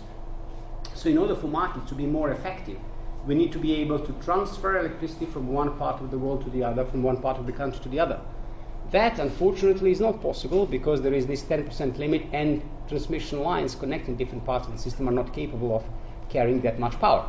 That's why we have proliferation of high voltage DC lines, which are basically trying to open this bottleneck and to shift large amounts of power from one part to the other. That's one thing. The other thing, it's not only about shifting a large amount of power from one part of the world to the other, it's also strengthening existing AC transmission lines, because it's not very easy, quite contrary, it's very difficult to build a new AC transmission lines in pretty much any country in the world. That's why people are putting high voltage DC lines in parallel, like in this country, in parallel to existing AC lines to enable this transfer. Now, the other thing is, one thing is to put new high voltage DC lines. The other is, what can we do with existing AC lines? Well, we have to open them up a bit. If you think about transmission line as a pipe, a water pipe, if this area is the area of cross-section of the pipe, there is only limited amount of water under given pressure that can go to this pipe. So we have to do something with this pipe, either make it bigger or increasing the pressure of the water so it can deliver more water. So this is what shunt, active and passive and series compensation devices are doing. They are either pushing more water to the pipe or making this area of cross-section looking bigger. This is the role of FACTS devices, flexible alternating current transmission system devices, or shunt and series compensation devices, which are basically devices that existed before we introduced FACTS. So these are added to open up AC transmission lines and to make system more controllable. In addition to that, of course, we have wind farms. I start with wind farms because they are all around us. If you drive or take a train or bus or plane and you look down, up, left, or right, you will see more and more wind farms, either offshore or onshore. Further to that, we have, again, very, very, very big proliferation of solar energy, not necessarily that much in this country, but in some other countries. In Germany, for example, which doesn't have dramatically different climate from the United Kingdom, they have loads of PV panels. Literally, there is no roof in Germany anymore to put a PV panel on it. If you fly over southern Germany, all roofs are PV panels. That is not because of the sun shining in Germany and not shining in the UK. It's because of German government giving bigger subsidies to install PV panels. So solar and wind energy are two most rapidly growing renewable types of generation. There are obviously others, but these are most dominant. The problem with them is obviously they are variable. They depend on sun, on clouds, on wind, and whether weather conditions are stable or not, the output from this generation will be different. In addition to that, there are obviously technologies at the lower voltage levels in distribution network, these rooftop panels, dispersed over hundreds of square kilometers. The question is how these are supposed to operate together. Can we put them somehow to work in a coordinated manner, that they do what we want them to do together, not independently? And now, of course, the loads, the consumption of electricity. Some, I don't know, 10 years ago, you could still buy incandescent lamps, normal light bulbs. Now they are phased out in this country. You have real difficulty in finding normal light bulbs. They are halogen now mostly, and obviously LED, light emitting diodes, are coming in. So there is a new type of load at that side. Heat pumps, in this country in particular, and other countries, which are a type of load which we didn't have before, and electric vehicles. About 10 years ago, people in one of the European countries said in 5 years' time, from that time, there will be 1 million electric vehicles in their country. Now, that didn't happen, obviously. So the growth of electric vehicles was not at the rate as people predicted, but is constantly increasing. The problem with electric vehicles is they are not stationary. They are moving about. So sometimes they are at home, sometimes they are at workplace, sometimes in a shopping center, leisure center, park. So they are changing location. If the infrastructure is supporting their location changing habits, then they could charge batteries wherever they are, but they can also, if the market enables, sell stored electricity to the grid from wherever they are. So what we have with electric vehicles, with the fleets of electric vehicles, is that load, if it's charging, load moves from one location, dispersed locations at home during the night, to a more concentrated locations in different parts of the city or the country. If you look at them as generators, you can say they are selling electricity as a very small individual device at home, and then they are selling electricity to the grid from multi-story car parks at shopping centers. Now, because we don't know whether they are load or generation, they are something in between. Some of them can be load, some can be generators, and they are moving about. How much they are buying or selling, when they are doing that, we don't have any control over. So it's a huge uncertainty of what they are actually doing. Of course, this possibility of moving generation from one location to the other at different times of day causes different direction of energy flow. So energy can flow from one direction to the other. Normal one could say normal one, from higher voltage levels to lower voltage levels. On the other hand, it can go other way around, from low voltage levels to higher voltage levels. Now, this change in direction may completely disorient protection in the system. So the system can start doing very weird things, which we don't like. Many of these new technologies, either generation or load technologies, are enabled, not necessarily in a full function yet, but they are enabled to receive the information and to send the information. So we have bidirectional communications between load and generation, between customers and system operators. We are not fully utilizing that yet, but there are devices that can do it. And you might have heard, I doubt it, but you might have listened to the news. There is a big push in this country to increase cybersecurity, because a lot of things can be switched on and switched off from outside, because there is a possibility to communicate in two ways.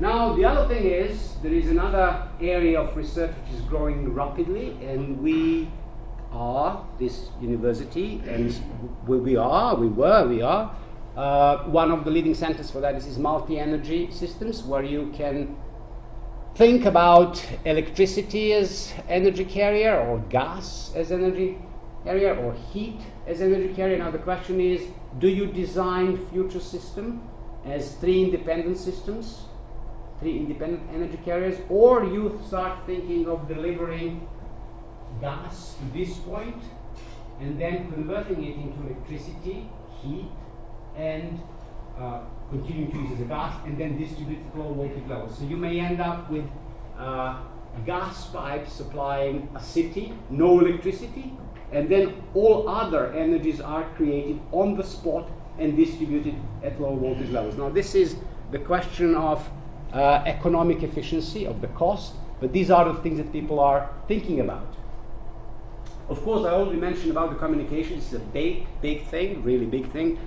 And when people talk about these new types of grids, some call them smart, some call them intelligent, and whatever the other attribute they use for it. The difference is that in old transmission systems, in old power networks, the information was typically sent from higher levels to lower levels. With these changes and proliferation of communication systems, the information also starts to flow in two directions. So I can instruct, say, washing machine to switch off or switch on, but washing machine also can tell me whether it wants to be switched off or not. So the problem with this possibility of deciding to be switched on or off, like individual devices, depending on customer behavior patterns, depending on weather conditions, whether we have generation or not from different parts of the country. So there is one thing in some of the papers that the people who are working with me wrote. We are saying that generation may have spatial and temporal uncertainty. Now people are sometimes jump on this mention of spatial uncertainty of generation. So what do you mean? Is generator going to move from one location to the other? Well, not. Generator will not move. Physically as a device it will stay where it is. But who cares where it is? What we care is the power coming from that bus or not? So if we imagine a wind farm in the north of Scotland, when the wind is blowing, power is coming from that direction. There is no wind in Southampton, where there is another wind farm, so there is no power there. 2 hours later, wind conditions change, so wind stops in Inverness and start blowing in Southampton. So power all of a sudden starts to come into grid from Southampton and disappears in Inverness, which means that generation actually changed location.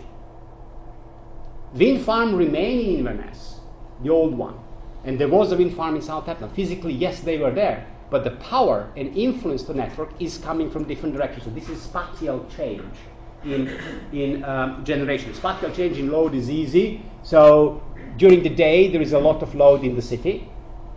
Banks, offices, shops. During the night, literally none. So load disappears from there and appears in the suburbs in this country where people are at home cooking dinner or whatever. Electric cars, also electric vehicles, when they are at one location, they may be a load or generation. When they are at different location, again, they are producing or generating at different locations. So there is a change, spatial and temporal, depending on the time of the day, a year, season, and depending on geographical location. Now, these all changes and uncertainties are causing problems. And uncertainties in general can be classified using these fancy words, aleatory and epistemic, which means uncertainties which are associated with random changes which we cannot influence. So whether there is going to be a fault or not in the system, that's beyond our control. That's aleatory uncertainties, for example. Epistemic uncertainties are uncertainties due to lack of knowledge. So how do we model something? Well, we try our best, we put some numbers in, you all have tried that. And then if we get better numbers about the model, then the accuracy of the results becomes better.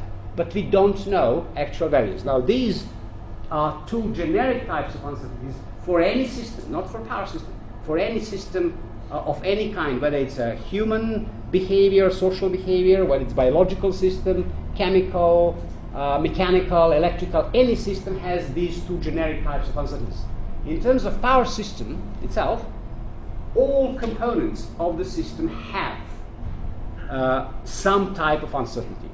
From generation, I already mentioned, it's not only whether it's renewable or not, it's also about conventional generation, because generation on a longer term varies. You know, during the daily scheduling of generation, in the morning some power plants operate when the load is low, during the day at 1 o'clock, for example, in the afternoon or about now. So early afternoon, most of the generators operate because the load is very, very high. So we have changes in generation, we have changes in output, because the output is not always fixed. The current practice of operating the system is that the generation follows the load. So if the load changes, generation changes as well. In addition to that, with renewable generation, the output of wind farms and PV plants, let's stay with them only, changes because of the weather conditions. Network, different topologies, different parameters. We may claim that we know parameters of the network. Yes, we do, basically. Or at least we knew them when we built the network. Over the years, the documents may have been lost, lines may have been replaced, people locked the data in their drawers, in their desks, they retired or went on holiday or whatever. Someone came there, pick up these old papers, who knows what is this, throw it away. So we have to do studies now. What were the parameters of that line between bus 77 and bus 76? Who knows? So what do? We put generic parameters. Generic parameters are typically good. And this uncertainty in parameters of transmission network are not a big problem really, but we cannot claim that we know exactly what the parameters are. Parameters that we have measured, like what? Positive sequence impedance? Yeah, we know that. Negative sequence, as you know, doesn't exist for transmission lines, but zero sequence does. So these numbers are not usually provided. And what we do, we say 3 times x naught is 3 times xd or something like that. So it's again some kind of approximation. Now, the other thing with network topology is, or network parameters, is positions of tap changes. One of the biggest problems in state estimation of power networks, including transmission and distribution, is position of tap changes. We don't know where exactly the tap is at different transformers. So this is additional thing which causes a problem with network certainty. Load, I already mentioned about load variation. System controls, AVR, automatic voltage regulators, power system stabilizers, governors, turbine governors. What are exact parameters of these devices? That is even less certain than parameters of generator itself, because these were tuned some time ago at the time of commissioning, and they may be retuned after, say, generator has been maintained and windings rewound, or when it was a scheduled maintenance, when everything was disconnected, replaced. They might have been retuned then, which is not always the case. We may go with the generic parameters. Luckily, system is robust enough, so nothing major happens if these parameters are not exactly tuned as they were originally. However, the changes in the operation of the network may put the system to operating point which it didn't have before. So these slight or inappropriate tuning may cause more problems actually than it would otherwise. Of course, faults, we don't know anything about them. They can happen whenever they like and wherever they like. ICT, more and more communication technologies and information communication technologies in the network are introducing their level of uncertainty, which is the sampling rates of data, missing data, latency of data. So these are all the problems which are very important for system monitoring, and we may not be certain what is actually coming from these monitoring devices. One example is PMUs. PMUs are always designed, and people avoid to discuss that in detail. They are taking positive sequence, first harmonic positive sequence of the signal. If the signal at the point of monitoring is sinusoidal without any distortion, what PMU does with this sampling rate of 1 millisecond is correct. If the signal is not sinusoidal, you may be getting different things. Weather, obviously this is logical that there are instances associated with weather. The other thing is ICT, coming back to ICT. ICT is not internet. There were communication technologies before internet, though some may not remember that. But there are different ways of collecting data from the network. So this communication network is not about collecting data from the network. It's not about, ICT is not about collecting the data only. ICT is also sending information back. So I do monitoring of the network using whatever, SCADA, WAMs, intelligent meters, smart meters, however you want to call them. You collect the data and you make some decision based on this data, if you know how, and then you have to send control actions back. So sending control signals and actions back to the system to execute a particular operation, to connect or disconnect lines, breakers, to move tap up or down, this is part of ICT as well. So there is a lot of communications involved, and more coming, because number of meters is growing rapidly, and I would say uncontrollably. Now this growth of meters, this is an example of smart meters. Two most important at the moment are these new electronic meters installed at customer premises. Some call them smart meters. Well, they are definitely electronic. There is no induction disc spinning around. They have more capabilities than the induction disc meters. So these new meters, this is the situation in Europe in 2016. So as you can see, about 30% of the meters are back. 30% of the meters are 30% of smart meter proliferation in Europe in this year. In about 5 years' time, there will be 80%. So 80% of the houses will be sending the information. This is the proliferation of phaser measurement units, PMUs, in America and Canada on the top, and in China at the bottom. Now, this is only above 110 kV in China, so there are 2,000 units.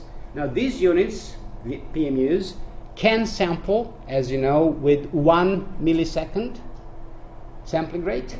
And if you have 2,000 only of them, and if each of them is sending one signal every millisecond, you can figure out how many samples you will get every second. So 2,000 every millisecond. Every second will be, I lost it. So loads of information. So the data is coming relentlessly. And what we need is a way of getting away with this. So how do we use this data? And there is a big area which started to be used as an acronym, data analytics, probably less than 10 years ago by IBM initially, and strictly related to internet. Now it's spreading to other areas as well. This is how do you analyze this type of data. I'm going to read this for you. So these are all possible, this thing here, variations, the attributes of the data we are receiving. So they can be anything coming from thousands of different locations, and we have to make some sense out of it. More importantly, we have to make sense about it very, very quickly, because situation changes very quickly. Now, my problem with that is, with the data, is that we are rushing into it as a profession for various reasons. One being, okay, I am a manager in say distribution company, and I've got in a budget £600,000 to invest in monitoring. If I don't spend them, my department won't get these £600,000 next year, so I better spend it. So let's buy as many meters as we can for £600,000. So we go and buy them. Okay, now we have them, we spend the money. Since we have them, we have to put them somewhere. Where? Some engineering judgment. And then you do that and you are still left over with like 100 of them. So let's put them randomly because we have them. We haven't asked these questions. Nobody has, believe it or not. Nobody has asked all these questions before deciding whether we need new monitors, where should be placed, what we should be collecting, and what for. So why do we need, I'm not saying we don't need new data. I'm just saying we haven't asked the question what more we need to know. Do we know already enough from what we have? And the answer to that question I know is, the answer is we don't have a clue. We don't know whether we know what we should know from the data that we already have, because we never analyze these data in a structured way. So the biggest issue actually is to get the knowledge from what we already have, to identify gaps and to decide what to do next. You all are, or used to be, PhD students, and as you know, first 6 months you spend on literature review. What's the point of literature review? To find out what other people have done, what they haven't done, and which holes need plugging. What data we have, what we learned from them, where from we need new data, and what type of data. So my argument for this is, well, if we haven't answered, we should try to. Yeah, we should try to answer these questions first before deciding whether we need new monitors. Again, I repeat, I don't say we don't, but it would be a sensible way forward. So, with all these uncertainties in data, so what will happen with this new network? Well, the first thing, we will have a lot of doing with signal analysis. There will be more monitoring, multi-energy carriers, market-enabling networks, adaptive, hierarchical, and other types of control, affordable solutions, because money is not coming from the government anymore, it's coming from private investors mostly. Whatever design we come up with, it has to be robust, resilient to disturbances, and we have to make it designed based on risk. So if there is a high risk, we pay more for it. If there is a low risk, we pay less. Most of you probably know that if you want to register the same type of car in different areas of the city, any city including Manchester, you are paying much more for insurance in areas which are riskier, which is unfortunate, but people who possibly could afford less to pay for insurance are paying more because they are living in areas which are less secure. People who could afford more are paying less because they are living in areas which are more secure. So risk-based thing. So that works in the insurance area. This is what happens with power system as well. It is slowly happening in power system. And obviously, we have to design networks to be transnational, so the whole Europe, the whole America, North America, the whole South America, maybe Europe and Asia together work, but also it has to be tailored to individuals, enabling participation, involvement of individuals like us. Now, when you look at all this, so it comes to the network which eventually be something that people call smart grid. Now, this type of network poses obviously a certain number of challenges, quite a few of them. Some are associated with data manipulation, let's call it. Learning as much as possible from the data that we are collecting, that we have collected, and that we will collect. And based on that, making decisions either online or offline for control, or planning decisions. The other area is modeling of various types of things. Modeling of individual renewable generators for which do not exist agreed models as for synchronous generators, for example, because synchronous generators have been around since 1886, which is about 140 years. Wind started to be a serious player maybe 15 years ago. photovoltaics even less so. That's one thing. The other thing is clusters of degenerates. I mentioned just one example. I'm going to go through this list altogether. But if we talk about, say, 50,000 roof panels in Germany, do we need to model 50,000 of them, or one model is sufficient? And so on. So, and the final one, once this thing is put together, we have to control it. We have to control it somehow.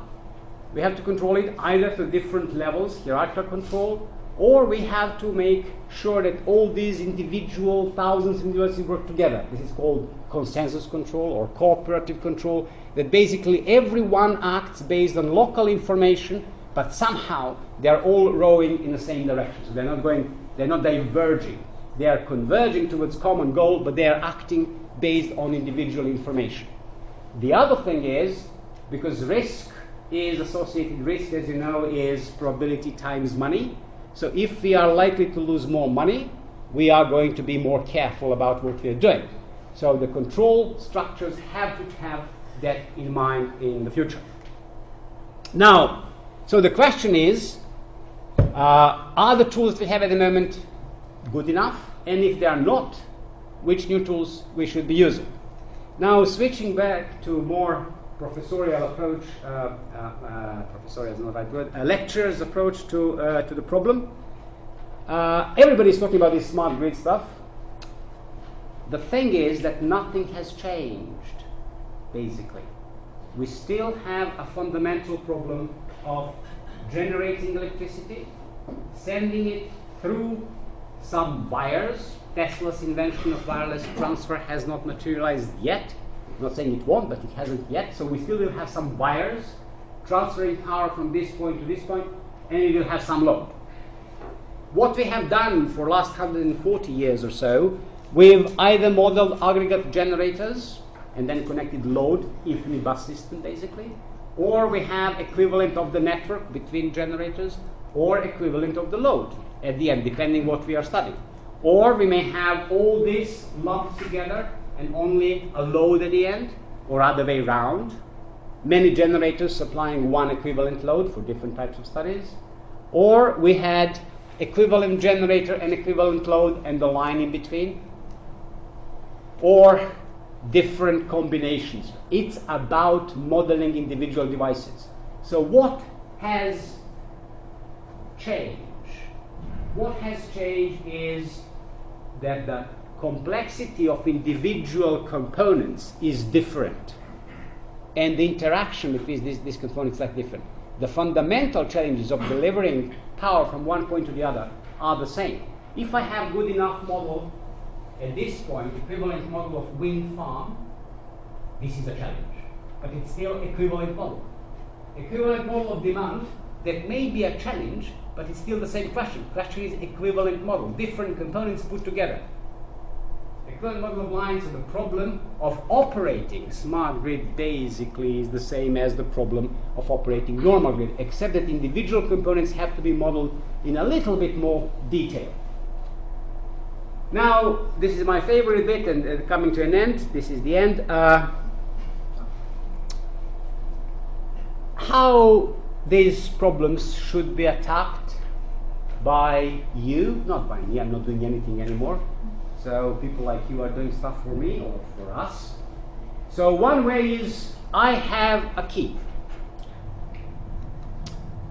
Let's find the door that it opens. Equivalent to this is, I know how to use particular software. Let's find a problem to which I can apply it so I can publish paper. Unfortunately, there are far too many papers, research papers, and PhD theses and MSc theses earned in this way. So I learned how to use genetic algorithms. Let's find what can I use them for. The other way is, the door is locked. I need the right key to open the door. So this is a slightly different approach.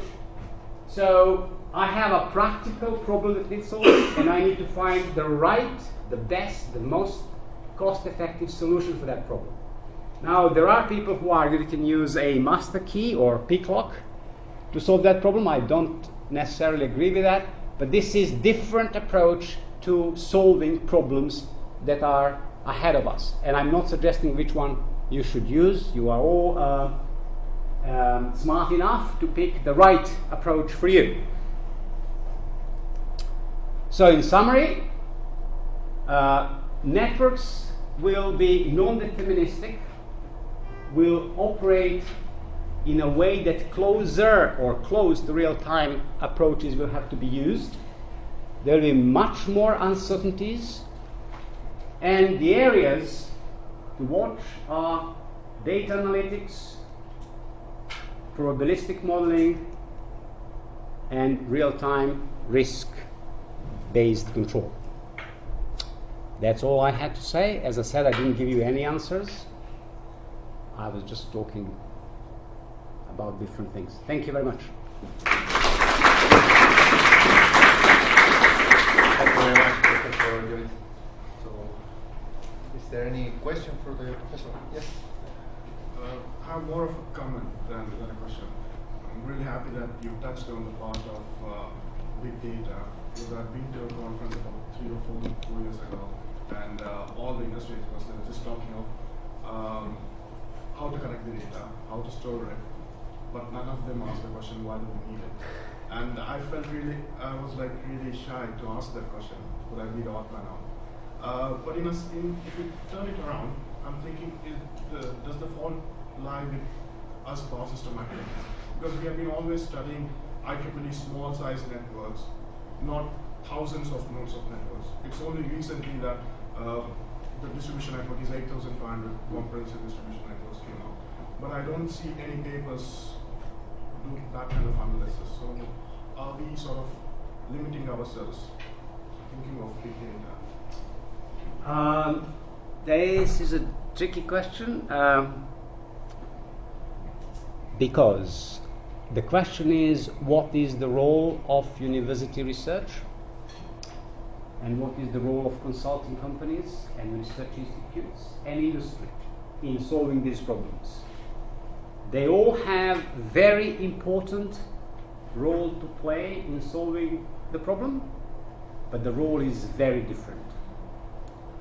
I find it disturbing that the boundaries, personally, I find it personally disturbing that the boundaries between the areas of work of these 4 entities are becoming blurred, and people who may not be experts in solving one of the problems are trying to solve it, and vice versa. So is it a problem of power system engineers they haven't asked the question? Is it the problem of power system engineers they haven't solved, or research students or academics that they haven't looked into bigger system? I don't know. I'm not going to answer that.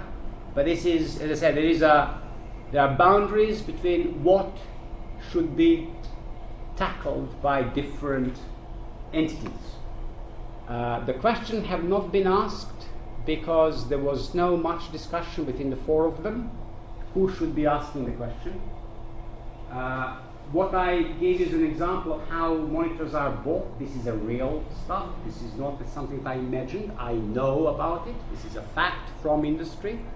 So this is how they buy the monitors. They put them, they collect the data, and they pile them up. And who's going to analyze it? They don't need it actually. That's the biggest problem of all. Since they collect the data, that they don't know what to do with it, everything is business as usual, so why are they collecting data? And they have a problem of storage. Of course they do, because they are collecting loads of data. So there is a question, did you need it in the first place? I'm not saying you didn't, maybe you did, but this is a problem created by unnecessarily, basically. So academics should look into solving some of these problems. So does industry and institutes and consulting companies.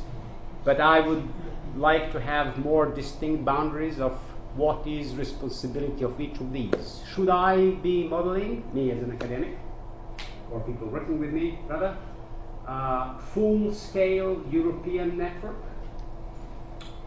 or developing fundamental solutions, physical problems, and advising somebody else to then scale it up? I don't know answer to that question, but these are the issues that have to be separated. In some countries there is a bigger distinction between these entities, in some it's smaller. In some, academia is forced to work as consultant. That's not forced, but it's expected to work as consultants to industry because there is nothing in between. In some countries there is greater distinction between the entities. So there are different groups of institutions responsible for asking these questions, and what was lacking generally is, before this uptake or surge of more data started, there was no discussion addressing some of these questions that I listed. I didn't come up with these questions because I was bored. I was just going around as you did and listening what people were saying, and no one, absolutely no one, asked the question, do we need more monitors? No one. They are saying the target of this country or this economy or whatever is to install 2,000 smart meters. Okay. This related stuff. If you look at other industries like medical industry or other, they have a similar problem with a lot of information is being generated, but actually useful applications are coming up because of entrepreneurship and people are taking advantage of it and making meaningful, application of that data. Now, is it because there's not an entrepreneurial, space within power system that is not exploiting the information that is being generated in a useful format that could serve not just end consumers alone, but across the board? We are much more conservative industry and much more life-threatening. Well, we can cause a lot of problems as a power system. But in medical profession, every mistake might immediately cost a human life. In power systems, if the system goes unstable, well, there might be some very dire consequences, but they didn't happen that often. So the need for better understanding of data is probably higher in medical profession. And solving problems from, like, saving lives, curing cancer, is a more attractive topic for people not working in medical profession. So we have examples, some people in the room working with me, in collaboration with computer science, big data stuff. They use that exclusively for medical purposes. Exclusively. They don't know about other problems. Mathematicians, that we also collaborate with, have fantastic ways of solving risk-based problems, probabilistic problems, modeling and statistics. They use it for astrophysics, for controlling planes, satellites, and so on. So these problems are trendier than problems associated with power system industry. Only in last 10 or 15 years, with this smart grid kind of talk, people from other areas, like computer scientists, behavioral scientists, mathematicians, physicists, became interested in power system problems, because the description of the problems and the devices that they are around are the devices they are more familiar with. How many people are familiar with transmission line, with a generator? Not many. But if you have laptop, if you have a phone, if you have washing machine that can communicate with tomorrow, but they all have washing machines. So they became naturally more attracted to looking into the problems associated with power systems. I think it's an evolution. In probably 10 years or so, it will be much more application of mathematics, social sciences, computer science in our area. And I think that the major reason for that is these smaller, softer, everyday devices, which all of a sudden became part of the power system and being marketed as being part of the power system. So I think this is the thing that drives change. The pure technical speak about power system was not watered down, but was presented in a more understandable way for people who are not power engineers. And that creates interest in other spheres, and then the interaction starts, but this is not something that can happen overnight. It takes time. Yes? Anyone else? Any other questions? Yes, I have a question. You spoke about smart meters, big data, and data analytics. My question is, if someone has different kind of data at the start, is not sure about which kind of behavior that data gonna do. For example, if someone is able to, rather than trying a key to open a door, someone is able to break the door and is able to get network data, some kind of sniffing using some kind of sniffing technique, and he's got some different data. What key points should be considered to analyze that kind of data? That can be a huge amount of data that comes illegally acquired. Is that like if someone is able to sniff, for example, smart meters? Yeah, okay, you're talking about cybersecurity. It's the way how you get the data is irrelevant to the question of how do you handle them. So if I get the data from someone working in industry, anonymized, to play with, I really don't care whether these data are given to me in what way. So I have them, and I'm interested in them only to analyze them. If I develop an algorithm, technique, method, how to extract relevant knowledge from this data, then that algorithm can be used by people who are sniffing the data and people who are legally acquiring the data. Like so this my assignment is to analyzing smart meters. Okay. So the data is raw kind of data, network traffic. So what key points do you think I should consider when I'm analyzing it? Because like if you have if you can point out some loopholes. The question is, what do you need this data for?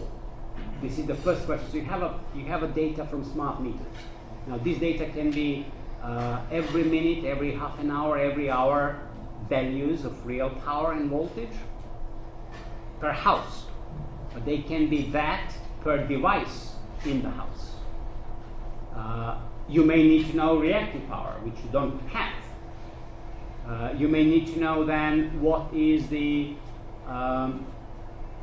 composition of demand per house, per substation, per distribution network, which devices are controllable, can be switched on and off, which cannot.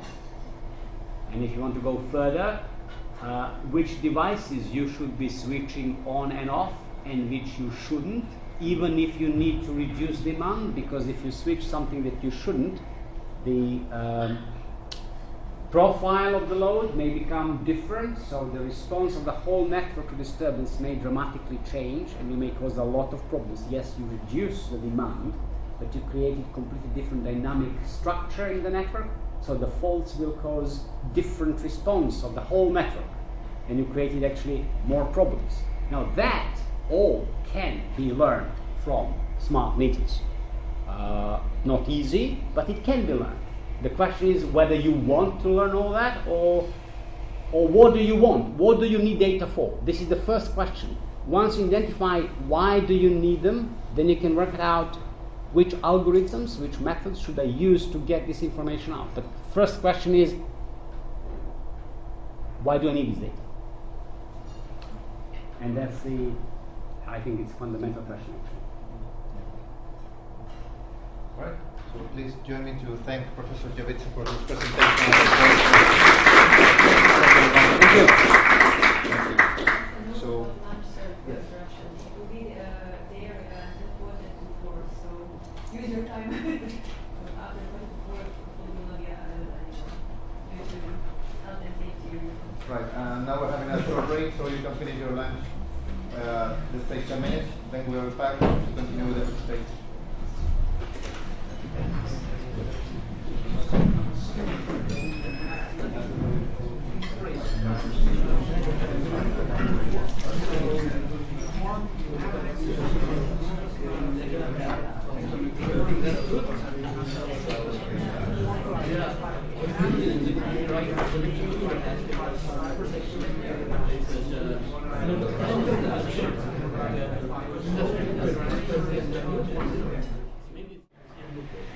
Okay, we're going to retake now. Going back to what we left, we had one presentation left from the session 2 from Matthew Deacon from Christ Church College. So please. Hello, thank you. Thanks for organising this nice event. So I will talk today about voltage regulation of PV, particularly looking at a case study I've been looking at the past couple of months. So I will do a bit of motivation, followed by looking at the case study, problem statement, and then conclude the results at the end. That's to work.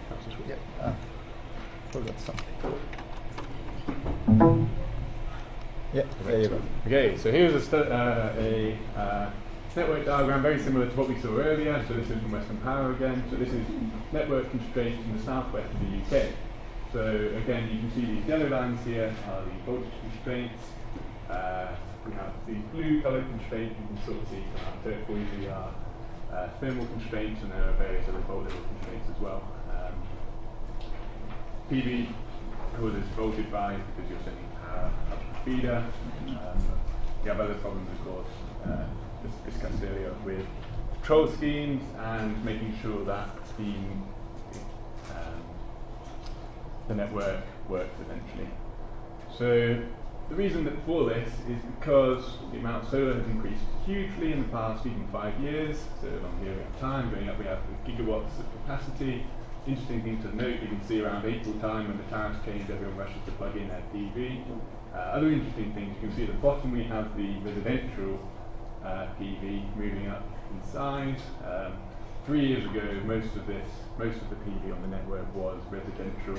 That is not the case anymore, and most of the PV being connected is much bigger, more into the 11 kV network. I haven't got the written down here, but in London there's of course very little PV. Across the UK, the average is about 0.15 kilowatts of peak per household. In the southwest, where we're looking at, this is double. It's about 0.3 kilowatts peak per house. So there's a lot of PV in the southwest, and this is causing problems, as previously shown. So there are lots of technologies at the moment which a DNO can use to mitigate voltage rise. So as has been discussed a little bit today, you can either reinforce the network, you can put in new transformers if you're looking at thermal constraints. If you're further on the feeder itself, you can either put in an on-load tap changing transformer as discussed at your secondary transformer, or you can put on a tap changing voltage regulator, so some sort of auto transformer along the line. You can put in some sort of reactor power support, again capacitor banks or reactor banks or whatever that might be. There are also all of these alternative methods, so capacitor prices have been discussed quite a lot today. There's demand side response, energy storage systems, curtailment, the list of things goes on and on. In this I'll be focusing mainly on energy storage, and the problem is which of these technologies are best to put into distribution networks for voltage regulation. From Western Power I have the 400 to 11 kV network, which has got a very large number of bus bars and voltage nodes exclusively here. I'm only looking at one particular radial feeder in question, which looks like this. So it's on the 11 kV network at this node plus 2 on 3. We have a 2.7 megawatt generator, and nominally the voltage here at 100% output and 30% load is 1.07, which is above the plus minus 6% that you can have on the 11 kV network. On this network there's also some residential PV, and it's also worth noting that at this 11 kV bus bar there are 3 radial feeders coming off, and we have various parameters here which I'll discuss a bit later. As I say, and the load here is that divided by 0.3, if you like, is the winter peak on the P load and Q load. So, for this comparison of technology, basically compare the traditional technologies that the DNO knows about and energy storage, and look at firstly whether, given some penetration variable, if you like, X, I've called this maximum, that you can basically have your voltage within those limits that we were talking about previously. And as I say, assuming generation at 100%, load at 30% of winter peak, and 0.98 power factor lagging. Following on from this, if we find that that is possible, then we'll compare technologies by looking simply at the maximum regulation that you can achieve using those technologies, again subject to this maximum penetration of that particular technology that we're looking at. So as I say, these 4 techniques. Voltage reinforcement changes the R and X on your network, so I consider the line from the 11 kV to 213 network and individually change all of those according to tabulated aluminium conductor, steel reinforced, which matches the R and X networks parameters within this network. And to give you an idea, this is increasing the cross-sectional area by a factor of 8, so this is going from quite thin to a very fat cable.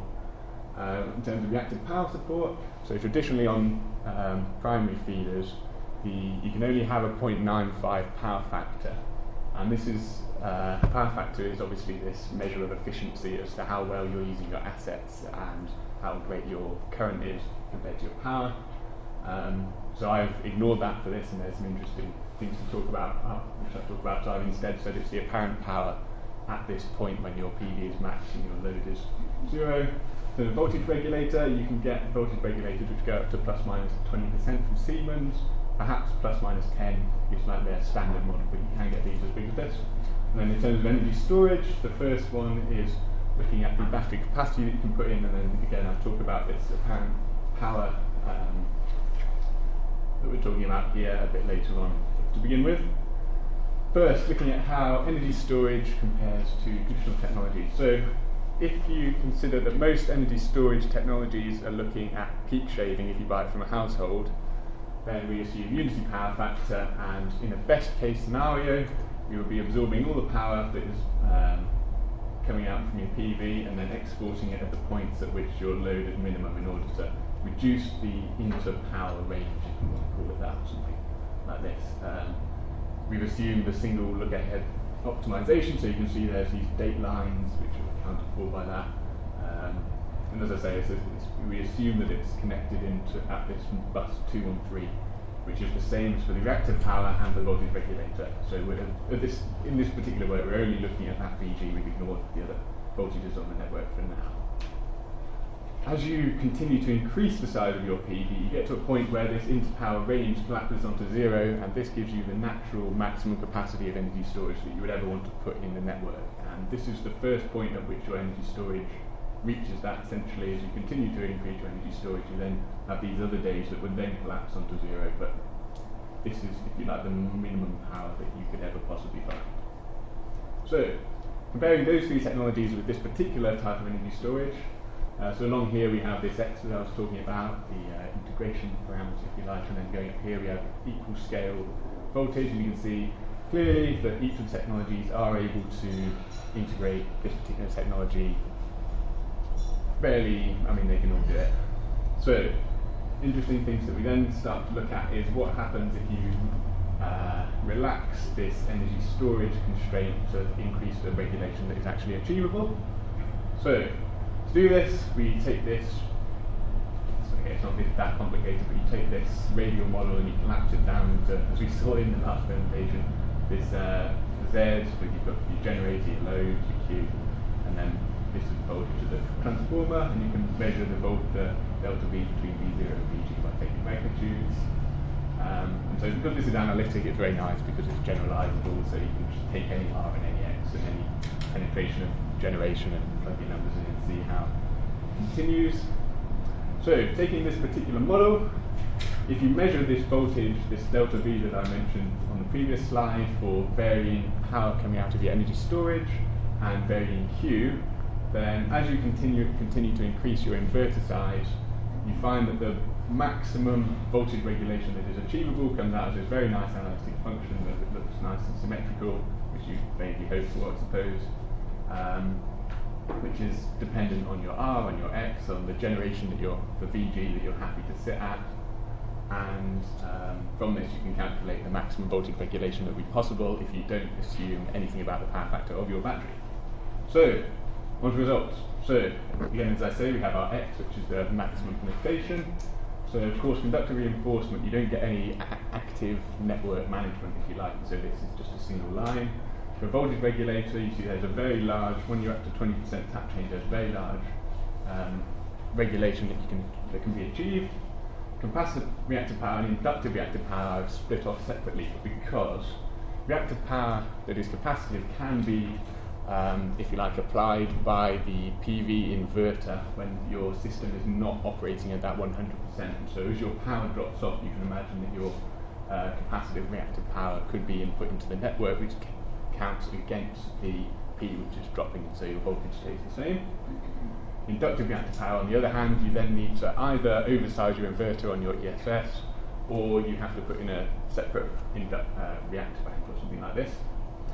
Interesting things now, noting the energy storage system for this particular RNX. For the same size inverter, you get double the regulation for an energy storage with this optimal regulation versus the peak shading mode. Which is interesting because this means that if you were to assume unity power factor, then you're not getting the most out of your energy storage flexibility that you could otherwise do. So this is basically what I've talked about previously. This is the same graph. All technologies are able to solve the problems on this feeder. Voltage regulator shows a huge amount of regulation, even if you only assume this 10% regulation anyway. Energy storage in voltage regulation mode, that's pretty good actually. So, voltage rise causes big problems. Energy storage has been proposed in various papers as a means of mitigating this.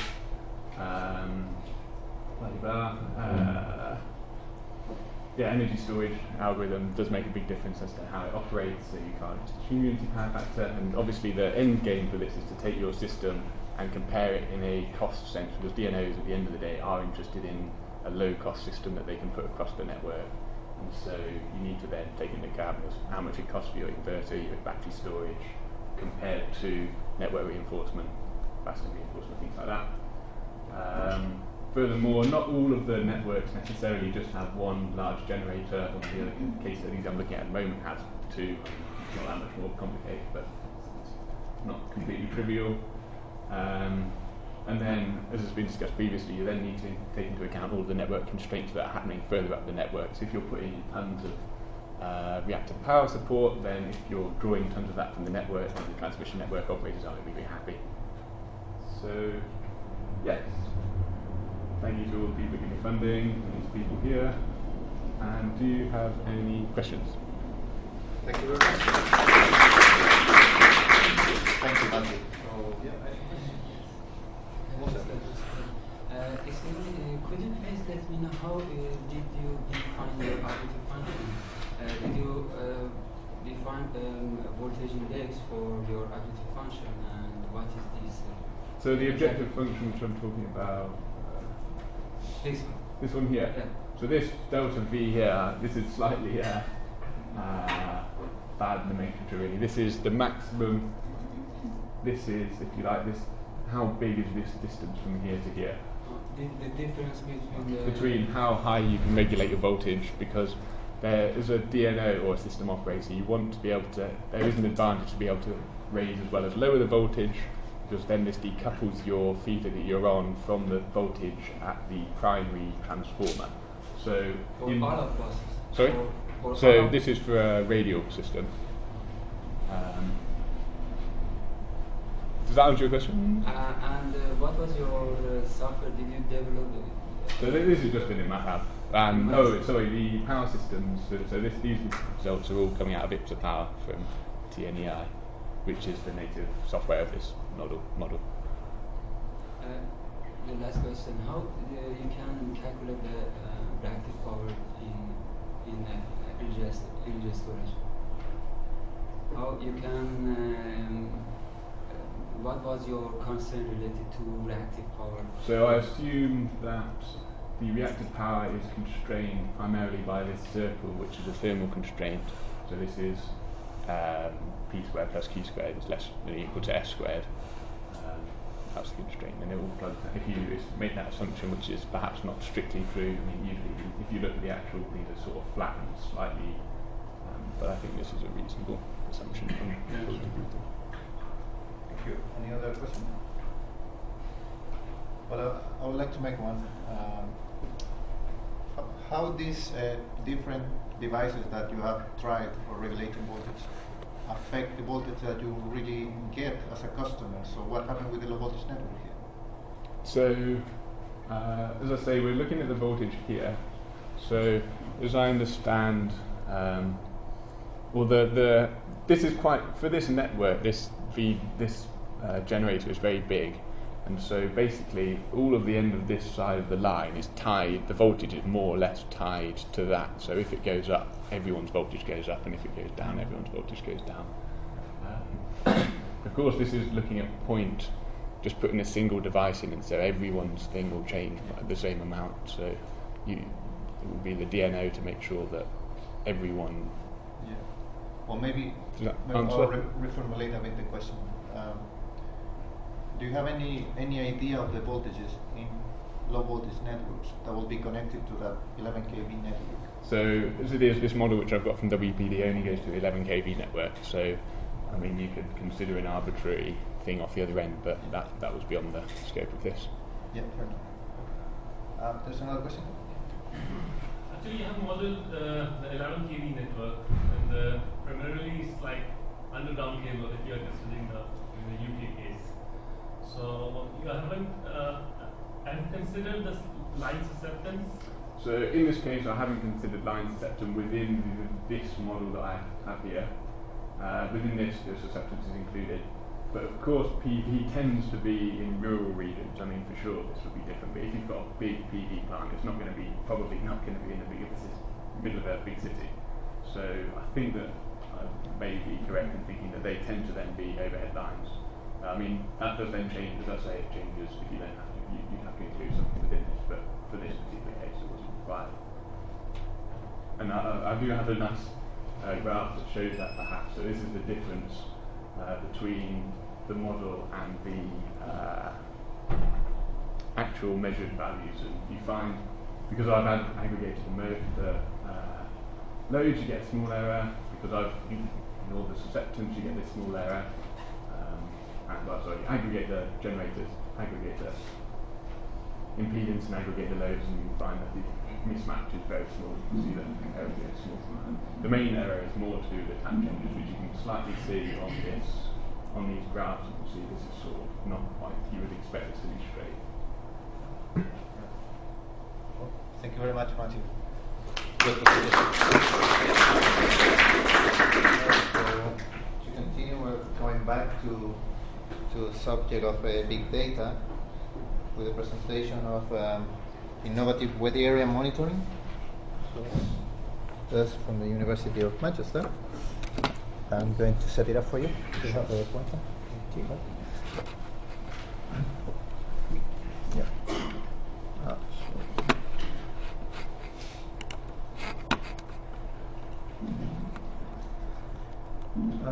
This one, right? Yeah. Okay. Thank you very much.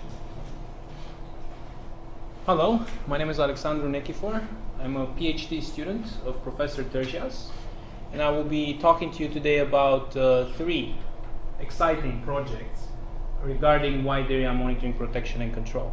Now, this presentation should have been made by my colleague Peter Wall. He's more involved in 2 of the projects. So I will try to present you the big picture rather than specific details, but if you have certain questions I cannot answer, I can relay your questions to him. So I will be giving a very short introduction regarding wide area measurement systems because I think most of you are quite familiar with it. Then I will be talking about specific projects. The first project, Visor, builds a GB wide area monitoring system. It involves all 3 transmission operators, and it's all about basically building a big picture of the GB system. EFCC builds upon this infrastructure and aims at delivering frequency control response in under a second. The third project is a collaboration with E.ON, and it's a smaller scope, but it's more practical, a bit more practical. It uses PMU data from substations to do real-time estimation of load model parameters. So about wide area measurement systems, it's all about synchronized measurements. We have here an example of a hierarchical WAMS system. At the core of the metering infrastructure, there is the phasor measurement unit. It measures basically the amplitude and the angle of the current and voltage waveforms. Especially for the angle measurement, it is really important to have synchronization, otherwise the measurement doesn't have any sense. The most convenient means of synchronizing all PMUs is a GPS signal. Of course, there are other synchronization standards. If you have, for example, a substation-based synchronization, it can be PTP, it can be NTP. If you have a local setup for testing, there are also other options. Then these measurements are usually sent to regional aggregators, phasor data concentrators, and then they are sent to, let's say, to a super data concentrator that basically builds a snapshot of a large area or even of the whole system, data that can be used as input for applications, like state estimation would be, let's say, one that comes to mind, because you basically have amplitudes and angles instantaneously. So just quickly, a recap. So common time reference enables synchronized measurements.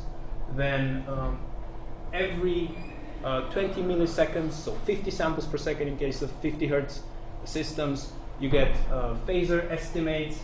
Of course, there can be even higher rates than that. The standard recommends 50. Then the phasors are continuously streamed, concentrated. Then having all this information, you have a lot of power. You can extract a lot of knowledge. You just have, like Professor Milanovic was saying, you need to have the data analytics. You need to know what you are looking for in this big data streaming continuously. And big data, you have to manage it. There's also cybersecurity concerns. There are loopholes. If somebody hacks into a wide area measurement systems and fiddles with the control decision, it can cause basically a blackout. So the more powerful you are with your monitoring control scheme, the more vulnerable you are to cyber attacks.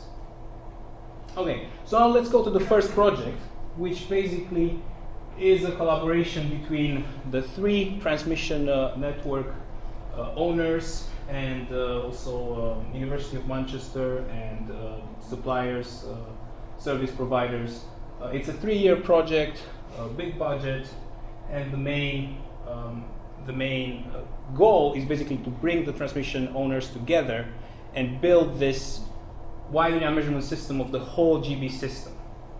And of course, the knowledge that is extracted is going to be related to enhanced visibility of power system oscillations, validation of dynamic models, and overall better understanding and visibility of the limits. You get more information, you get less uncertainty, you can operate the system closer to the limits.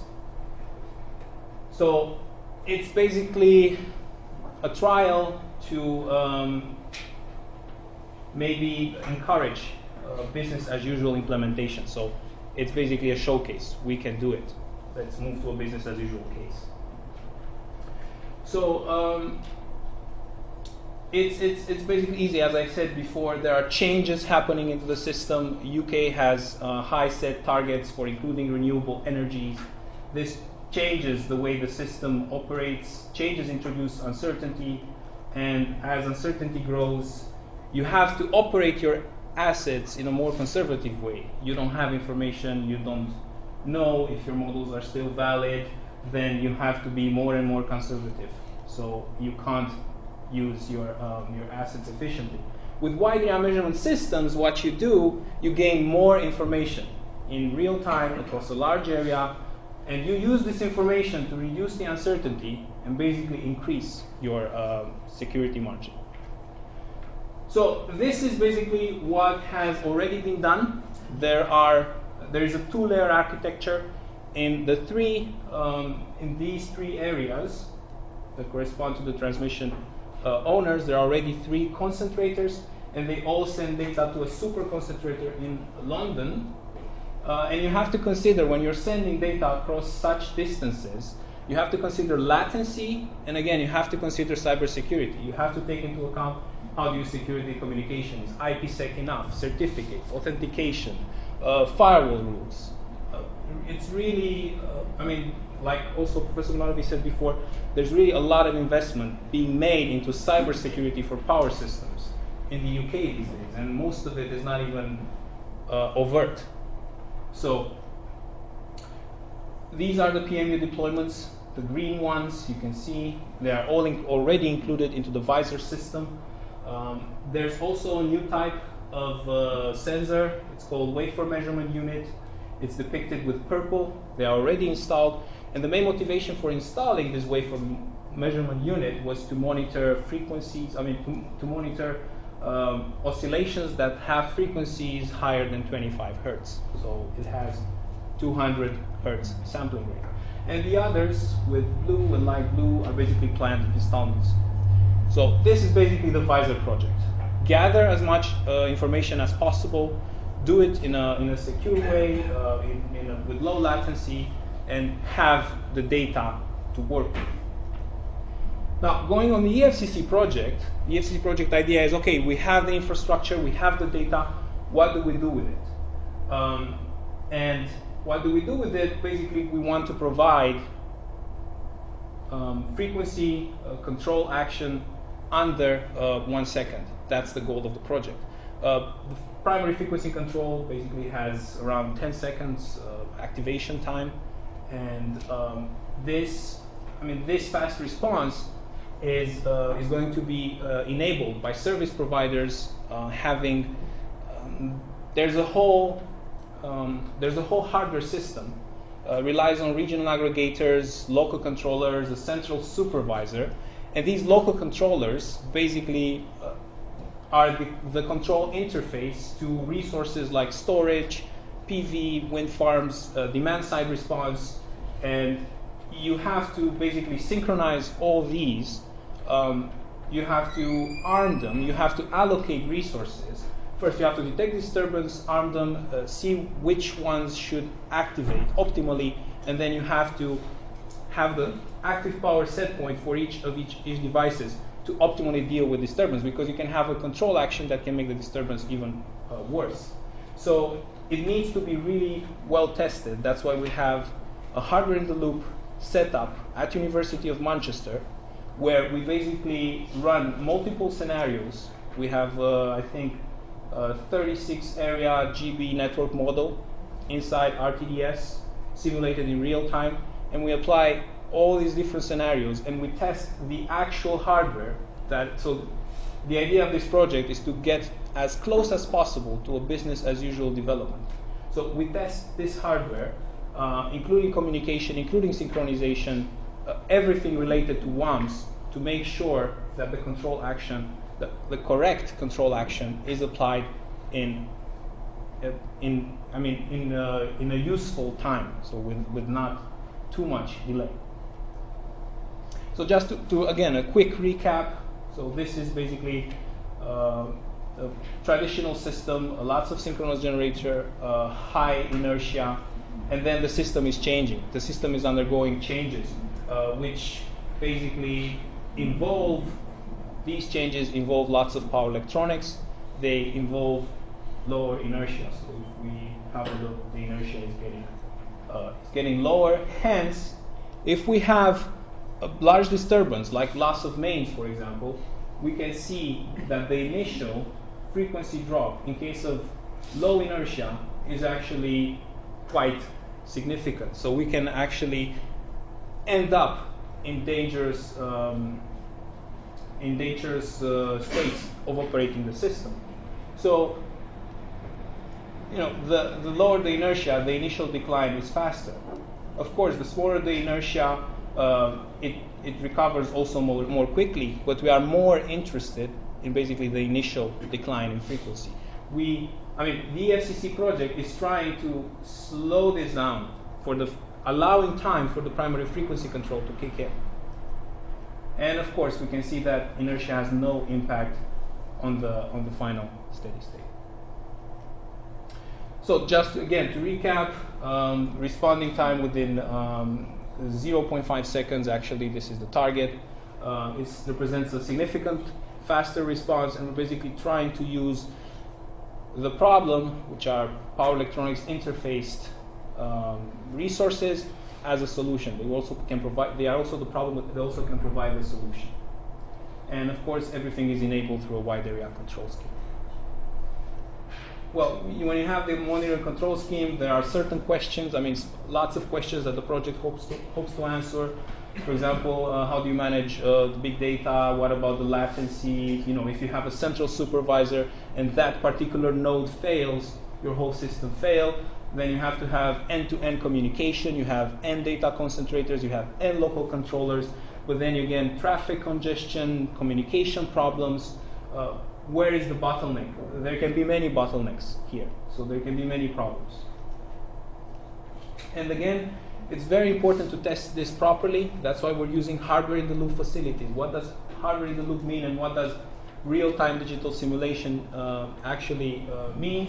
So 1 second of operation is simulated in 1 second. So we can include basically hardware response into the digital simulation. And we can test this in so many scenarios. Okay, now this leads us to the final project. It's about load modeling, collaboration with E.ON. The main goal was basically to increase our understanding of load behavior within Western power distribution. They were our partners in this project. So estimate load models from field data according to existing models in the literature. Also develop a new improved load model, if possible. We actually did that. I'm not going to present it here. And most importantly, develop a new phasor data concentrator that is able to automate this process. So within the phasor data concentrator, we should have an event detection algorithm embedded, and load modeling algorithm, and also providing the load models through a web service, in a way that the machine can read the results. So this is actually everything. Every single part has been designed for real-time operation, which was, let's say, the main drive of the project. So high technical readiness, we have substation installed PMUs. Because there were problems with access rights, because they didn't want to share the communication infrastructure in the substation. If any was existent, we developed our own 4G communication infrastructure enabled by several proxy routers, and of course our phasor data concentrator, which is according to the C37.244 standard, and also according to Java EE enterprise standards, which means we have, by respecting these standards, a given level of security, reliability, scalability. Okay, so this is just, in a nutshell, the proposed infrastructure. Every single PMU, every single sensor has an allocated router running Linux, and it's very easy with this structure to basically evolve, modify the communication infrastructure to whatever needs of the application. For example, we can have a publish subscribe paradigm instead of an IP paradigm, which is the trend in smart grid applications. in communication for smart grids applications right now. Anyway, it's quite flexible, the communication infrastructure, and everything is encrypted, end-to-end encryption using AES-256 cipher block chaining. So it's a VPN approach. I'll talk more about it in the next slide. So data is sent across 4G, encrypted to our PDC. Used to be OpenPDC, we replaced it with our own PDC. And then to the Java application doing real-time visualization, event detection, and load modeling. The communication is actually secured threefold. So authentication, encryption, and also firewall rules. So we actually pay a lot of attention to cybersecurity. This is basically a software view of the whole architecture. And what is interesting, right here, we are actually including simulated data in the real data processing chain. So we are not only validating our models against simulations, we are also validating our models against real data within the same infrastructure. And this was possible because we developed a virtual PMU that basically reads a disturbance database. We are automatically building with our phaser data concentrator, and we are playing back these disturbances as if they were real PMUs in the substation monitoring those events. So we can actually run a lot of tests and tune our algorithms by using this virtual PMU. It's actually a great tool for testing. So just some details. We are using exponential recovery based load models. We looked at composite load models, but it doesn't pay off because we were trying to do everything in real time with as little delay as possible. So we reduced the delays inside the concentrators.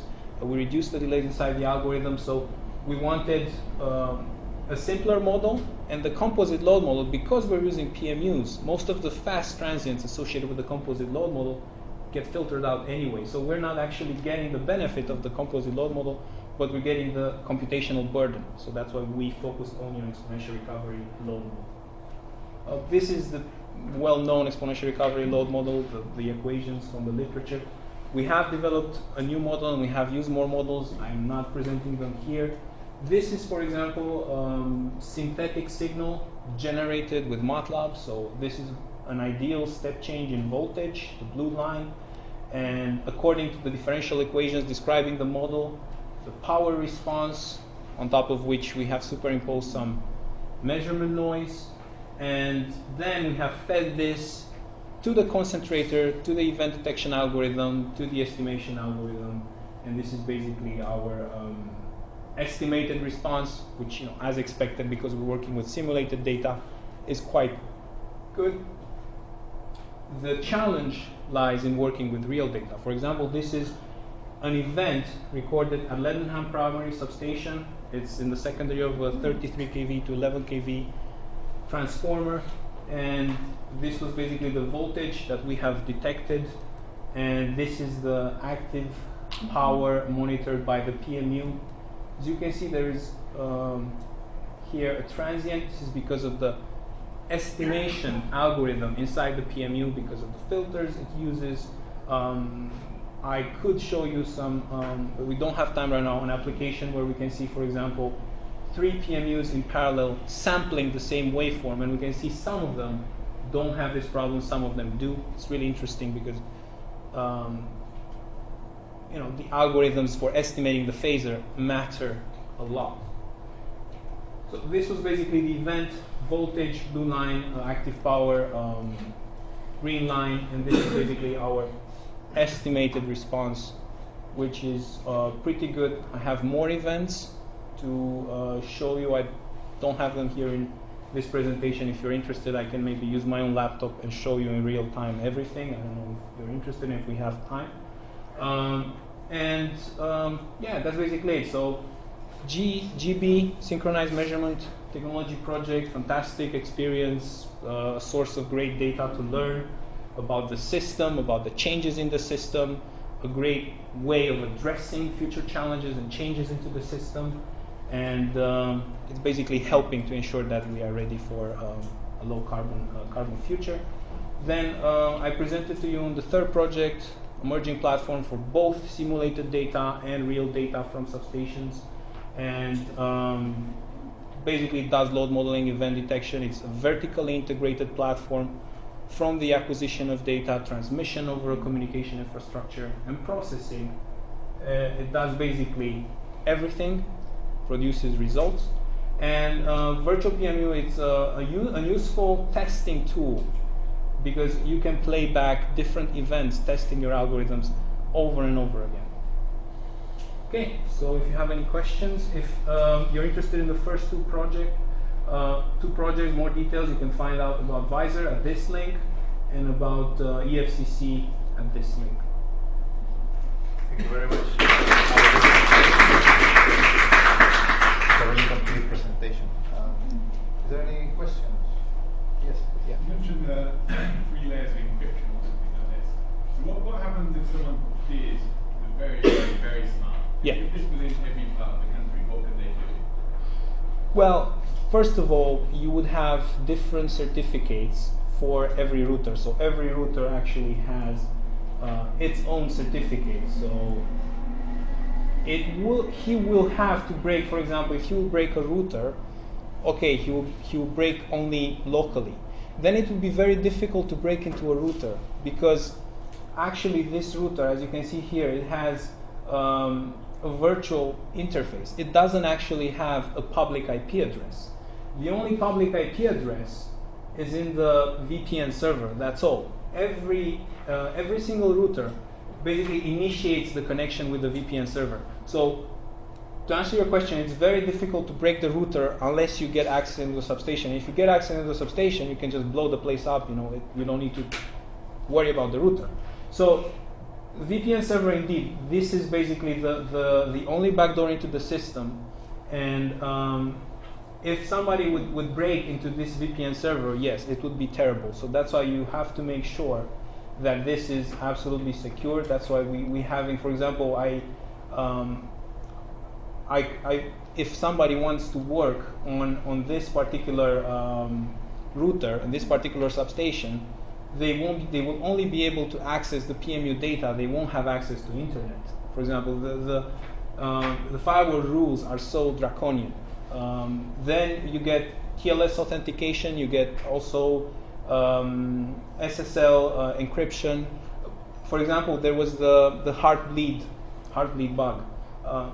I wasn't, of course, I updated immediately after it was made public, but I wasn't affected by it because I had a second layer of TLS authentication, and they had to get past that to use the heartbleed bug exploit. So, yeah, it's to answer your question, you have to make sure you have minimize the backdoors into the system. In this case, it's just one, and make it really secure, and always monitor. Never assume that, oh, it's secure, I'm safe. Monitor to basically track unusual activity.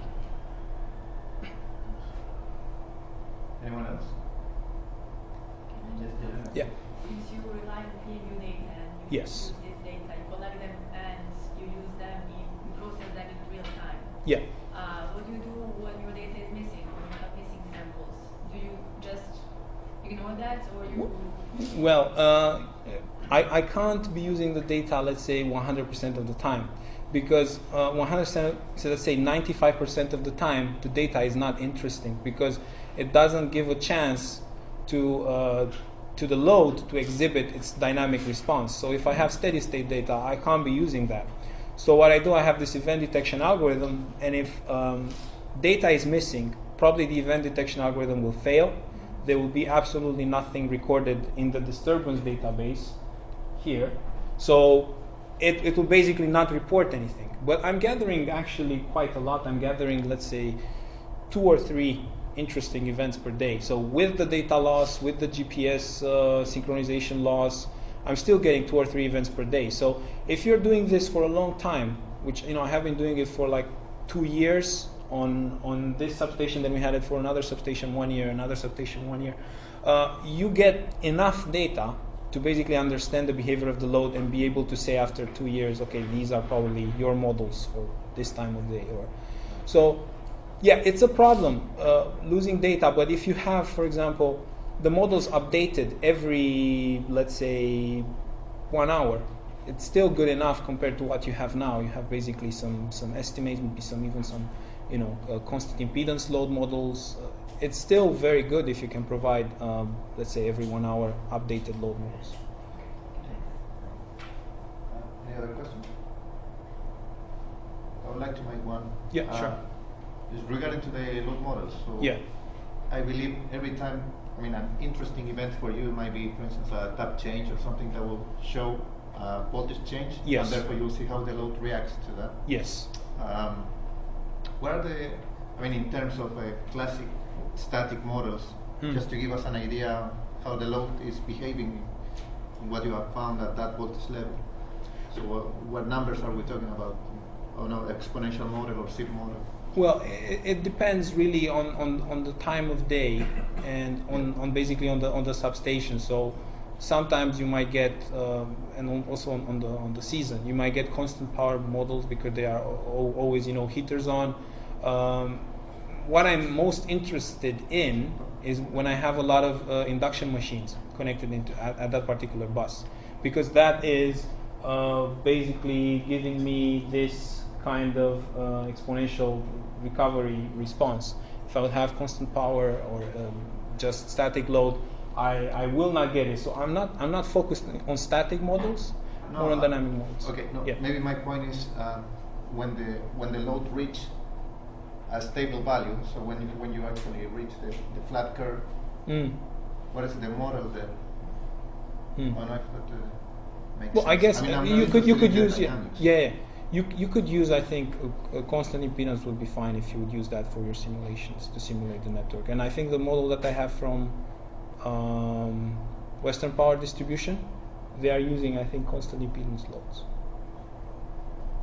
Okay. Well, that sounds to be like too extreme. Still. Okay. I'm just looking at the dynamics, so it's not very well, interesting. Have different. Yeah.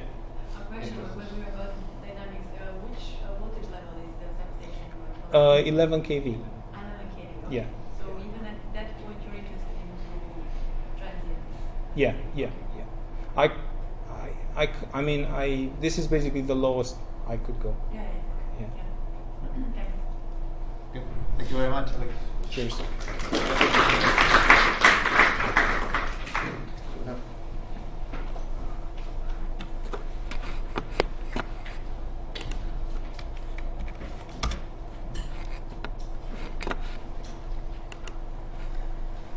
Right. So now we have a presentation from Mr. Silva. Yeah, who is not Brazilian. Yeah. So off you go. Hi everyone. My name is Charles Silva. I'm doing my PhD in Stanford University under the supervision of Dr. Mo Sari. First of all, I have to tell I'm not an electrical engineer like you guys. I'm the data science researcher and looking at the electrical industry distribution network data model. And if I can contribute to the electric industry, then that's actually my research. Then actually, I'm doing my PhD part-time. I'm working in one of the DNO. That's why I came in this project. That's it.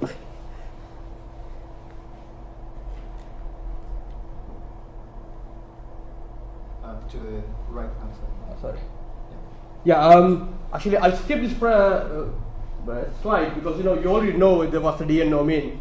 And in this project, all the research I only consider about the DNOs in distribution network. I'm not considering the power station or the transmission network. Then only I'm interested with data actually coming from distribution industry, and actually this project directly related to DNOs and data related to DNOs. Yeah. Let me give you an overview of this project. It's been actually. I joined the company, the DNO, last year, one of the DNOs in the UK. Then actually I'm working as a database administrator, and we are looking after systems, electric distribution systems, where I work for. Actually, we have about 300 plus applications. The data is coming to our data centers. Actually, I'm working in the data center team, and I know exactly, and there's lots of data coming into our system, but actually we don't use much, and we don't get the full value of the data is coming from the distribution networks. Especially actually now, the first bullet point is that we are entering the golden age of data in terms of utility industry. The grid is getting smarter, the loss of sensors is put into a grid, but actually are we using our data properly? Are we doing are we doing the predictive analytics? Are we actually applying data science theories to a system? I found, because I done a bit of research and I contact few DNOs, and actually they haven't got a roadmap for another 3-4 years. There's no roadmap to analyze big data, or actually there's no infrastructure put in place to handle data. It's coming from the sensors and especially smart meter. I'll come to that, the next slide. But 2020, UK government actually made a target, 100% houses, they should have a smart meter. as a hell of a big achievement, I think. But I don't know, maybe it's going to achieve by 2020, if not, as the professor said, maybe 2022. Just imagine, you can have about, I would say about 25 million houses. Yeah, I think we have 25 million houses in streaming data from 25 million houses to our DNOs or then other source. I'll come to that, when you come to the smart meter. Then how are you going to address this stream of data, and how are you going to analyze what sort of infrastructure we need to gather this data and storing data? And especially this research, I'm mainly focused on geospatial big data. I mean, data is come with the spatial elements. The big data research area is huge. Then I can't actually, I had to narrow it down. Then that's why I selected geospatial big data. But fortunately, the DNOs, they're gathering data. Actually, most of the data is come with the spatial elements, with all the substations, smart meters, and other grids, supply points, underground cable, overground cables. The data is coming from SCADA systems. They come in the location. Then most of the data is actually DNOs collecting the spatial data. And when you do the analyzing of the data, then actually we have some, we're doing actually data analyzing on the spatial level, not only the substation level. Even substation level, substation have location. Then we can do the analyzing on the location. And I have done a bit of research, and then not only the electricity industry, water, telecommunication, and gas networks. Also, they are more interesting about the big data and the data prediction and the data science related to the utility industry. I'm doing a little bit of literature these days because I'm in the first year of the research. And it's very early stage of research. It's been they want to use data science, power of data science and power of big data, but they don't know how to do it because it's not their area, because they are more interesting about supply utility to end users. But you can add some value, and if you use data, stream of data, if you understand the patterns, and if you can use kind of advanced data mining techniques and machine learning techniques, then you can add a value, and you can increase the performance of the grid, and the main target of DNOs is to put the cost down. Then you can actually, I'll come to that in the next slides. That's the actual aim of the project, is find a systematic approach to overcome issues currently faced by electricity distribution industry. The objectives, I have main 4 objectives to find how actually we use big data, especially spatial big data used in existing electricity industry. And second one, how other people actually,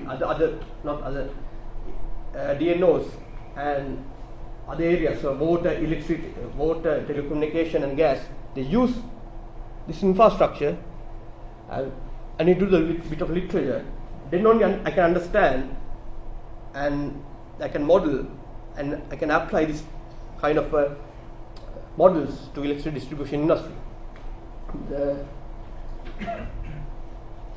The main objective of this research actually contribute to the electricity distribution industry using the power of data science, and actually contribute to the future network design and day-to-day operations. Right. Let me explain very briefly about the big data. If you have as a DBA, I know when you grow a database, we think it's a big data.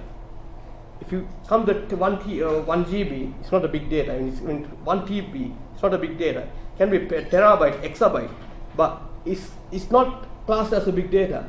But we have some characteristics of the big data. I mean, the volume and the velocity, variety and veracity.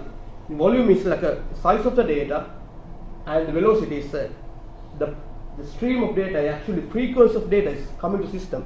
For example, just imagine Electricity Northwest, and we have 2.4 houses. If you install a smart meter, 2.4 million smart meters by 2020, then Then every half an hour, we get data every half an hour. We get 2.4 million records. We are going to database data going to database. It's mean I'll do the calculation in a minute. It's mean the stream of data, that's called big data, and the veracity. It's mean data can be structured data, or can be unstructured data, or can be no structured data. It's mean it can be semi-structured data. It's mean but spatial data, according to my research, preliminary research, and they are most structured. They are coming from systems. It's like a car system, smart meter, or weather data. They come in the structured data. But some systems actually they come in very unstructured data. It's like if you work on like a Twitter feeds, it can be anything. It's mean like if you're doing data mining on text data, it's mean it's the unstructured. But in the electric industry, we get most of the structured data. But I'm not saying everything is structured, but there can be unstructured data, but most of the time is structured data. And the veracity and uncertainty of the data and inconsistency. For example, think about you got the data stream from a smart meter, and some smart meter this malfunction, and you think you get data, but you can't monitor everything. And if there's some missing data, as you ask the question, how are you going to treat missing data? You have to have kind of algorithm. You have to have kind of mechanism to eliminate this missing data and do the kind of aggregation and stuff like that. It's the big data. If you think it's a big data, it's all about size. It's not the size. Is there some characteristics? I just only mentioned four V's. It's a 3V model, 4V model, and 5V model. You can read about it, when you get on time. That's called big data. When it comes to electrical distribution, according to my knowledge, there are lots of areas we can do research. I want to narrow it down and make it feasible. I don't want to get everything and just can't deliver. I'm mainly focused on the demand forecasting and fault analysis and network access-related crimes. And the third one, you might think why I'm doing this one. It's a very interesting subject because we have the billions of pound worth of UK, I think about 60 billion pound worth of network assets. And we need to work against the crimes. Demand forecasting, that's the main subject actually. We get lots of data and we don't know actually the database where the demand come from, because at the moment without smart meters we actually predict the demand and the substation level, as I'm correct. But when you install the smart meter, we can get consumer data. We can exactly calculate, very accurate calculation. You can do accurate calculation about the consumption, and we can do the kind of profiling based on houses, like a street, the areas, district. It's like that. We can do the profiling based on the actual data come from smart meter. But we need to have kind of formal method to actually analyze the data. And the fault analysis, actually I'm still working on this one. Actually, I put this graph because these are the areas actually I'm interesting about the data science perspective. It's mean there are lots of technologies you can use to use the power of data science and analyze the data and actually storing and managing data. This is a very simple like a slide I'm just going to explain. If I go back, so widely open data set from UK Power Network. I got that one and I did a bit of calculation. Electric Northwest actually was a smart meter rollout in Northwest.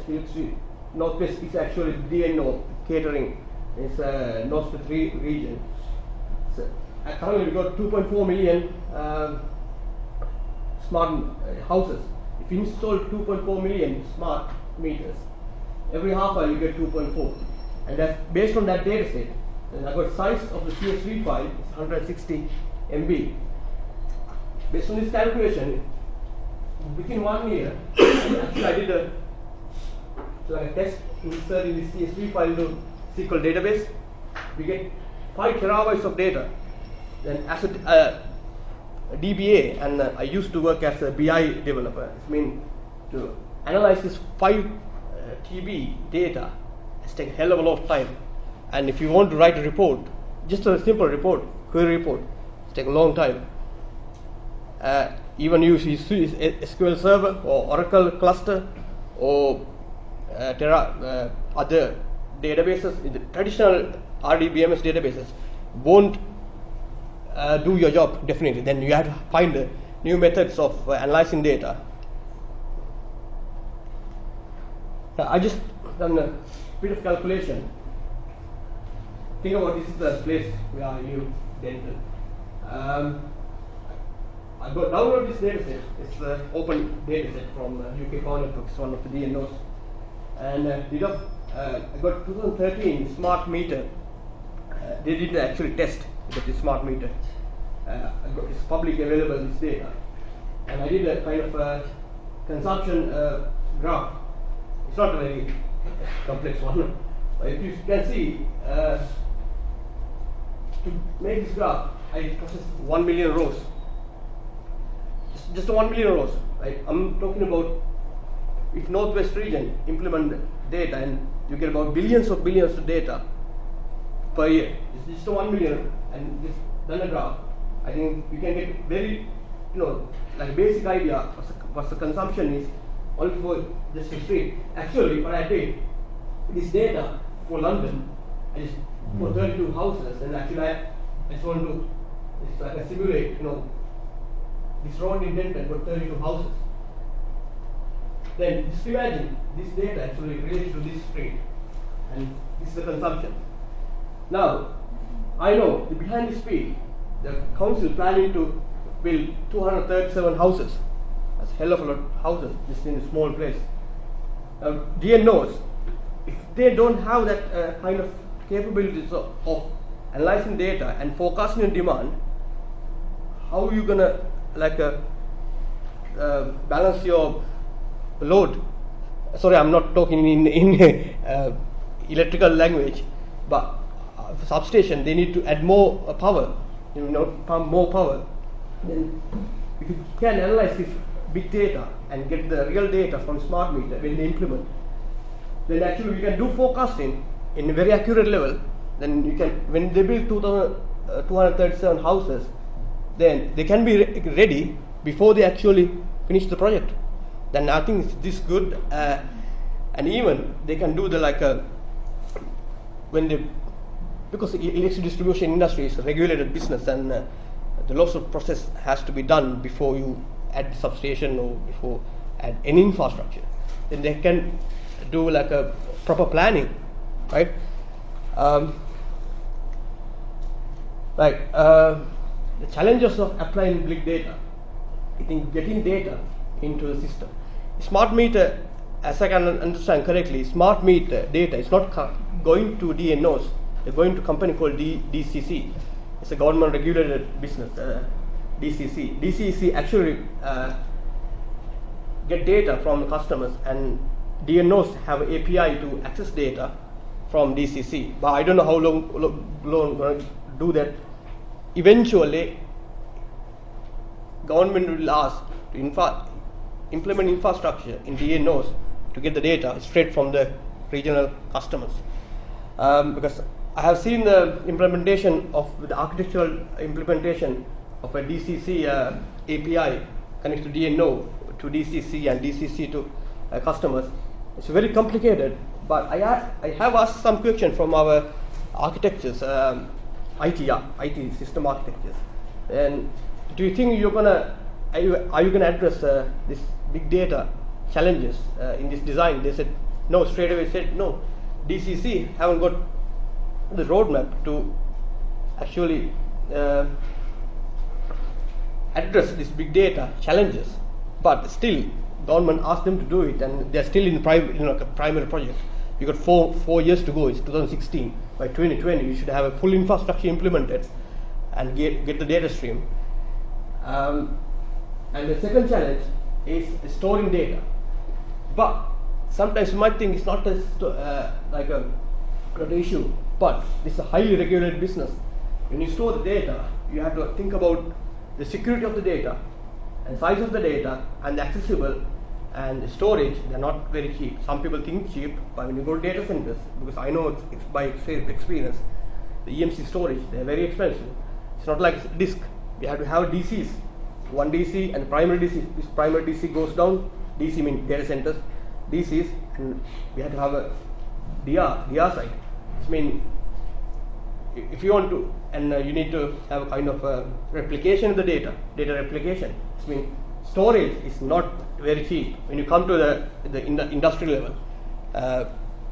That's also a key challenge.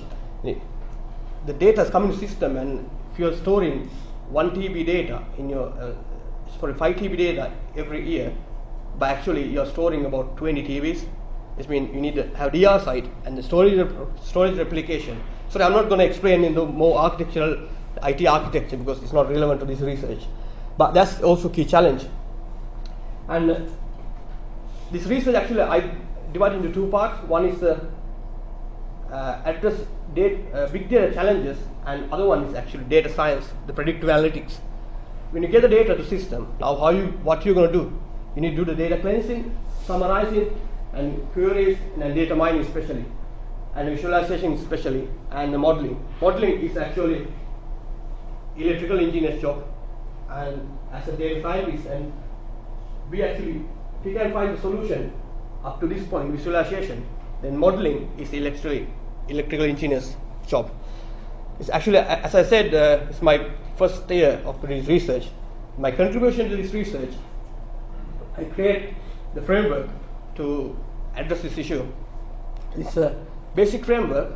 But thing is, I found out in IT industry, as everyone knows, too many technologies. We can't keep up with this pace. You learn one thing today, and there's another thing next day. I mean, I was doing this big data analytics, say Hadoop. Since last 5-6 months ago, it was fine, it was good. Now it's come to Spark. Everyone says don't use Hadoop and go to Spark. And someone says use Storm. I mean, it's so complicated. But if we have a framework, thing is, I want to do this research which we can use in the industry, not only for academics. And as a data scientist, we need to contribute to the actual industry as well. Then, as a first year student, I create this framework. Then industries, they can actually use this framework. Every single section in this framework you can actually define depending on your data. For example, if you want to analyze crime data, as I said, network crimes, acquire spatial database. Acquire spatial data. I mean, how are you going to acquire? What sort of technologies you're going to use in that section? And second section, data extract. How are you going to extract data and how are you going to store data? It's like that. It's section by section, section by section. And if you do the fault analysis, how are you going to get the data from systems, like a sensors, substations?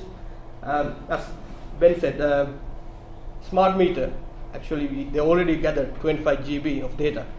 And it's been that data, actually, how are you going to store them?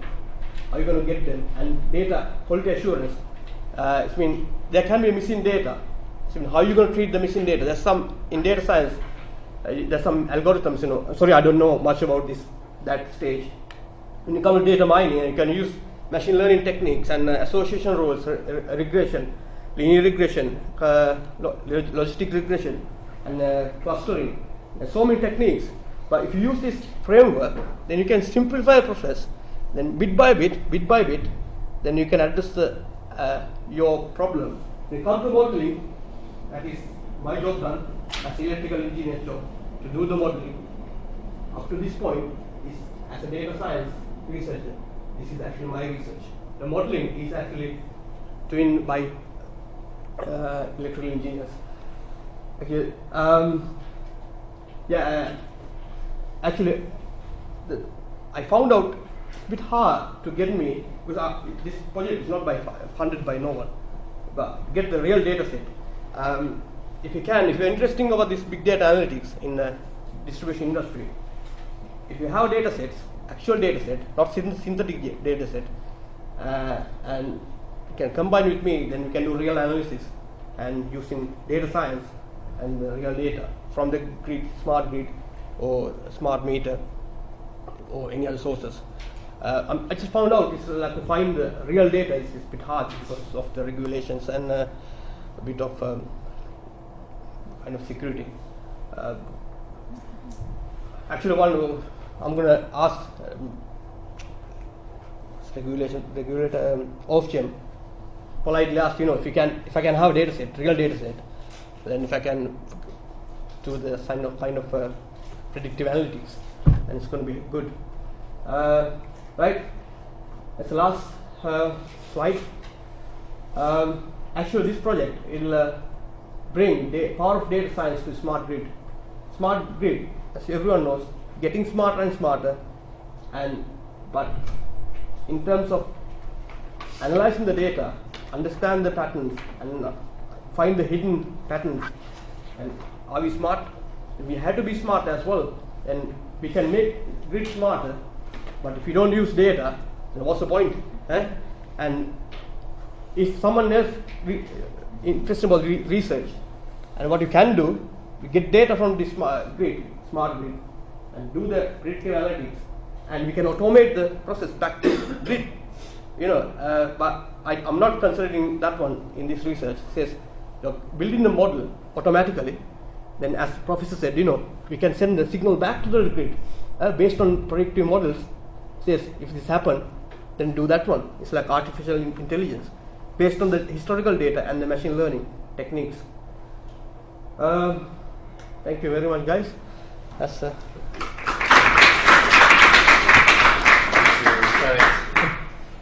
neighbor from Salford. Is there any question for Charles?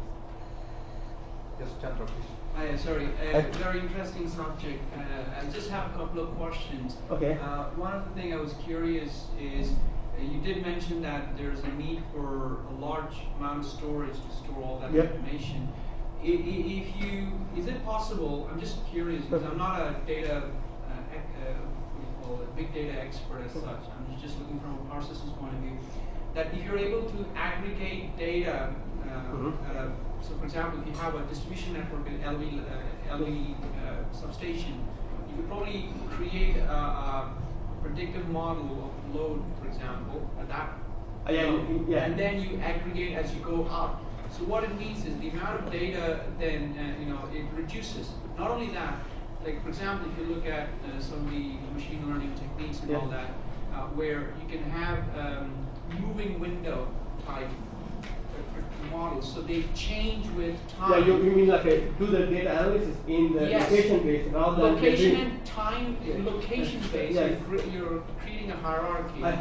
Yes. And also, not only that, but there are also machine learning tools where you can actually like a shifting window. So with the changes in the network, the algorithm, the trend also changes with that. And then it's like a learning itself. Learning itself. Like for example, if you see Amazon website, it keeps track of what customers are interested in that time of say 1 month or 2 months. 6 months from now, customer preferences change.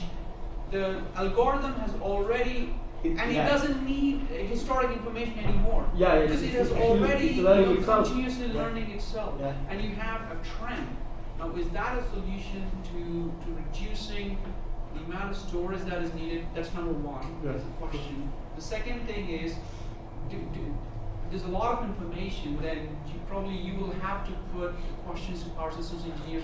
What do you need in order to do your analysis and ensure that that I can give you information in a format that will make sense to you and you can run your systems better? Okay. Let me ask you a first question. According to my knowledge, DNO is a regulated business, and because I was involved in creating a DC where I work for, I mean when it comes to the data, then we have a kind of regulated regulation to ensure it has to be in certain domain, and it can't be it should not open to anyone. Firewall rules and stuff like that. And if you do the data storing in substation level. But I think it's going to be more costly. But I'm not saying it's going to be costly. But we can store data, and we can shift into our database, or our distributed network architecture, computer architecture. But I'm not sure because it has to go through our DA process, architectural process. I'm just not thinking about like an academic perspective. I'm thinking about real-time scenario in a DNO where they work. It has to go through lots of process and finally get approved by the OFGM regulators. Sorry, I can't answer the question correctly because I'm not in the the regulator side of the business. And the second question, okay, yeah. Sometimes you're engineers and you know what you want, what you're looking for. At the same time, as a data scientist, what they can do, they can give some additional information too, which is you think is not good, it's not. Important, but can be important. So find the hidden patterns and hidden kind of trends that might be useful. I think DNOs, they should put more investment on data science area because there's a lack of investment in data science. Then let them to deal with that problem and they handle the data and find some solution because they need some guidelines. Of course, they can't let them do what they want. But let them find patterns and hidden models and all. I think it's going to be useful. Sorry, I'm not. Yes. Any other question? Yes. Are you using the NoSQL database? Yeah, actually, I was looking for the Hadoop and MongoDB. Yeah. But anyway, interesting. I last week actually was having a discussion with my supervisor, and we're thinking about the Spark on top of Hadoop. Definitely it's a NoSQL because I know it's as a SQL DB by profession. SQL won't support that much of data. It will support, but its performance is going to be is very bad. And NoSQL, MongoDB, and the Cloudera, that kind of architecture I'm looking for. Maybe my research I'm going to use Spark because Spark ecosystem is about if we process data in memory is 100 times faster than Hadoop, and if we process data in disk, the 10 times faster than Hadoop. God knows, sometimes another technology can come up next year. It can 100 times faster than Spark. That's why I want to follow this framework, then stick to the framework. Then when technology involved, then we can add technology to that area of data processing. Okay. Sorry, we are taking time. And no, that's perfect. Thanks, Charlie, for sharing okay, we are almost there. We're about to finish with the presentation. We have this one. But before we do that, we would like to share with you the feedback form, so you let us know how we have done it, what we can improve, what we have done well. So we're going to be passing them out. We didn't want to do it before for you to have a full picture of the event, so you can have a mature understanding of how the event was. Thanks for taking your time.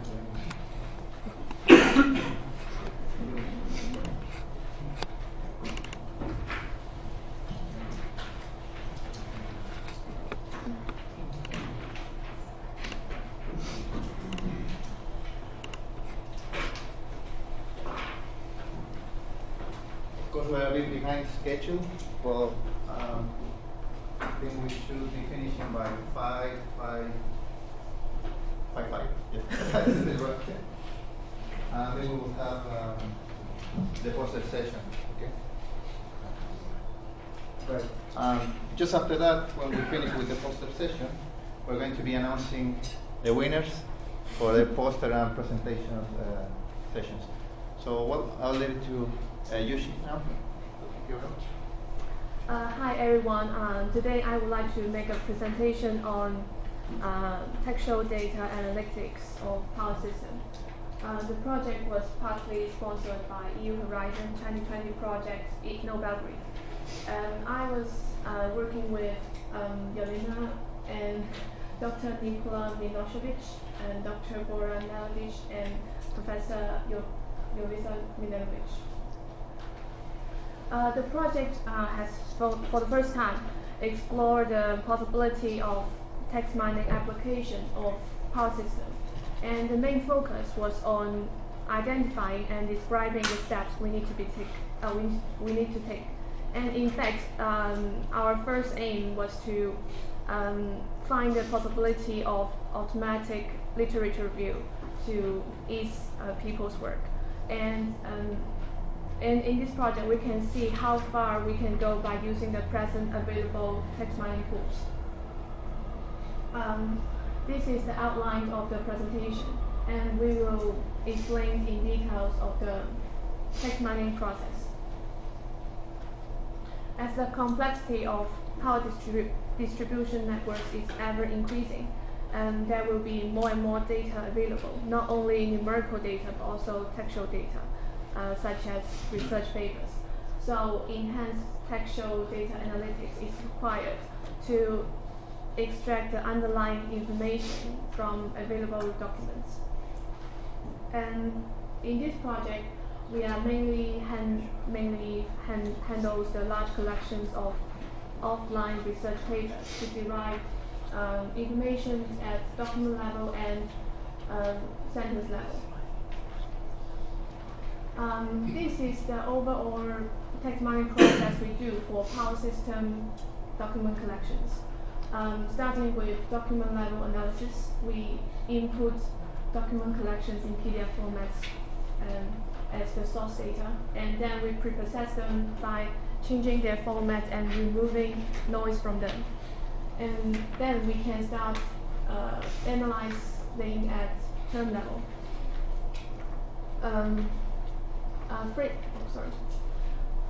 Phrases from papers will be extracted automatically, and term-related measures will be calculated at the same time.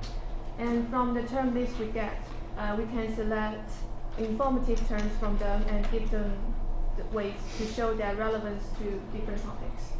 And finally, we can use mining techniques to extract the information to get the rough summary of several papers in a topic, and also the categorized papers in different topics. The following slides are the details process. What we use as source data are actually two collections of power system conference papers, and they are all written in English and stored in PDF format. So we need to firstly convert them into TXT to make them easier to compile. And then the tools we use is PDF Finder and Windows PowerShell IEC. The conversion is effective, but not very efficient, since we are dealing with 500 or 600 of papers. And then after we get the text, we can remove headers, footers, and reference sections from the text. Since the text extracted from research papers have fixed layout, we can use a starter list of Lexicon and replace Pioneer to realize the noise removal. The second step, based on the assumption that each document in the collection will be able to be represented as a set of terms, we use two term level measures to quantify the text features. The first one is term frequency, which is the number of occurrence of the term in the collections, and we calculate this measure for each term by Lexicon. The second measure is inverse document frequency, which is actually document frequency. It identifies the terms that are concentrated in several papers instead of the whole collections. And here's the equation, and we are using string matching techniques of Python program to realize the calculation. And by combining the TF and IDF, we can get TF-IDF, which is collection-dependent frequent measure. If a term has a large value of TF IDF, it will be representable for different topics or only a topic. The third step, if a random collection of papers are given, we cannot build up lexicons from them. We can firstly discover topics from them, and then for these topics we establish a set of informative terms for each topic. And these two steps are realized manually by power system engineers.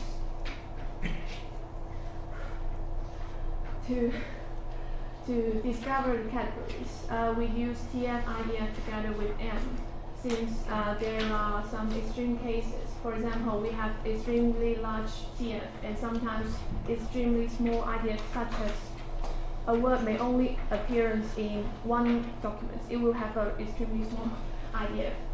So we assume that documents that belong to the same category will share similar sets of terms.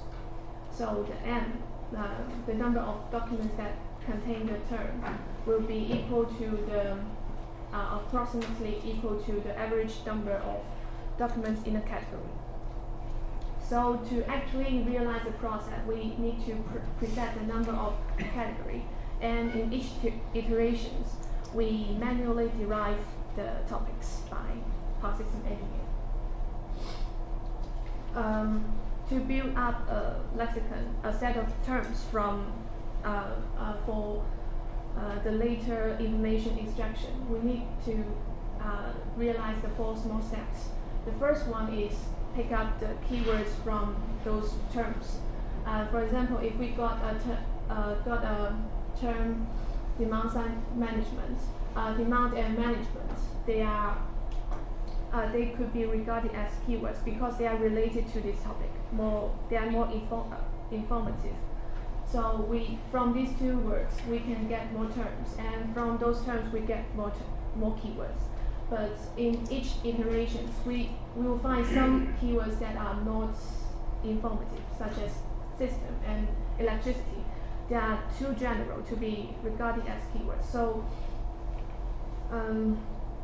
from during this process, we can find some keywords, and also we will find more terms that will be beneficial for the later information extraction.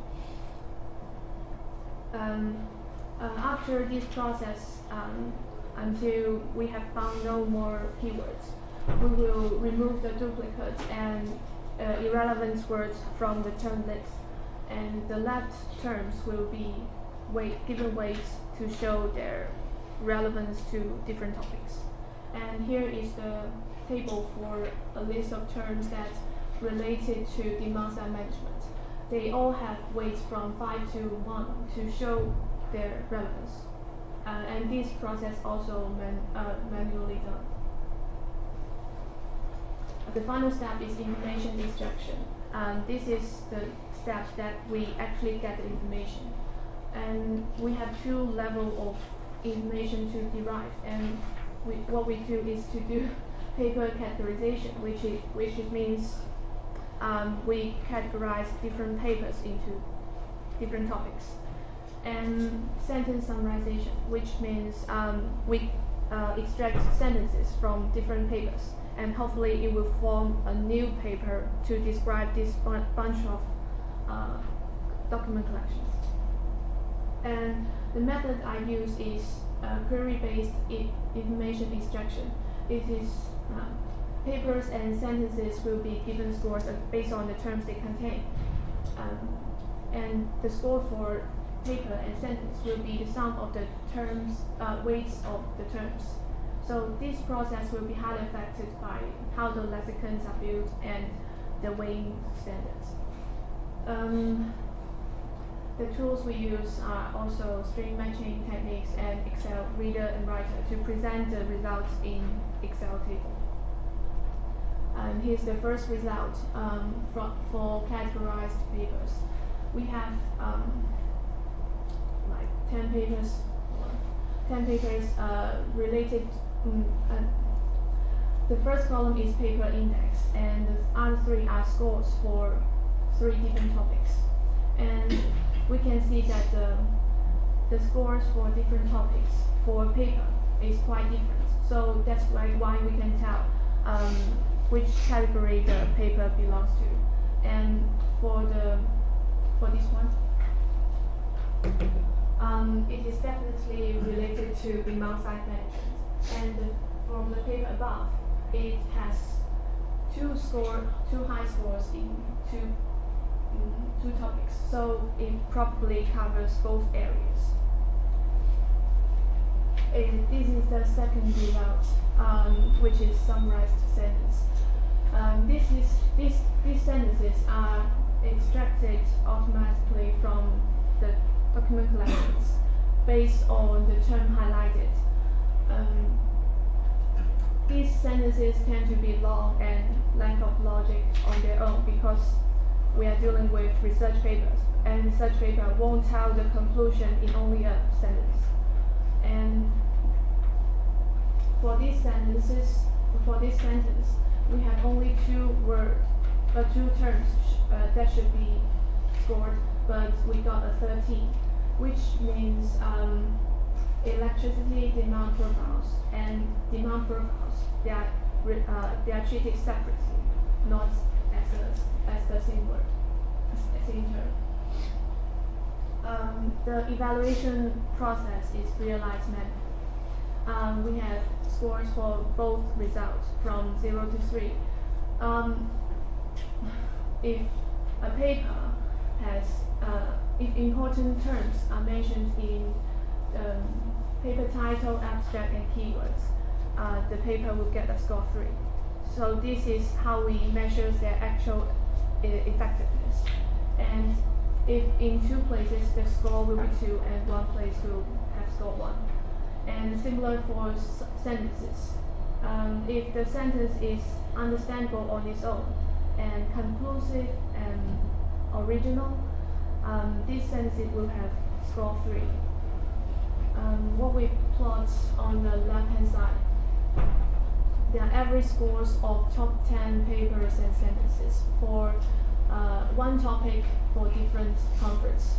And we can see that if the average score is high, the effectiveness is higher, and the information contained is much more. And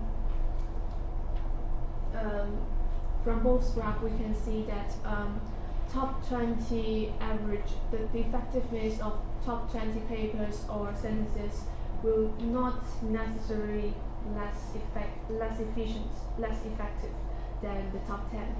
And but we can clearly see that the average score for papers will be higher because it's about 2, and this one is only 1. So document level information will be more accurate or effective.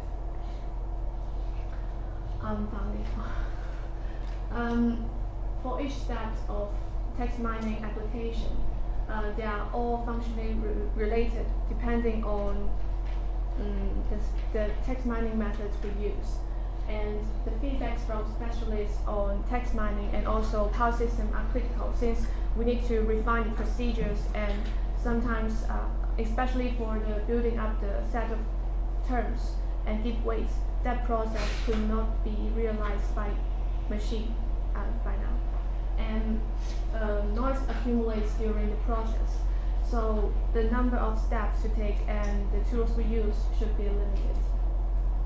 And as I just said, document level information is more accurate and informative. And software application may somehow involved in these 2 steps to enhance the performance and efficiency. Thank you.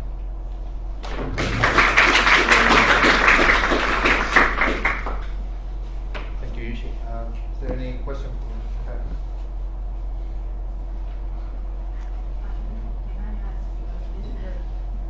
A brand new topic in our area because it's text mining. So I'd just like to ask you, just tell us, to make a summary in a sentence or 2 about the possibilities of this approach.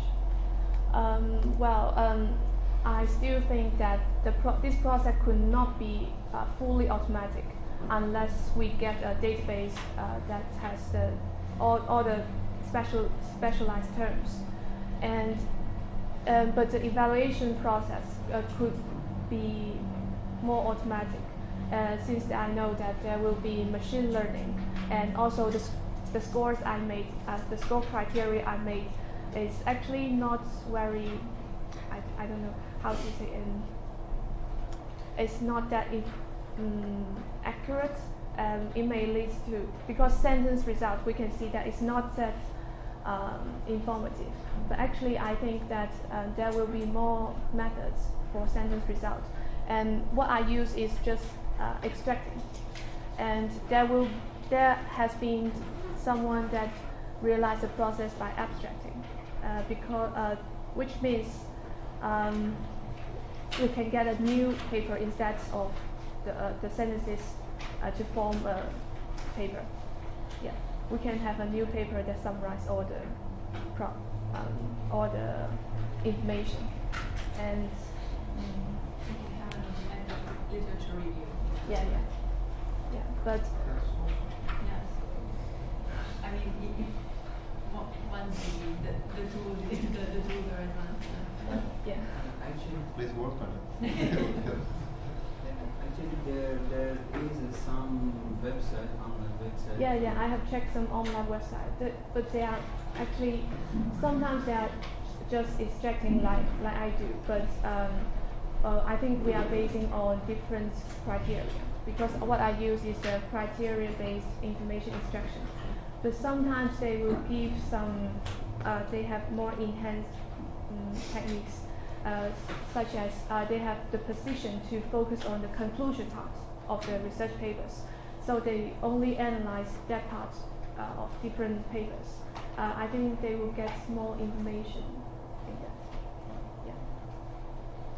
Another question from Chandra. Sorry, quick one. Who will be using this this tool when developed? Will it be like IEEE or IET who would somehow provide some sort of functionality to understand what are the papers that might be more relevant to a certain topic, or will it be someone within? I mean, who will use the output of this? I'm just curious. Actually, I think because we have many processes to take, so I think so far my work is not that practical. Right.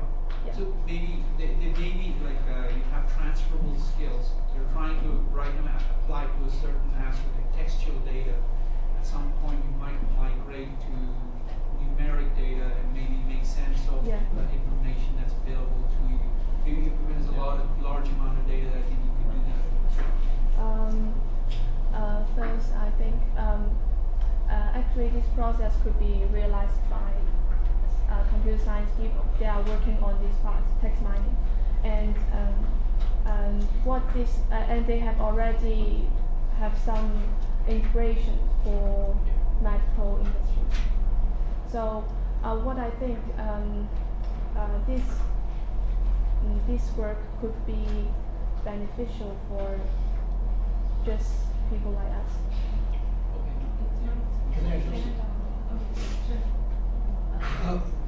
Actually, I'm working with this application in electricity distribution industry.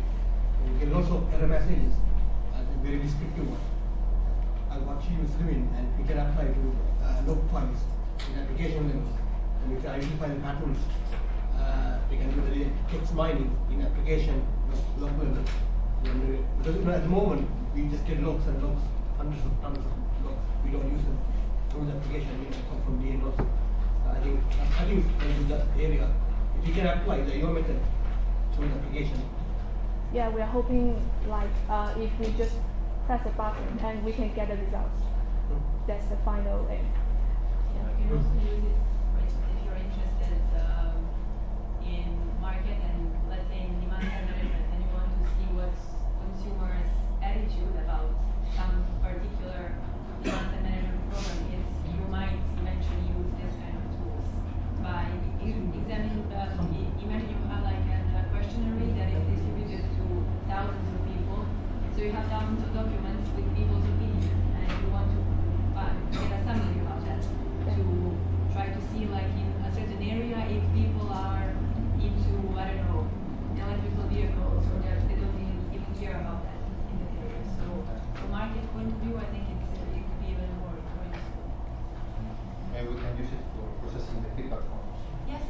Just a final point.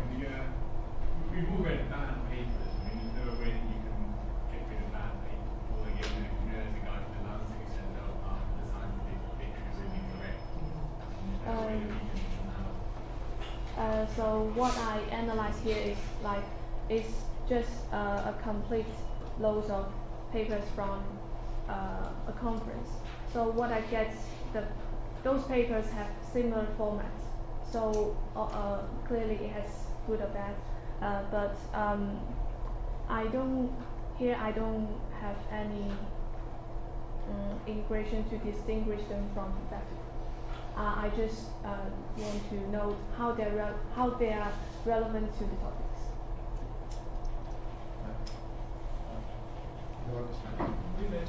You just take, so you look for keywords and take those sentences, you're going to miss a lot of the context.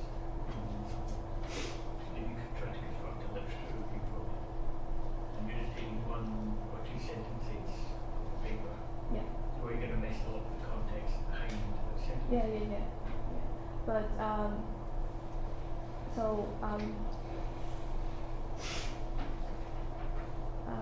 what you say is that you have inaccurate sentence results, right? It's they might be accurate in a certain context, but if you look at them just by themselves, it could be mistaken. Yeah. Because here we can see that for the first sentence we get because those sentences are actually cut by a sentence splitter. They are recognized those dots as the end. So sometimes we get the sentence just have no meaning or just there, and we can for many in many circumstances we can get because figure we usually have the dots inside.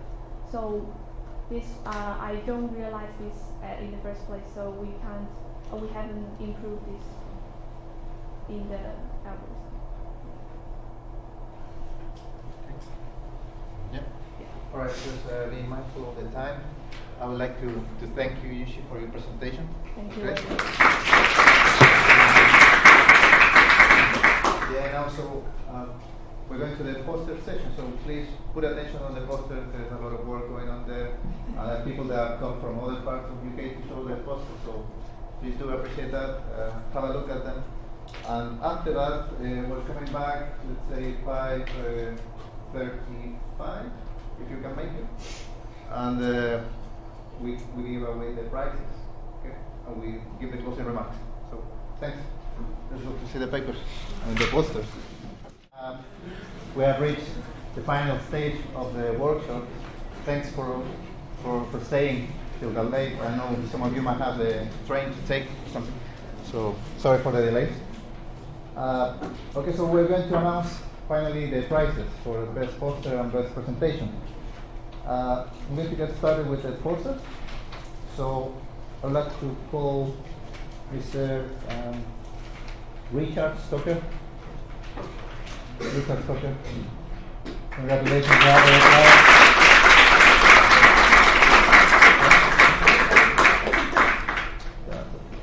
So you actually have the best poster award. We will send you a certificate of that as well. To have your Amazon gift card for £100. So we can just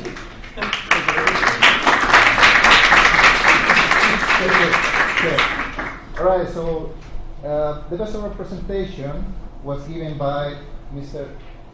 Qazi Hassan.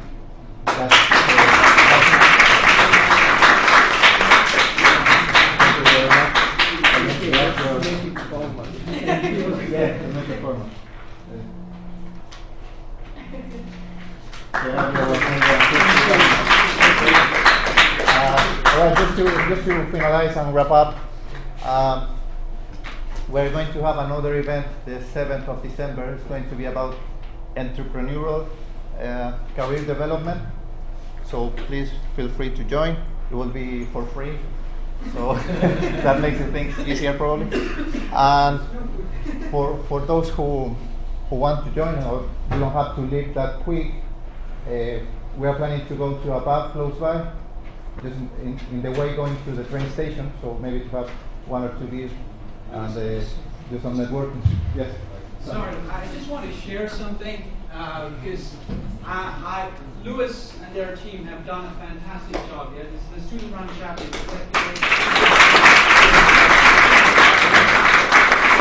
Where do I come in? Okay, so basically, I'm part of the Power and Energy Society chapter for UK and Ireland. Okay, they're the student-run chapter. We work, we collaborate on various events, and we organize a lot of these. If you want to organize such events at your institutes, please do get in touch with us. Contact Lewis. They have a fantastic track record of organizing these activities. We can help you organize these events at your institutions and organizations. So please do get in touch. That's number one.